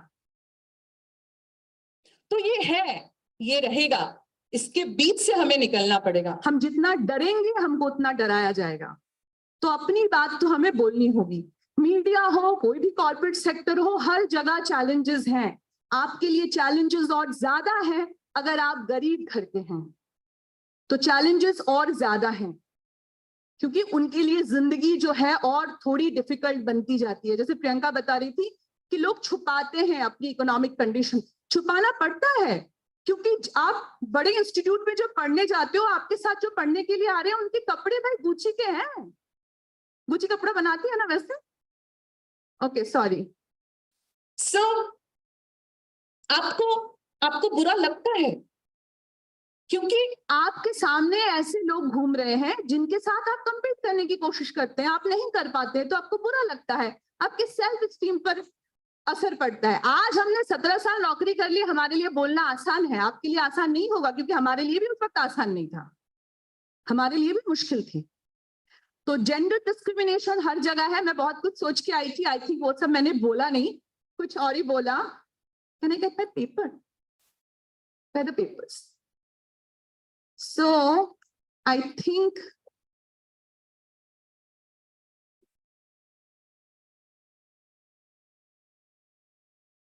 हाँ, सब कुछ बोल दिया है। मतलब नेता और पत्रकार, इसको आप रोक नहीं सकते हैं, इसलिए जब रुकना होगा मुझे बता देना, मुझे बिल्कुल बुरा नहीं लगेगा अगर मुझे कहा जाए कि थोड़ा सा शॉर्ट कर दीजिए। तो एक चीज और भी देखी है जो बहुत बहुत चिंता वाली बात है कि लड़कियां जो है, जो काम करती है मीडिया इंडस्ट्री में, बच्चे अगर उनके हो गए, एक तो मैटरनिटी लीव का इशू है, पीरियड्स के बारे में अगर किसी को बोल दो तो भाई, अगर मेरी फीमेल कलीग आके बोलती है कि 2 दिन छुट्टी चाहिए, तो भी मैंने सुना है, मैंने कहा हाँ ठीक है ले लो, आई अंडरस्टैंड द पेन। वहां पे भी सुनना पड़ता है, अरे यार इन लोगों के तो ऐश है। मैंने कहा तुम भी ऐश कर लो, तुम आगे प्रूफ दिखा दो कि तुम्हें पीरियड्स है, तुम्हें भी छुट्टी देंगे। It's a condition, it's a female body, it's a condition, why do you laugh about it? Mummy के लिए तो आपको बड़ा प्यार आता है, बहुत रिस्पेक्ट है, और फीमेल कलीग को आप नीचा दिखाते हैं जस्ट बिकॉज वो आपकी कलीग है। और कहीं मैडम का इंक्रीमेंट ज्यादा आपसे हो गया, तब तो भाई और मिर्ची लग जाएगी। मैडम ने आपसे ज्यादा काम किया, ये आपने कभी नहीं देखा। And this is my experience.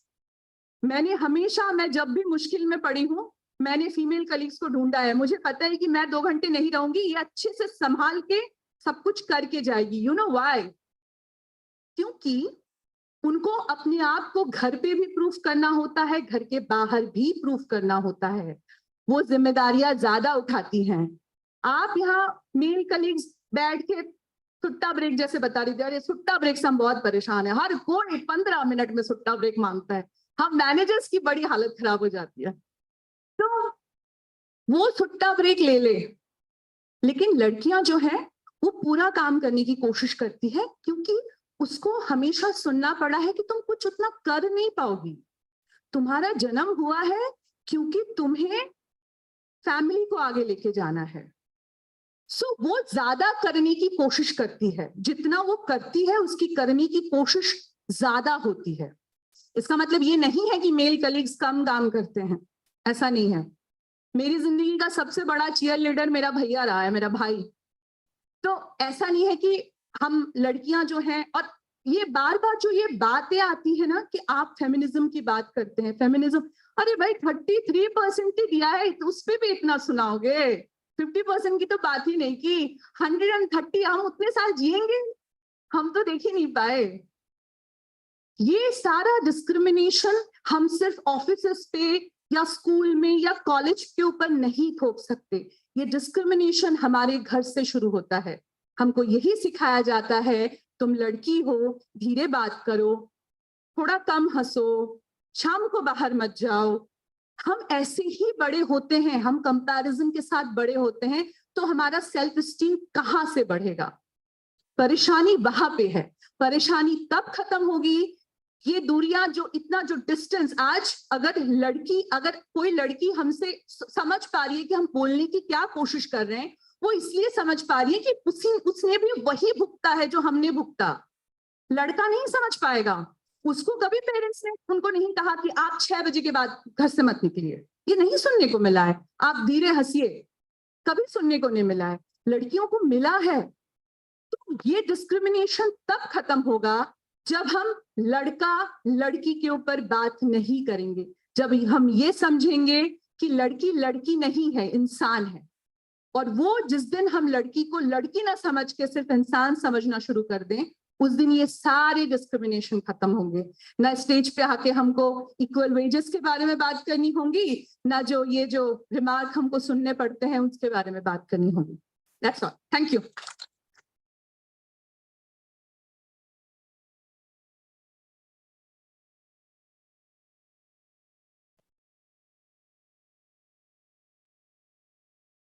Questions, if Is there anyone any wants question? to. Okay, yes.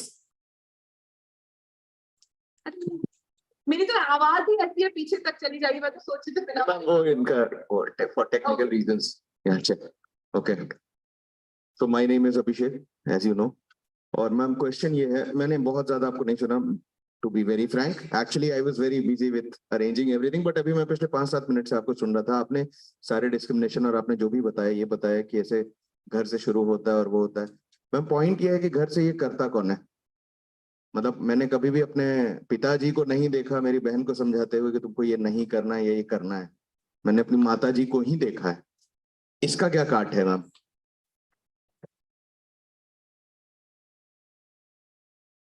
तब आपके पिताजी उन एक्सेप्शनल पिताजियों में आते हैं। हमने बहुत से ऐसे पिताजी को देखा है अपनी बेटियों को ये बोलते हुए।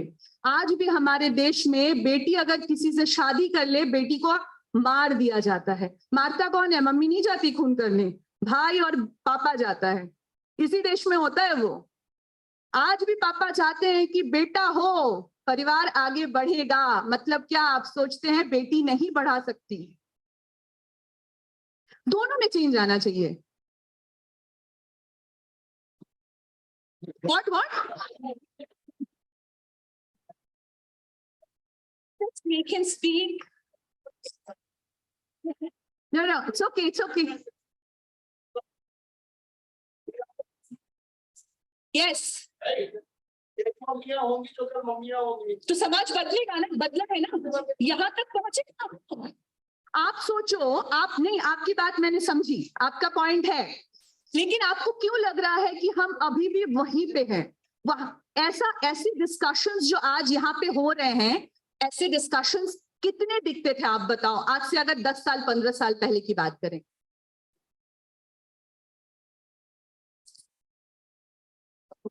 मम्मियों को नहीं, मम्मियों को भी पापा आज भी कहा जाता है man of the family. Mummy को तो आपने किचन में रख दिया। आपने कहा मेरी मम्मी जैसी खाना तो कोई नहीं बना सकती। हम भी बोलते हैं हमारी मम्मी जैसा कोई नहीं बना सकती, लेकिन बेचारी मेरी मम्मी ने पूरी जिंदगी किचन में बिता दी। वो जो जीडीपी की बात हो रही थी ना, वो इसी वजह से हो रही थी। तो मैं आपसे अग्री थोड़ा सा करती हूँ, बाकी नहीं करती, क्योंकि ऐसे बहुत से पापा हैं जो कि इतने ही ऐसे ही हैं और जो हमेशा अपनी बेटी को सिखाते हैं कि तुम बाबू तुमको ज्यादा पढ़ने लिखने की जरूरत नहीं, तुम्हारी शादी कराएंगे। हाँ प्लीज।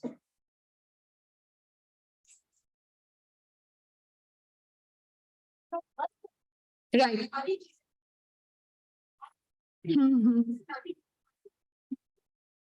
आप मेरा माइक ले लो।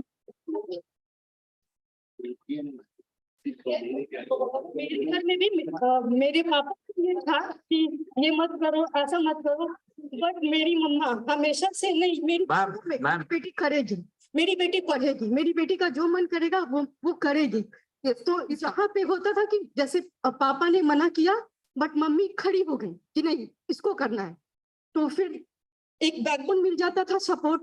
तो फिर वहां पे फिर भाई बहन भी सपोर्ट कर देते थे, तो वहां पे वो उनका अच्छा ठीक है करो। तो ये सच है कि अगर औरत, किसी भी घर की औरत अगर सेटिस्फाई करेंगे, मेरी को सेटिस्फाई करना बंद करेगी ऑटोमेटिक। ये है एग्जाम्पल जिनकी मम्मी उनके साथ खड़ी हुई तब वो यहाँ आकर पहुंची, क्योंकि उनको घर पे रोका गया था। अरे हम प्रिविलेज है भाई, हमको उतना घर पे रोका वोका नहीं है, तभी यहाँ पे बैठ के खड़े होके आप लोगों के सामने जिनको 90% आए बात कर रहे हैं। लेकिन ये है असली स्ट्रगल की कहानी जो यहाँ तक पहुंचे हैं। Yes, you ask.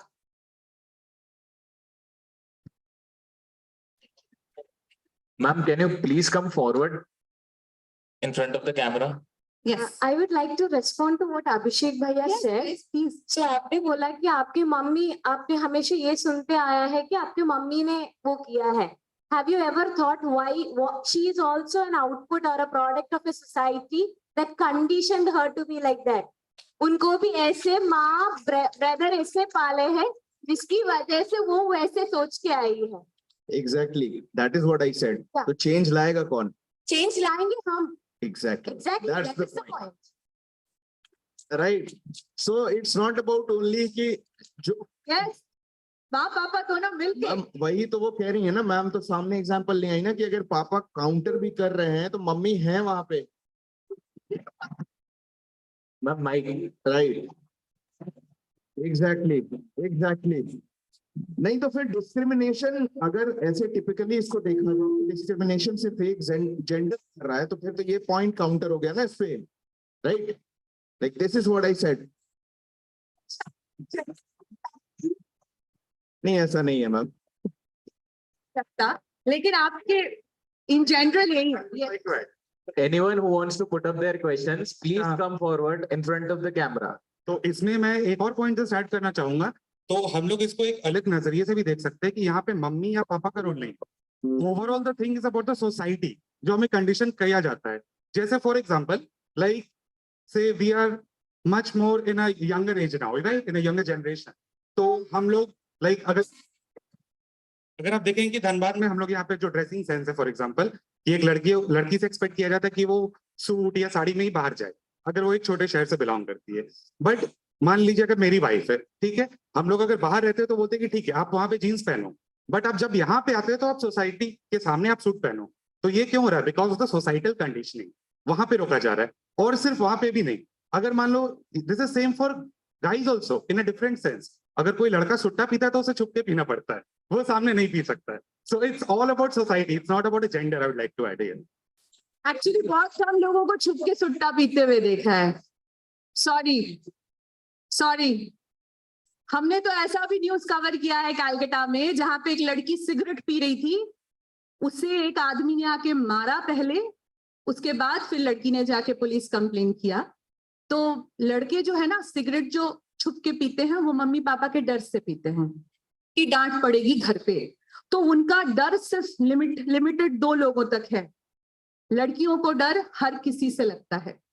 यहाँ पे अंतर है. सिगरेट पीने को मैं जस्टिफाई नहीं कर रही, सिगरेट पीने से बीमारी होती है साइंस कहता है, लेकिन शराब पीने से भी बीमारी होती है साइंस कहता है, रिसर्च कहता है. लेकिन जब आप बबुआ हो गए आपको सिर्फ मम्मी पापा का डर है, जब आप लड़की हो गए तब मम्मी पापा राह चलते लोग हर कोई आपको जज करेंगे, हर कोई आपके बारे में कमेंट पास करेंगे और आप वो बुरी लड़की बन जाएंगी जो वैसे तो ठीक है लेकिन मम्मी बुरी नहीं है, बुरी है, शादी नहीं करेंगे, अच्छी वाइफ नहीं बन सकती. यहाँ पे डिस्क्रिमिनेशन है. तो डिस्क्रिमिनेशन सोच में है जिसको बदलने में बहुत वक्त लगेगा. आई होप और कोई क्वेश्चंस नहीं है. या प्लीज. Thank you. जो हो रहा था अच्छा ही लग रहा है सेशन. और मुझे जो बोलना था कुछ ये क्वेरी तरफ नहीं है, मेरे ओपिनियन बोल सकते मैम. जैसे घर में मम्मी मना कर रही है कि पापा मना कर रहे हैं, मुझे मिक्स देखने को मिला. पर्सनली नहीं, डायरेक्ट नहीं, बट इनडायरेक्टली, जहाँ पे मम्मी खुद की बेटी को बोल रही है ये मत करो लेकिन बेटे के लिए सब कुछ छाड़ दे रही है. और कहाँ मम्मी बेटी को आगे बढ़ा रही है लेकिन बेटे को पीछे खींच रही है. तो पापा भी शायद ऐसे, मतलब डुअल रोल में हमें देखने को मिल रहा है इन सोसाइटी. माने कहाँ पे मम्मी डोमिनेटिंग है, कहाँ पे पापा डोमिनेटिंग है. It's mix. हम लोग ऐसे सेपरेट नहीं कर सकते कि सिर्फ मम्मी करती है कि पापा ही करती है, ऐसा नहीं है. एज ए इंडिविजुअल जैसे संस्कार मिला है, जैसे परिवार मिला है और जैसे एनवायरमेंट मिला है, उसके आधार पे ये सब हो रहा है. और उसके पीछे बहुत सारे रीजन रहता है. जैसे बेटी को छोड़ना चाहती है लेकिन परिस्थिति ऐसा है कि डर से नहीं छोड़ रही है, ये भी एक बात है. लेकिन हमें लगता है ये बदलना, ट्रांसफॉर्मेशन काफी टाइम लगेगा, लेकिन इसके लिए सबके अंदर इंडिविजुअलिस्टिक चेंज आना चाहिए. ये जी. और एक चीज, हम जब डिस्क्रिमिनेशन की बात करते हैं या पहले बोलते इक्वल होना चाहिए, पैरिटी होना चाहिए, मुझे लगता है कहीं ना कहीं डीप रूटेड हम लोग ये बिलीव कर चुके हैं कि हम लोग अलग है, हम लोग इक्वल नहीं है, इसीलिए ये मुद्दा आ रहा है. एक्चुअली हम लोग सब एक ही है. समाज में ऐसा क्यों आया भेदभाव? क्योंकि कुछ काम है जो मस्कुलाइन फोर्स की जरूरत पड़ती है, कुछ काम है जो फेमिनाइन फोर्स की जरूरत पड़ती है। इसीलिए शुरुआत से समाज में लड़कियां औरतें घर में रही, क्योंकि फिजिकलिटी ऐसा था, कुछ समय ऐसा था जिसके लिए ज्यादा इंटेंस केयर की जरूरत पड़ी, तो घर में उन लोग अच्छे रहे। और औरत घर में रहे तो बाहर पुरुष संभालने लगे, यही चीज बनते गए। लेकिन वो फेवरेबल के हिसाब से बना था तब। लेकिन अभी अगर ये परसेप्शन ही हो जाए कि नहीं औरत घर में ही रहेगी, वो ऐसे रहेगी, वो तो ठीक नहीं है। एक्चुअली जहाँ पे अगर कई परिवार में अगर मर्द को घर रहना है और औरत को बाहर निकलना है तो जरूर होना चाहिए, और वो उल्टा भी होना चाहिए। सो आई बिलीव दैट। उनके आधे वो जब अपना पूरा स्टेटमेंट दे रही थी तो आधे में कुछ लोगों ने तालियां बजा दी। आई थिंक आप लोगों ने समझा नहीं, वो कुछ और बोलने की कोशिश कर रही थी। वो ये नहीं कह रही थी कि कोई कारण रहा होगा इसीलिए लड़कियां घर पे रही और लड़के बाहर गए। उन्होंने वो नहीं कहा। उन्होंने कहा कि इसका मतलब ये नहीं कि लड़कियां घर पे ही रहेंगी। That's what she said. Now I am going to conclude because I have to catch a train. तो एक लाइन मैं बोल के खत्म करना चाहती हूँ, लड़का हो या लड़की, हम सब के अंदर एक पुरुष है। पुरुष कोई जेंडर नहीं है, पुरुष एक सोच है, हम सब के अंदर है। और वो पुरुष जब तक हमसे बाहर नहीं निकलेगा तब तक ये हम लड़ते रहेंगे कि मम्मी ने ये बोला, पापा ने ये बोला। ये एक्चुअली हमारे अंदर का पुरुष है जो समय समय पे बाहर निकलता रहता है। और तो पुरुष कोई जेंडर नहीं है, पुरुष एक सोच है, और वो सोच हम में बसी हुई है। सिर्फ हम में नहीं, हर देश में है, उनके अपने प्रॉब्लम्स हैं। हमारे यहाँ पे ज्यादा वो है, तब हमको कास्ट में जाना पड़ेगा, क्लास में जाना पड़ेगा, ट्रेन मेरी मिस हो जाएगी। So thank you so much. Thank you. Thank you so much, ma'am.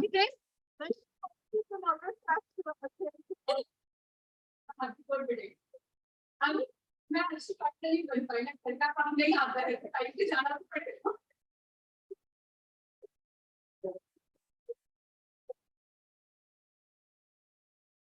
Thank you so much, ma'am.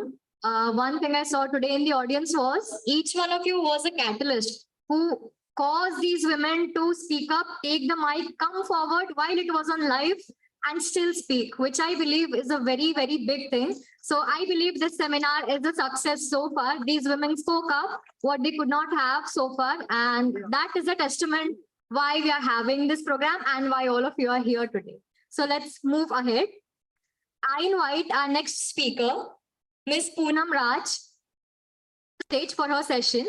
She would be speaking about family-friendly policies and women's career and combating stereotypes at work. I would also like to add that she is an MBA graduate from IIT ISM Dhanbad itself. Good evening. Good evening, one and all. Good evening, respected faculty members, all my seniors over here. I'm Poonam Raj, and I belong to banking industry. I'm from ITBI, working in this organization for the last 12 years and continuing to do so. So 12 years and just a manager. By this time in banking sector, once almost reaches scale 3, scale 4 or chief manager. लेकिन मेरे लिए difficult रहा, अभी भी मैं scale 2 में हूँ, 12 साल, बहुत सारे reasons हैं क्यों अभी तक भी यही हूँ। Today, my topic of deliberation is family-friendly policies. This was an interesting topic to talk about because recently, 10 months back, I became mother and I was in long leave. And it's been a couple of months I joined. I resumed to office. So I was very keen in knowing कि क्या-क्या policies है जिससे मैं घर में और रह सकूं, बच्ची को और time दे पाऊं. So I really wanted to talk about it. So आगे बढ़े क्या? यहाँ पे हमें 2 टॉपिक पे बात करेंगे हम family friendly policies. Why family friendly policies? Why this policy? क्यों हम इसको family friendly कहते हैं? कि ऐसे policies organization में हो जो हमें balance करने को मौका दे, family friend और work life और हमारा घर होम एनवायरनमेंट को दोनों को बैलेंस करने का हमें मौका दें ताकि हमारा करियर बहुत स्मूथली आगे बढ़े। And second, we'll talk about the combating stereotypes at work. How we will combat stereotypes, which is in a very coveted way in our organization, deeply rooted in our organization, how we will combat it. Let's move forward. So our Indian banking sector. I work in BFSI sector, banking, financial and service industry. जहाँ पर, if we remember, हम लोग जब छोटे थे तो हमें कहा जाता था कि there are two sectors जहाँ women बहुत अच्छे से काम कर सकती है, उनके लिए बहुत security है, teaching and banking.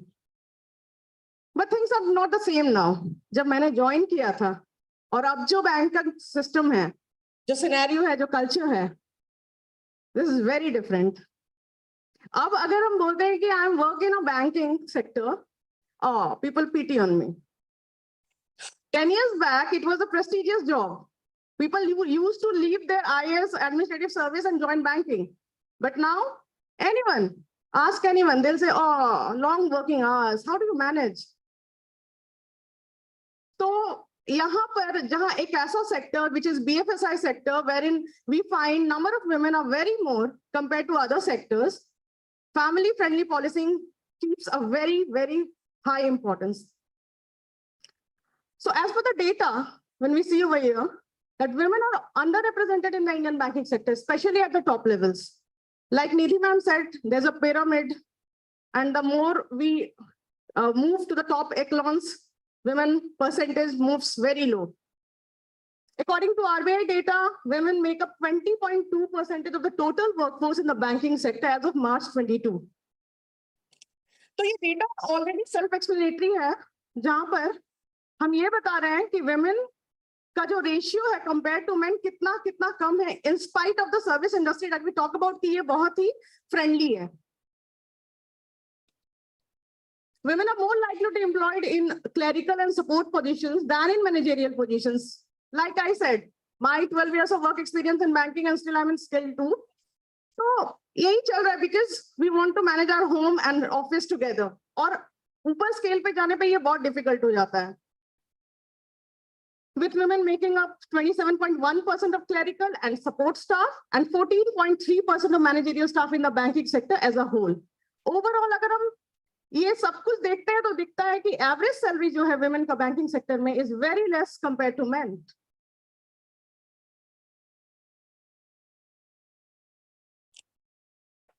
Move forward. Next slide. So this is the problem. There is a problem in women, banks, and overall the economy as a whole.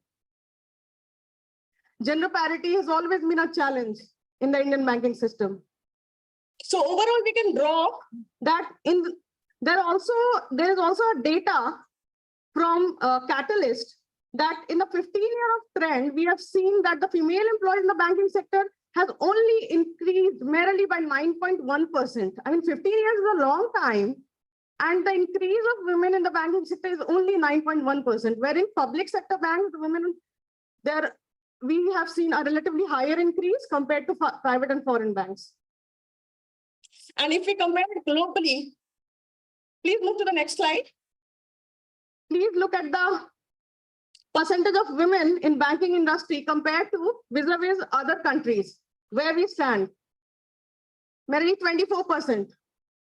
It is a data of 2019. It has not been updated yet. So why this family-friendly policies is important? This is important for both, for employees and employers. So what are the benefits? How it is going to benefit employees? हम लोगों के पास family friendly policies के नाम पे क्या क्या है? अब जैसे कि maternity leave, paternity leave, sabbatical leave of 2 years in banking sector. और भी कुछ है क्या मैम? और है नहीं, और कुछ है नहीं हमारे पास. लेकिन हमें लगता है कि हमें और भी कुछ policies लाने चाहिए. Bank management should think of it. जहां पर women के percentage इतने high हैं compared to, we are like 33% है. In my bank, especially in IDBI. For employees, what will be the benefit if the family-friendly policies is applicable? अच्छा, we talk about policies, कि policies हैं, there are policies, but only in pen and paper. When it comes to implementation, we are very far off. Implementation zero है, बहुत या फिर nil है. तो question ये हो जाता है कि सभी को पता है, लाइक निधि मैम सेड कि सब कुछ है, inclusion, work life balance, stereotype, सब कुछ एग्जिस्ट करता है, सब कनेक्टेड एक दूसरे से, लेकिन मुद्दा वही हो जाता है इम्प्लीमेंटेशन, एक्शन प्लान, एक्शन ही नहीं ले रहे हैं हम लोग. तो अगर ये एक्शन लिया जाता है तो ऑब्वियसली वर्क लाइफ बैलेंस रहेगा. If I talk about me, तो I have no work life balance. I commute every day for 4 hours, traveling for 130 kilometers almost. 4 घंटे का ट्रैवल है, 12 hours, 12 hours का जॉब है, and 4 hours. फिर 12 hours of job, 4 hours of commuting, 16 hours, 8 hours of sleep, and barely I get 4 hours to spend with my daughter. So I don't have a work-life balance. I don't have a life, I think. So if there is a proper implementation of the policies, how? अगर मैं अपनी बात करूं तो ये policies का implementation कैसे होगा? There is a provision कि फीमेल स्टाफ को अपने स्पाउस या अपने होम टाउन के पास में रखने का प्रोविजन है, ट्रांसफर पॉलिसी है, पर वो एप्लीकेबल हो तब तो. क्वेश्चन कहाँ जाता है? The policy is there. The question is subject to availability. Asterisk mark. Conditions apply. There we fail. ये पॉलिसी सब कुछ बना हुआ है. These policies are made by the employer, by the people, for the people of the organization. लेकिन implementation again, we fail to implement. So what will happen if there is a friendly policies? Improved work-life balance, employee satisfaction, absenteeism reduce होगा. मेरे case में तो मैं जब से 2 महीने से ज्वाइन की हूँ, 10 दिन का छुट्टी हो चुका है. CL चला गया है मेरा. I don't have leave. And increased productivity.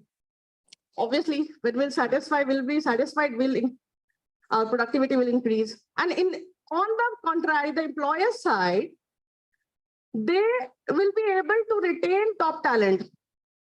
Public sector में तो ये कम देखा गया. Private sectors, people leaves and switches to other banks. Their brain drain होता है. Increased employee engagement, improved organization's culture, and increased profitability on the employer side. Shall we move to the next slide? So, what are the examples? These are some examples of how these policies can help women in the banking sector. We barely get all these things. So, if these are implemented, probably our life will be a little easier. Like friendly supervisory behavior. My boss and I are of the same batch. He is my branch head. His behavior towards me is not at all conducive sometimes because I am heading operations task. I'm operations manager in the branch and he is a branch head. So all the sales part is his responsibility and all the operations part is my responsibility. Keeping this in mind, अगर हम ये सोचे कि हमारे supervisor का अगर behaviour friendly होता है किसी भी स्टाफ के प्रति, डेफिनेटली उसका आउटपुट होगा. वो अच्छा बिहेव जो है, good behaviour. See in our industry targets सब कुछ मायने रखते हैं. How much you are able to achieve, आपने टारगेट फुलफिल किया, everything matters. But at the end of the day, the kind of person you are, it matters a lot.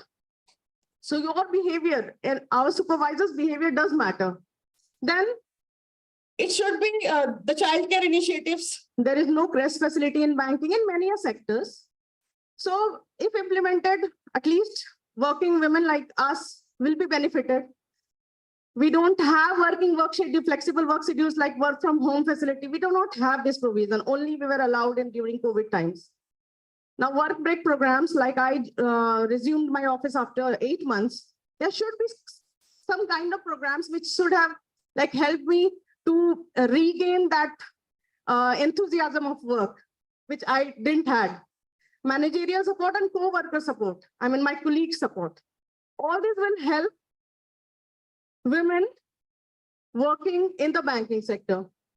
So these policies should be there in order to make women's life in working culture better.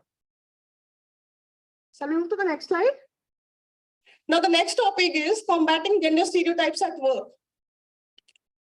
Stereotypes. Everyone is aware of the term stereotypes. सुबह से चल रहा है. Problem ये है कि अब हम समझ चुके हैं कि stereotypes है क्या. इतने सालों से तो हम पता ही नहीं था कि कुछ है stereotypes. Now we have understood that yes, this exists. अब इसे mitigate कैसे करना है? Like ma'am said, Nidhi ma'am, Devjani ma'am, and Priyanka ma'am, keep questioning. Be argumentative. So we need to question, we need to challenge each and every time. This stereotype that occurs every time, that will. Today you are studying, tomorrow you will be working in some sectors, some companies, you will feel the same. Second is how stereotypes function.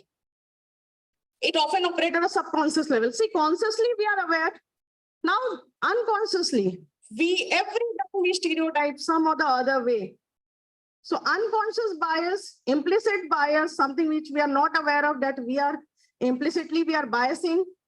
So this is how it functions. It influences thoughts and actions unintentionally. We are not doing it intentionally. Prevent viewing individuals as unique. Every individual is unique. We need to understand it and enact upon it. Impact of stereotype in the workplace. So what happens when stereotypes is present in our workplace? Unequal task assignment, adverse effect on mental health and performance, and assumptions about gender-related characteristics, like stereotype about color preferences. Next slide. Again, in order to combat stereotypes, again, what are the benefits for employees and employers? All these are, it is as the same as family-friendly policies. Improved morale and productivity, reduce stress, increase job satisfaction, improved retention. All these are self-explanatory. Next slide. Now, here are some specific ways that employers can combat stereotypes at work. Provide unconscious bias training. This is very important now. Unconscious bias training. We need to, like we said, we need to challenge, we need to question. So these kind of training is always beneficial, like these kind of seminar which has happened today, where we got to know various terms and terminology and the happenings in any organization. Second, create a culture of inclusion and respect. Since morning, Nidhi ma'am, Devjani ma'am, and Priyanka ma'am has been discussing about, like we discussed about each topic, like inclusion, patriarchy, imbalance, socialization, conditioning, these policies, glass ceiling, stereotype, each and every word is connected to each other. If we focus into one, automatically the other will get affected. Next is set diversity and inclusion goals, like it has been mentioned earlier and ma'am has explained it. Measures and report on diversity and inclusion metrics. We need to keep a check by making all these metrics. By combating stereotypes at work, employers can create a more inclusive and equitable workplace that benefits both employees and the bottom line. Next, this is the conclusion. I'm concluding it by saying that every individual matters. Recognize that stereotypes affect people of all genders. It isn't limited to women, rather, it affects everyone. Need to set examples that are making progress in promoting women to leadership positions. And we need to understand that it is not a woman's issue, it is a human issue. I would wrap up by saying a line, कि हम घर से निकल के, काम से निकल के, काम को जाते हैं. Thank you.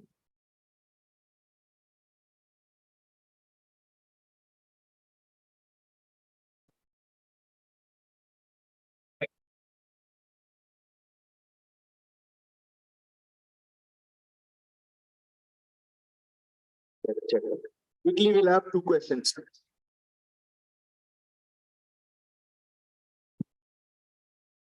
हाँ मैम, देखिए एक तो मतलब बहुत सारे अपने पॉइंट्स बोले जो बहुत वैलिड है, बट ये जो स्टीरियोटाइप का जो आपने बात कहा, तो ऐसा मुझे लगा कि आप भी तो स्टीरियोटाइप ही कर रही है.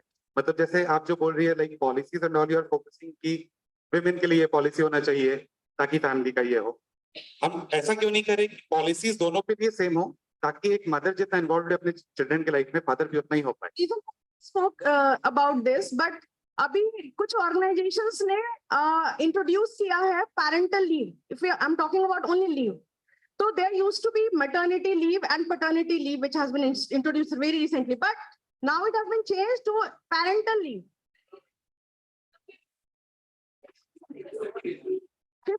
15 days. But I'm saying the concept of parental leave has been introduced in few organizations. Parental leave. Yes. Mother's child care, yes. Caregiving.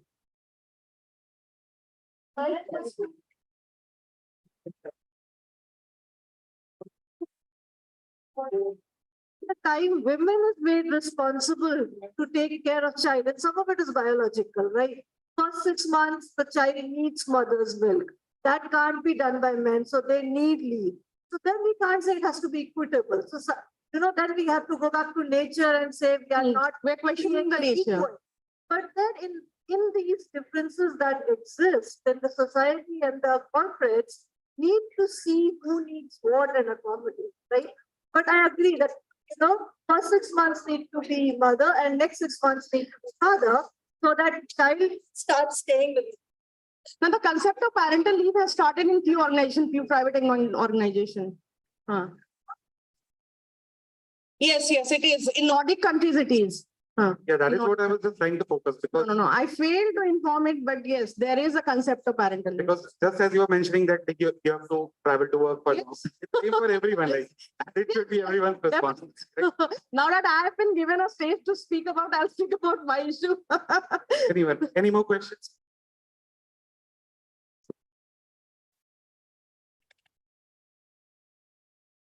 More questions? No one? No? Yes, ma'am. Please. Most welcome.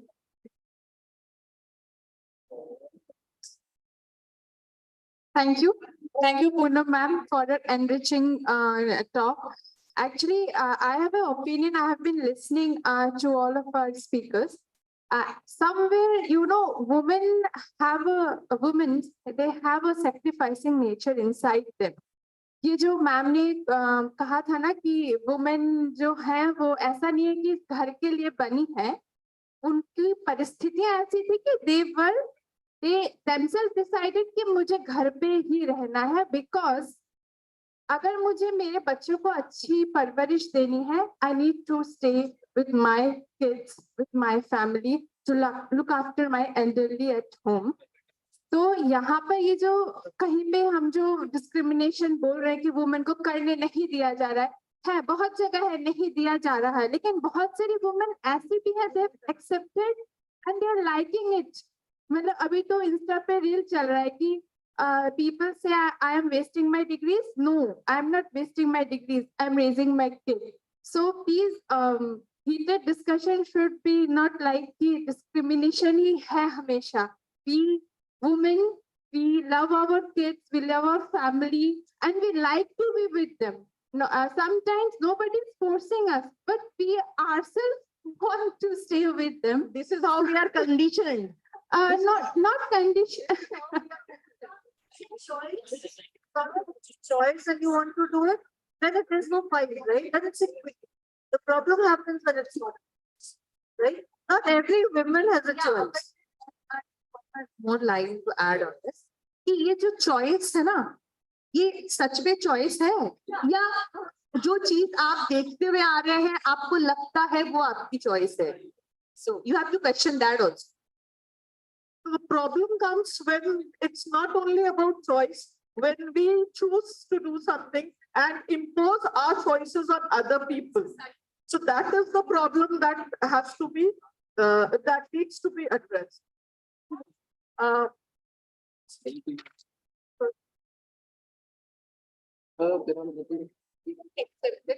Because of her family priorities, because I have to look after my kids' studies, so I'm not opting for that position. I don't take more assignments because I have to give more time at home. So sometimes it's the woman sacrificing herself कि नहीं मुझे घर पे ही ज़्यादा समय.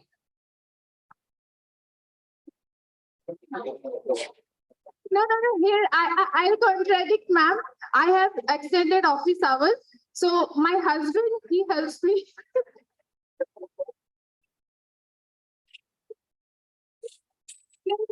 Yeah. It is not always correct.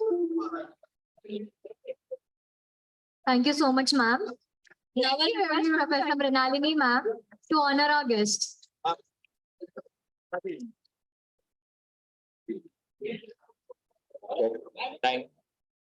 Okay, quickly we'll have a group photo with all the resource persons.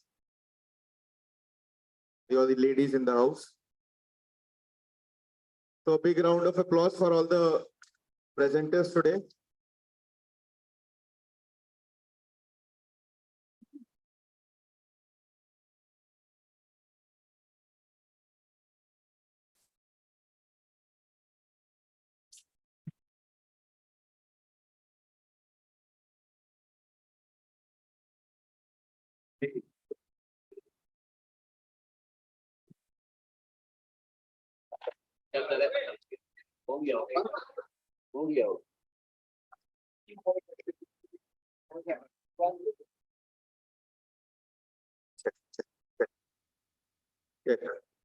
Okay, meanwhile, there's an announcement. You might be thinking that there were 2 roundtable discussions to happen, and there's no announcement for that as of now. So we'll be having both roundtable conferences, roundtable discussions now. The participants who have given their names are Jyotish, Romi, Kartika, Madhvi, and Suman. I request all the participants of the roundtable all 5 are there. on the stage. So please come on stage. The topic for this roundtable discussion is best practices on corporate gender strategy. Each of the participants would be speaking for 1 to 2 minutes and then 10 minutes for discussion. No, not 1 to 2 minutes. You'll be getting 1 minute to express your opinion, and then 10 minutes is common for your group to discuss. So basically 5 people will be sitting there, 15 minutes only, and we'll keep up the time. So please, the participants are requested to come on stage. Chalo, Suman, start. Once again, I'll request Jyotish, Romi, Kartika, Madhvi, and Sumant on the stage. Jyotish, Romi, Kartika, Kartika, and Madhvi. Madhvi, Suman. And quickly after this, we'll have the second discussion as well. We'll have the second discussion, and after that, the vote of thanks and tea and snacks, and then we'll wind up.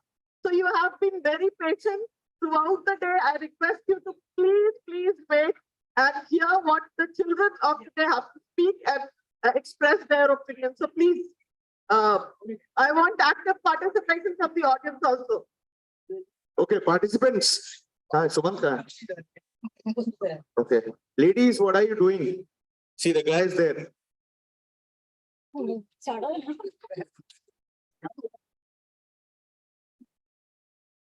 Okay, so Romi is missing, right?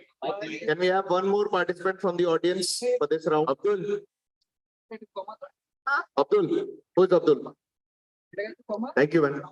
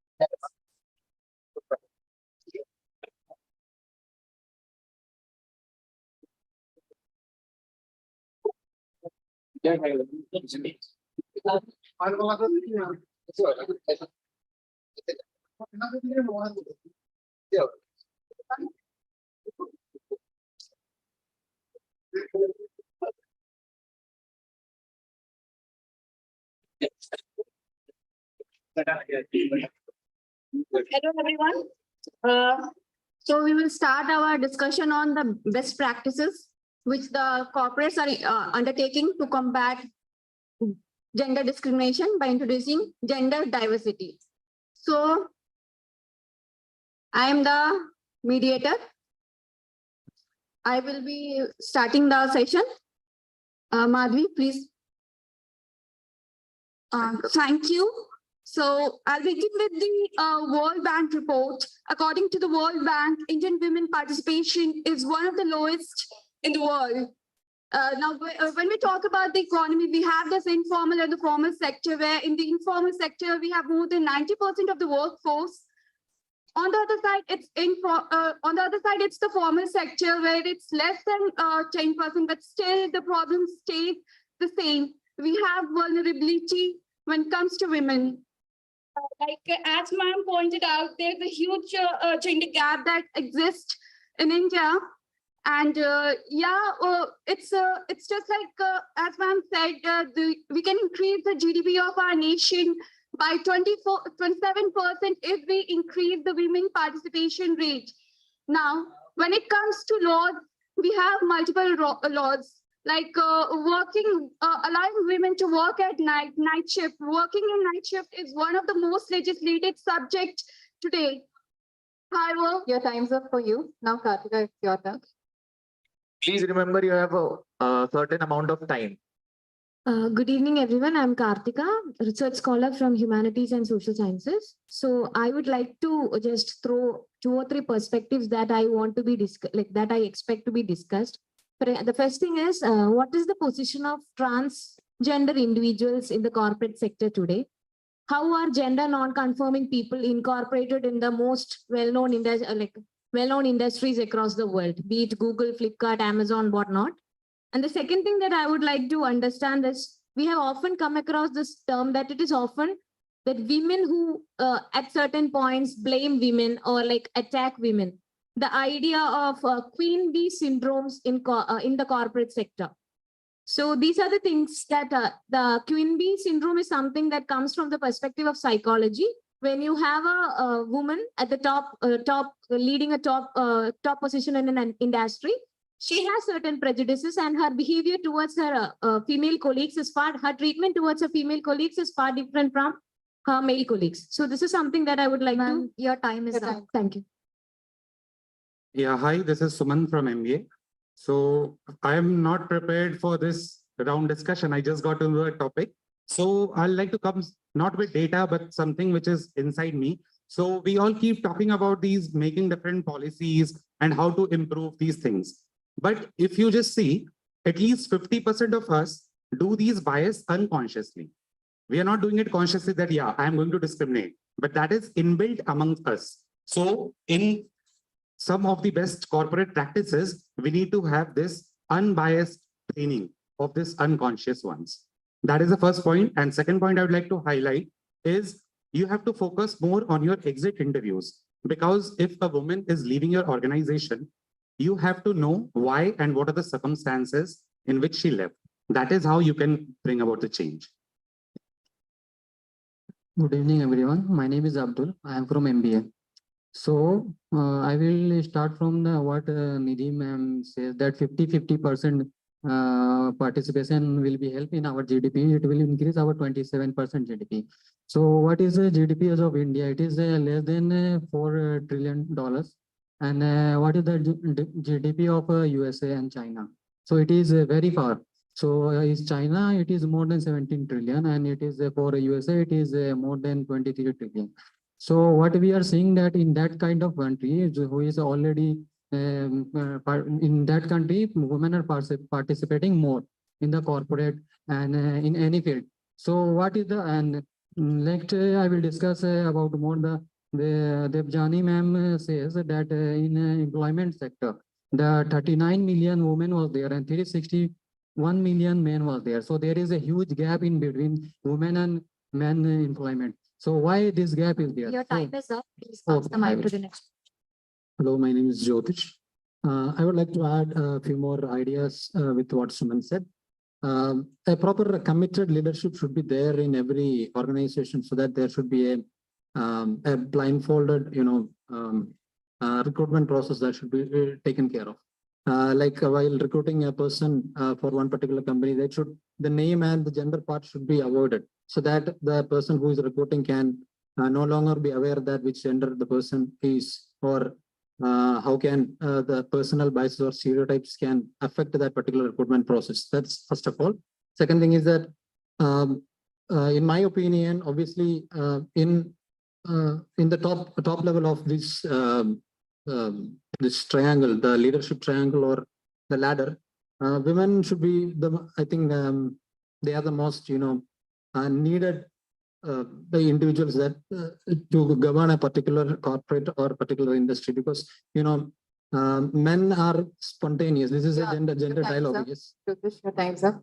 Now there's a turn where you all have to discuss about the same. There could be a kind of a brainstorming session where you all will discuss your point. Okay, your time starts now. You'll have 5 to 7 minutes for the discussion round.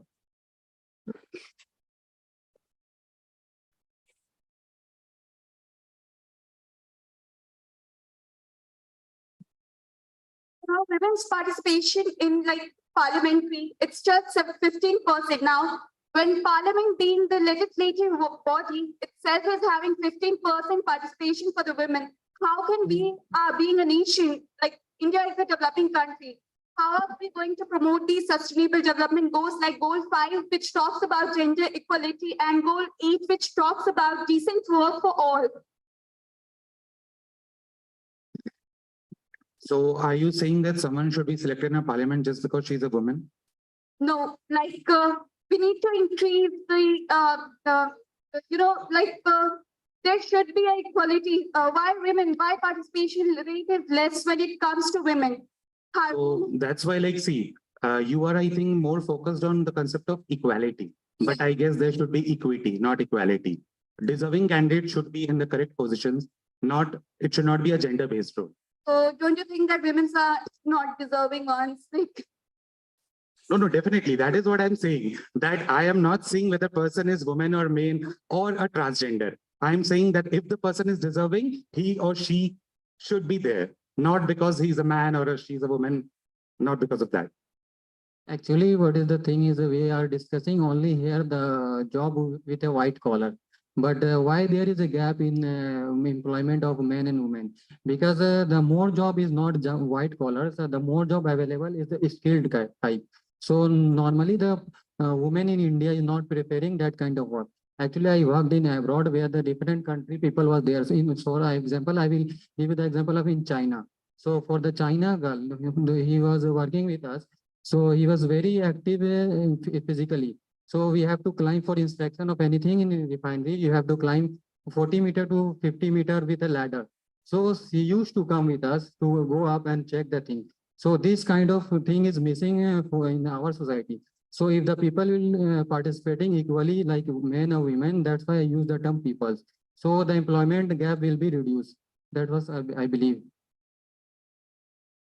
See, before talking about the issues in top-notch level of governance, like the government itself or the corporate or any other sectors, before going into that, we clearly understand that there are discrimination in terms of gender in every aspect of our life. What we are seeing right now, what we have to address is the root cause of that particular issue. That is nothing but our family itself, the stereotypes that we are nurturing our kids from their own childhood. For example, if a newborn is a female, the gift that you try to purchase is a doll. Why can't you buy a gun for a 2-year female kid? Personally speaking, I have friends who purchase a kitchen set for a boy who is 5-year-old. So that kind of the stereotypes which we see from very childhood should be taken out, so that the family can be devoid of, the stereotypes in the family can be taken out, so that if the family is good, then the village or that particular community can be better. If the community is better, so does the society. So the first and the foremost root cause that we have to be addressing is the stereotypes that is inside the family. If those kind of stereotypes are not there and the society is good, then obviously there will be gender equality in all realms of our life. Absolutely. I absolutely agree with you because I also feel the same, because if someday, maybe 100, 150 years from now, if someday we can really embrace this, we won't need to have these kind of discussions anymore. Also, I think it is also important to address the issue of work-life balance, especially when it comes to women. We need to address the concern of work-life balance, because there was a speaker who mentioned there is no work-life balance as in her life. So how do we address the concern of women employees who works in the corporate sector?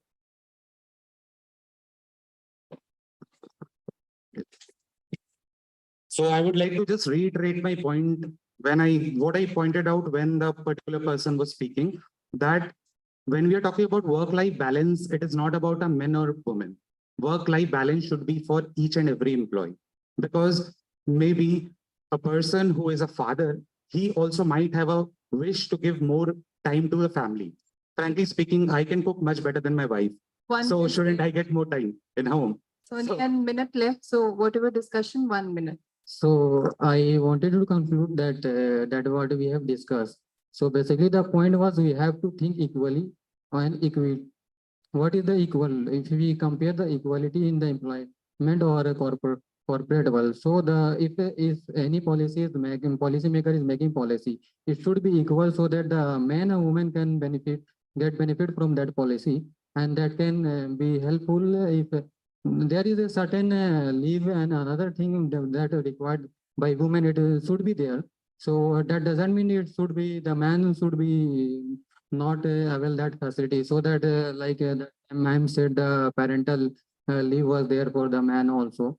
So this kind of policy we can implement, and we have to discuss more in detail with case studies, and we have to go on ground why the woman is not participating in the corporate, because we have to see a job like nurse, and so there is a more women there, so and less men there. But there is a job like defense and in army, there is a more men there and less women. Why this is happening like this? So we have to work on that, why the woman is not participating in that kind of job and all. The time is over, everyone. Please stay. We'll be having your certificates. I'll request Priyanka ma'am to give the certificates to our participants.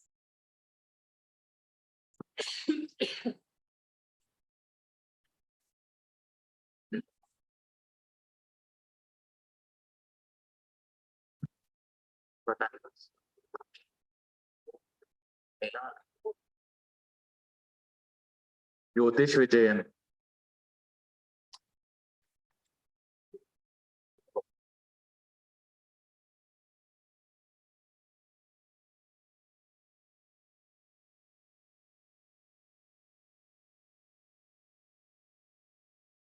Abdul Ghani.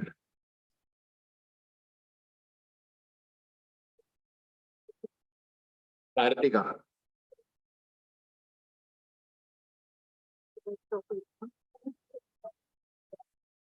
Madhvi.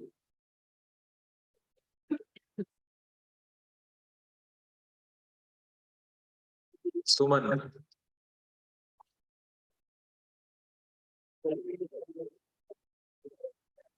Asrana.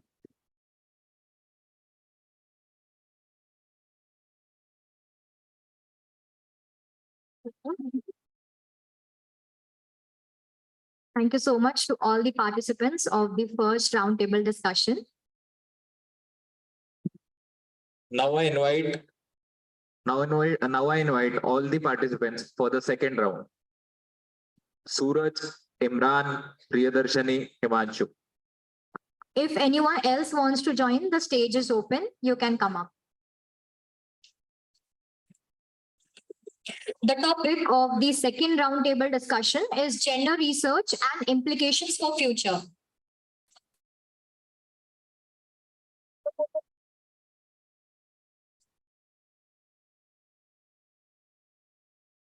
The rules are still the same. You will have 1 minute each to speak, and after that, there would be 5 minutes for discussion. Suraj, Imran, Priyadarshini, Himanshu, Gauri, Sham. Anyone else interested? No one? If anyone is interested, stage is open.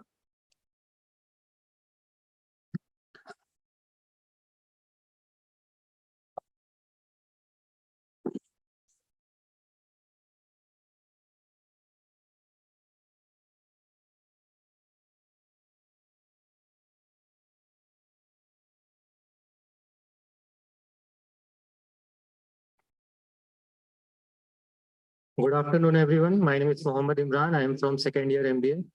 I would like to initiate the topic by having a brief discussion about what is gender research. So gender research, I think, is a field of study that provides the insights about a person's role, his expectation from them, their identity on the basis of their gender. So as a woman or as a man, what are my role, what are my expectations from me, as if I am a man, what are expectations from me as a father, as a brother, as a husband, and same goes for women. Good afternoon, everyone. My name is Suraj. I am from MBA. So today our topic is gender research and its future implication, right? So there is a term called research, right?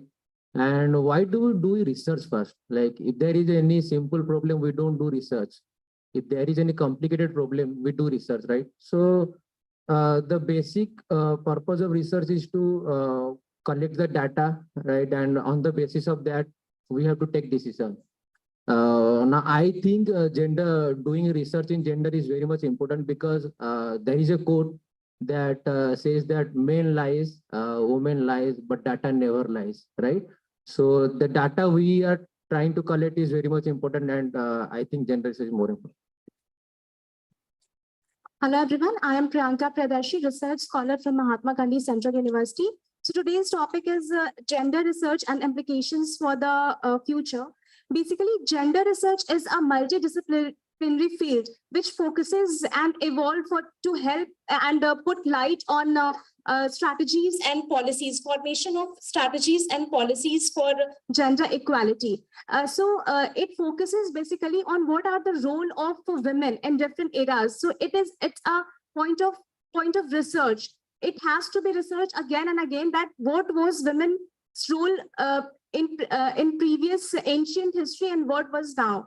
So if we talk about early Vedic stage, the women were initially in early Vedic stage was totally free. They have all the freedom. And in later Vedic stage, the role of women was very limited, and they can't participate they don't go to the public place also. So in early Vedic stage, women are treated as babies, and post Image they are treated as dasi. So there is a Devi Dasi type of term. Give it to Shyam.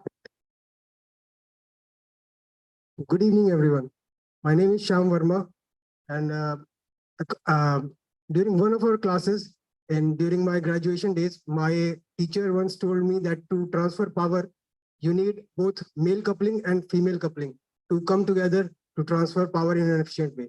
But the most important factor is the angle, which is after doing the research that engineers have found to be 11.2 degrees. Similar is the case with the research in gender in the corporate or for the future. We have to do the research about the gender equity and equality to perform efficiently in the corporate structure. And I do agree that gender equality or gender research is not a siloed kind of a topic. It has to be put forward practically. The time's up for you as well. So now there will be a group discussion. There has been a topic likewise gender equity and equality and percentages. So what is your opinion regarding it? That why there's so much fluctuation in the percentages, and you have said the research thing and all. So how will you just make it more approx and more refined in the coming years? This is just about it. So I think that before understanding anything, the most important question we need to ask is why? Why we need to do anything? So what is gender research? I have already explained. Then why do we need to do it? We need to do the gender research to understand the complexities of gender related issues. So there are different complexities for different genders, and we need to understand on that basis. And we can, I like to do it objectively. Everything, if we do objectively, because we have less time, we can't go in great detail about everything. So I have prepared like 5 or 6 most important points that I think in those fields we should do the gender research. The first one is gender equality. That is a, you can say, amalgamated topic, that gender equality in overall expectations, and we can further subdivide into like workplace gender dynamics. What is workplace gender dynamics? How can we evaluate it? How can we research on something? We need to have an analytical tool for something like this. It can be. It's a group discussion. Everyone else should pass. Thanks, Imran, for the wonderful insights. I would like to add the practical point of view for the gender research, because it is very important for as an MBA graduate, we all are will be stepping into the corporate world. So gender understanding of a gender research topic is very important, because it has wide implication in the marketing, developing the marketing strategy, and forming the product developing various product development phases. It is really important to cater to. Gender research focuses on every aspect. It touches every aspect of society, and it helps for the formulation of strategies and policies for equality of genders. That's why it's very important. So the data we are getting from gender research, right? So if you are doing, like, I'll be talking about from analytics point of view. So if you, let's say you got the data from gender research and you're doing a univariate analysis, like, what is the average income of male, what is the average income of female, right? So I think that is not as useful as if you do multivariate analysis, right? Let's say that you do that, in this age segment, I want to compare both male and female. So that is much more useful. So I think keeping the parameters, choosing the parameters is much more important, rather than doing the research itself. So I think analysis is. So you have the last 2 minutes, please round up. Yeah, that is all. So in conclusion, I just want to say that gender research is something that needed to be done in order to understand what's the problem in the first place, and we need to develop some metrics to understand how to evaluate that. And those metrics can be like pay gap, what is the percentage of money that women make doing the same work as men make, and the company's leader should be in acquaintance with that. So they may be asked if something is not doing in the same way, then in work-life balance, this thing can be maintained. How many leaves women are taking that they are provided? If they are provided 30 leaves in a year, how many leaves they are taking and how many leaves are men are taking? And only 1 minute remaining. Those who want to speak, please do. Gender पे है conference seminar, बात हो रहा है, बहुत बात हो रहा है, जेंडर रिसर्च का बात हो रहा है, जेंडर जेंडर जेंडर। तो हमारे हॉस्टल्स का टाइमिंग में भी डिफरेंस है, पर जेंडर रिसर्चर्स रिसर्च नहीं कर रहे हैं पर इम्प्लीमेंट करने में बहुत दिक्कत हो रहा है, क्योंकि अगर लड़कियां 12 बजे के बाद बाहर रहेंगी तो शायद किसी को दिक्कत होगा, पता नहीं किसको, क्योंकि ये तो हमारा सेकंड होम है ना। पेरेंट को घर छोड़ने के बाद हम लोग यहाँ पे आके रह रहे हैं, तो हमारे घर के अंदर का safety hostel Excuse me, ma'am. Sorry to interrupt, but I think when you're highlighting your issues over here, those are you will get a different forum where you can express it. Will for the timing stick to the topic that is given. It is decision-making roles in corporate, gender research relating to decision-making roles in corporates. Okay, I am not going to argue with you. I have already told you outside also that there is a forum where your issues can be addressed. Unfortunately, this is not the right place. I'm really very sorry. Can we wind up this?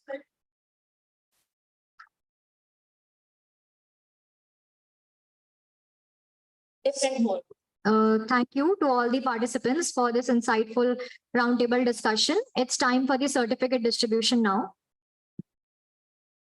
I'll request Priyanka ma'am again on the stage for the certificate distribution. Please, Nidhi ma'am and Poonam ma'am both.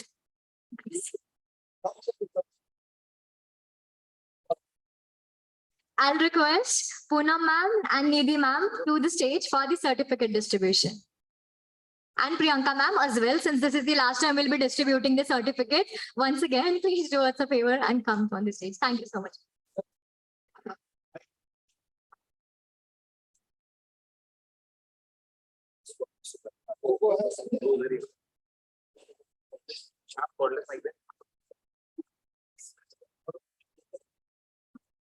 Hello, hello. I'll call out the names of participants. Suraj.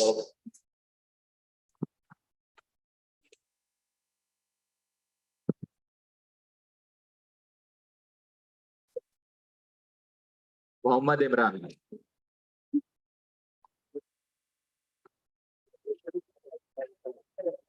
Priyadarshani.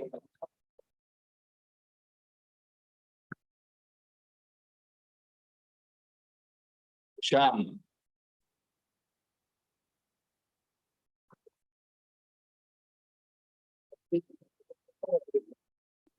Aparna ma'am. Arpana ma'am. Sorry.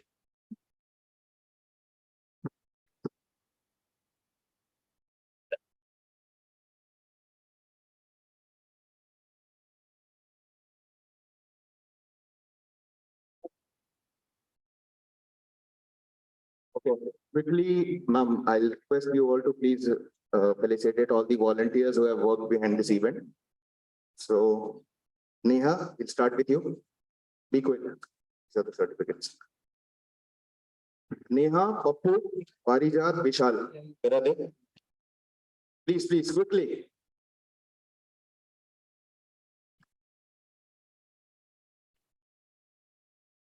Can we please have some claps for them as well? Because the event which you see is a group work. And these are all our group members. Okay, Parijat, Vishal is done. Then the Rishi is there. Vivek, where is he? Ankita, run. Himanshu, Shruti is there? Yeah. Sakshi, Sakshi do. Aman, where's Aman? Aman is absent. Shubham, आजा जल्दी आजा दौड़. Abhijit, Himanshu,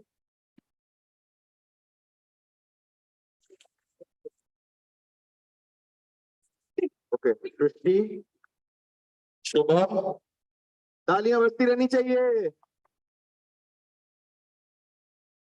Abhijit, where is Gauri? Gauri is there. Gauri Saxena. Okay, she's not there. Dharmesh, Tushar, जल्दी आ जाओ. देवलिन कहाँ है? देवलिन है क्या? देवलिन Saikia is not here. Again Abhijit. Abhijit is there. Okay. हाँ. Dharmesh, Tushar, सब लोग आ गए? Am I missing the name of any of the volunteers? Subhan, आजा. जल्दी आजा. Asrana. हाँ? हाँ. Oh, no, but she is a volunteer as well. Run.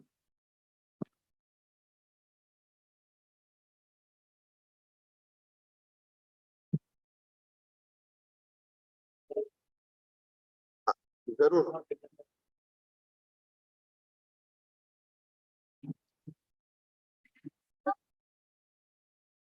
Last but not the least, Abhishek sir. Thank you. एक और certificate है क्या?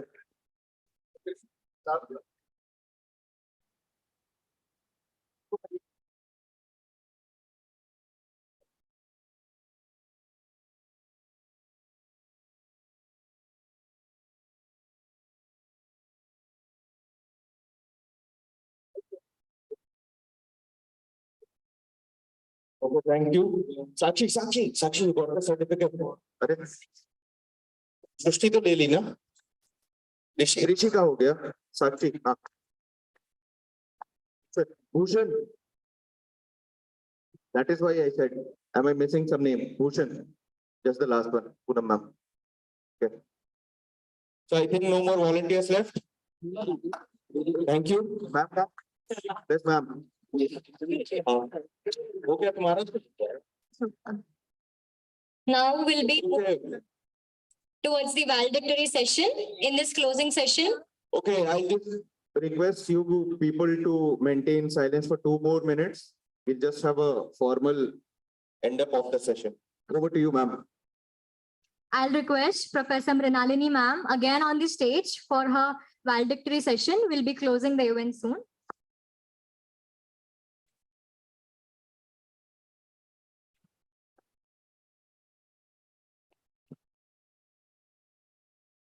So, how was the entire day? Good, bad? You liked it? Very good, very bad? Excellent. So how many of you rated as excellent? 5 on 5?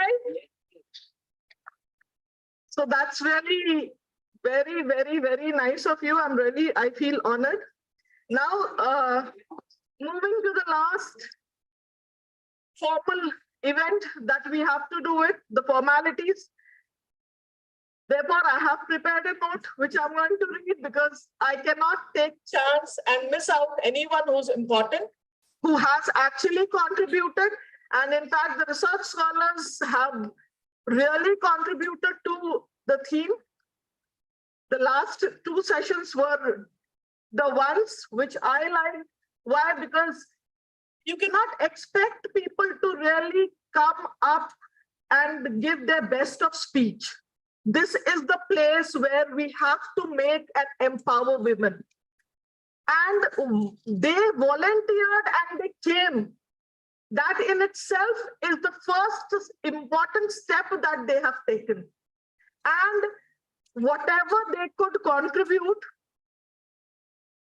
by way of questions, raising the questions. In fact, I know one person who has worked with me, that is Amrita. She's very, very nervous.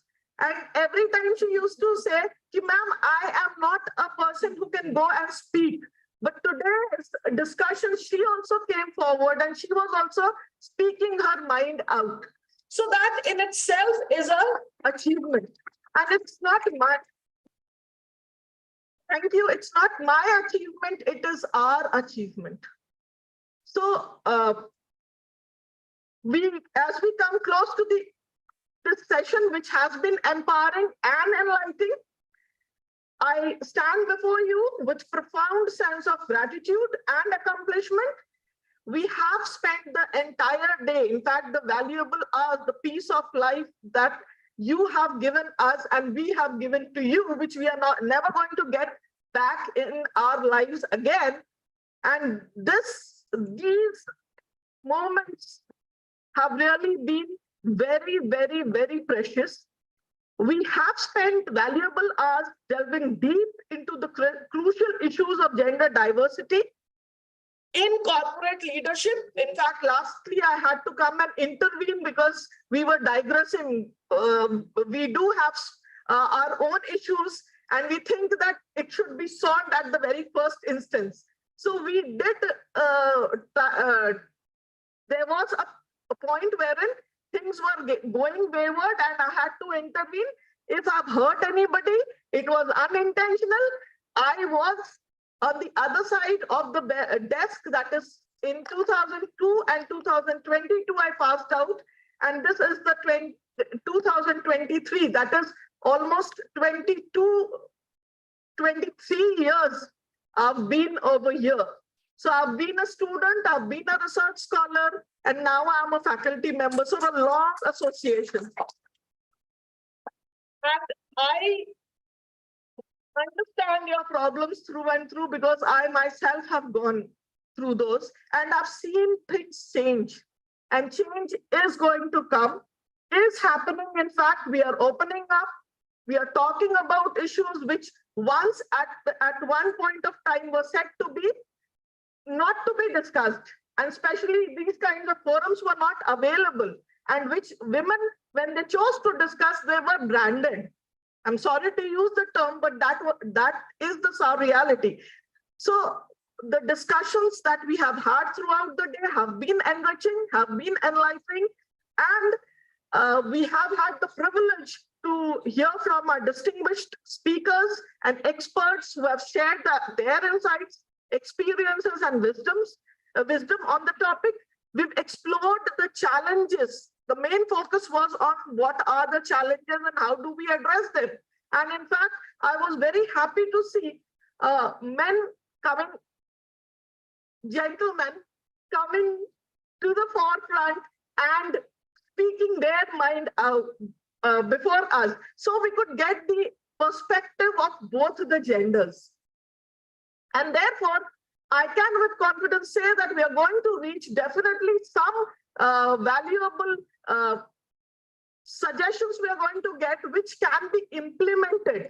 So today, if I when I choose to bid adieu to this event, what are the key takeaways? If I just point out the main key takeaways, first, it was about diversity, how it is important.